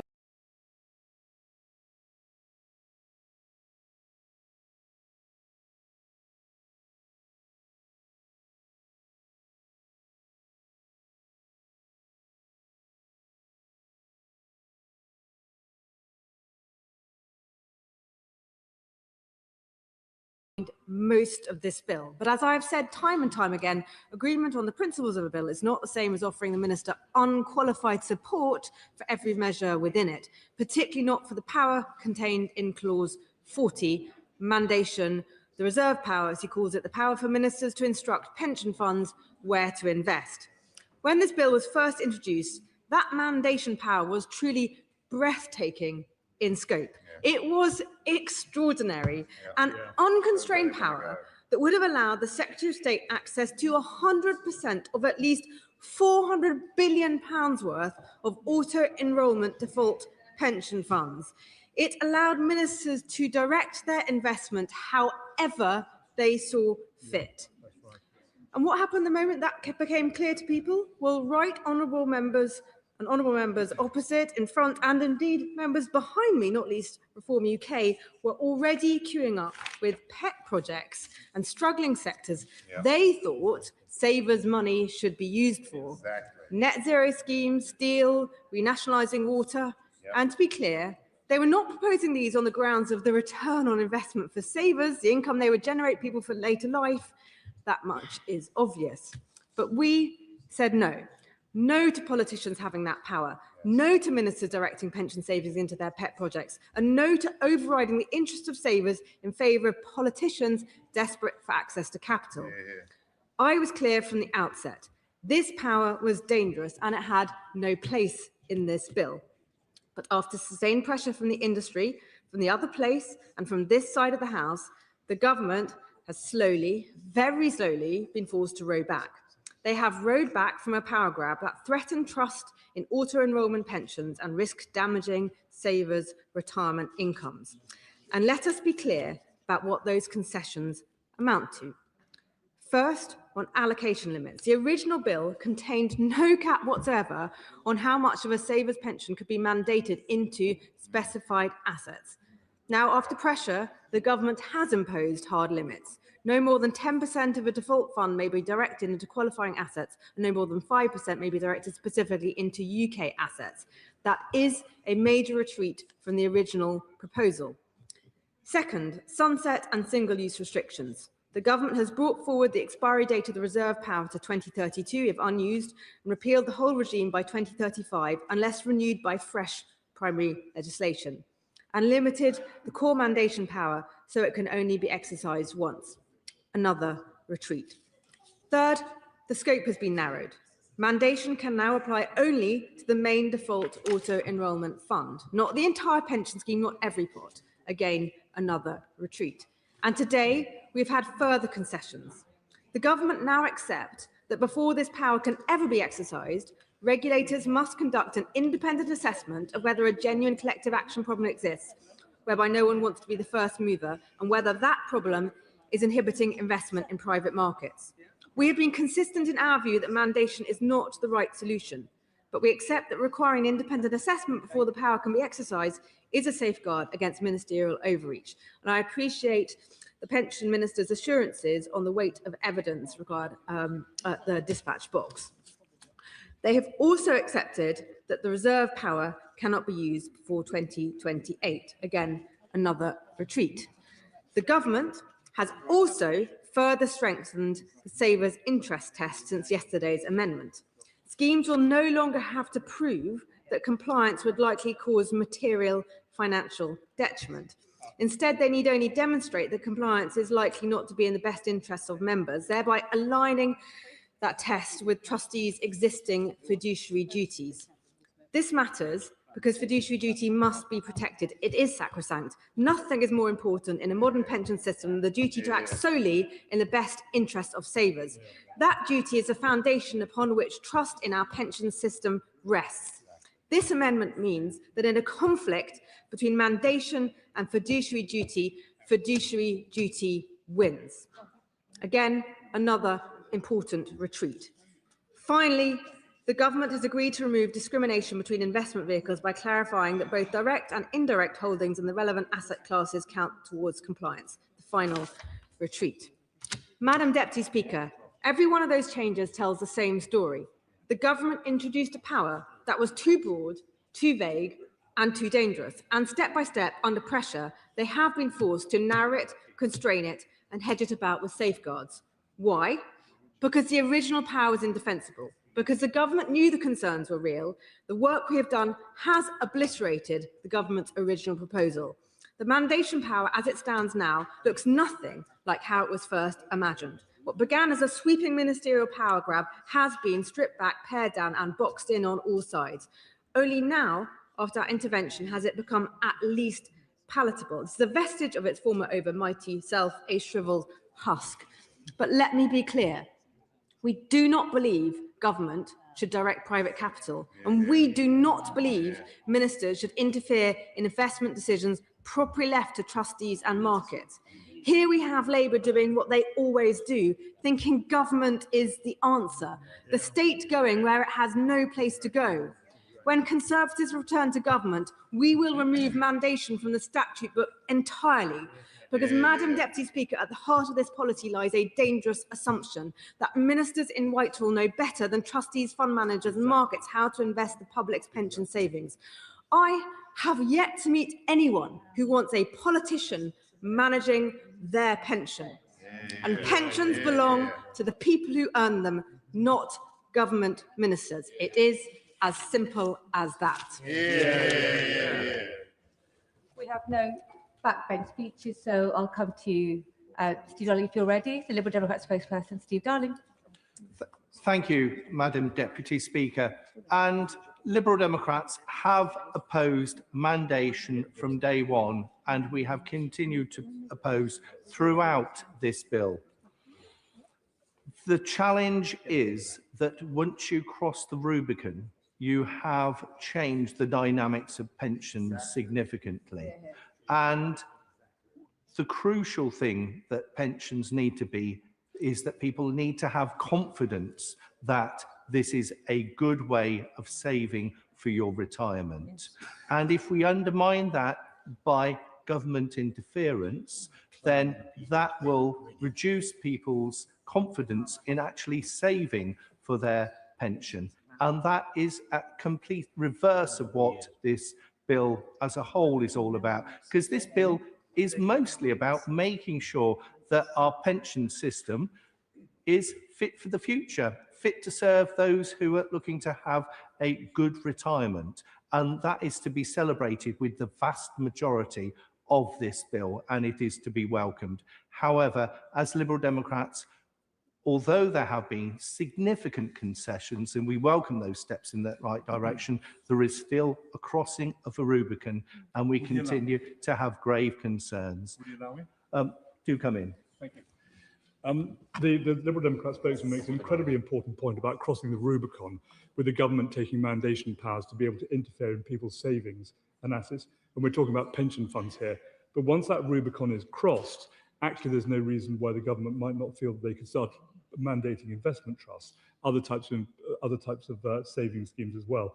So this is not only something about pensions, this is about the fundamental relationship between the state and private individuals. Thank you. And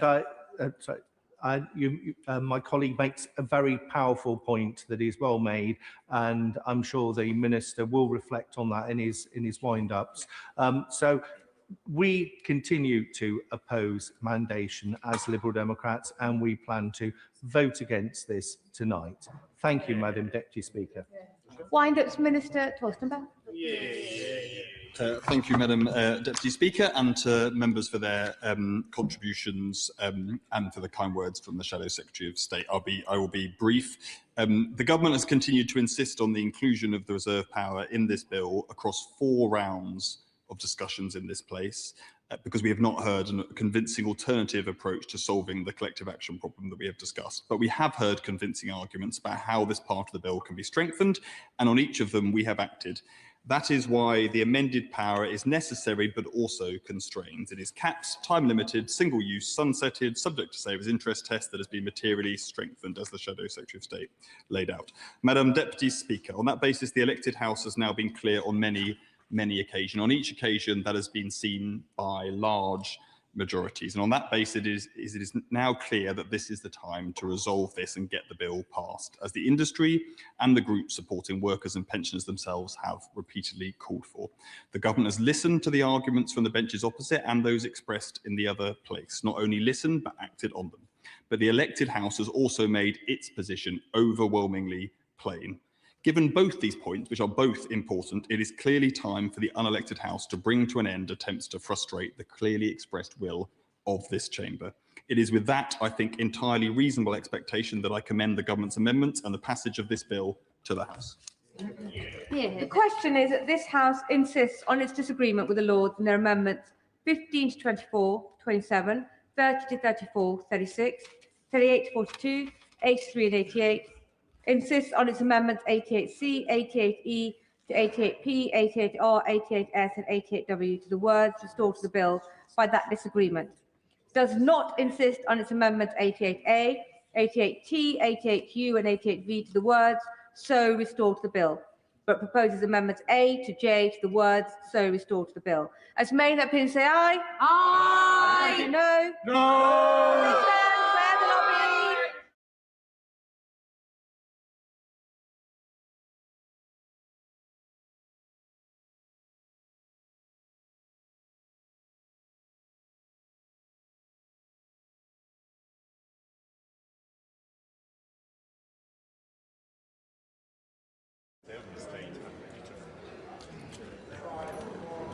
Miss Waitley, are you exiting the chamber?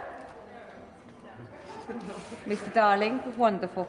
The question is, as on the order papers, may the opinion say aye? Aye. On the contrary, no. No. Tell us for the ayes are Deirdre Castigan and Nessel Caliscan, and tell us for the noes are Katie Lamb and Gregory Stafford.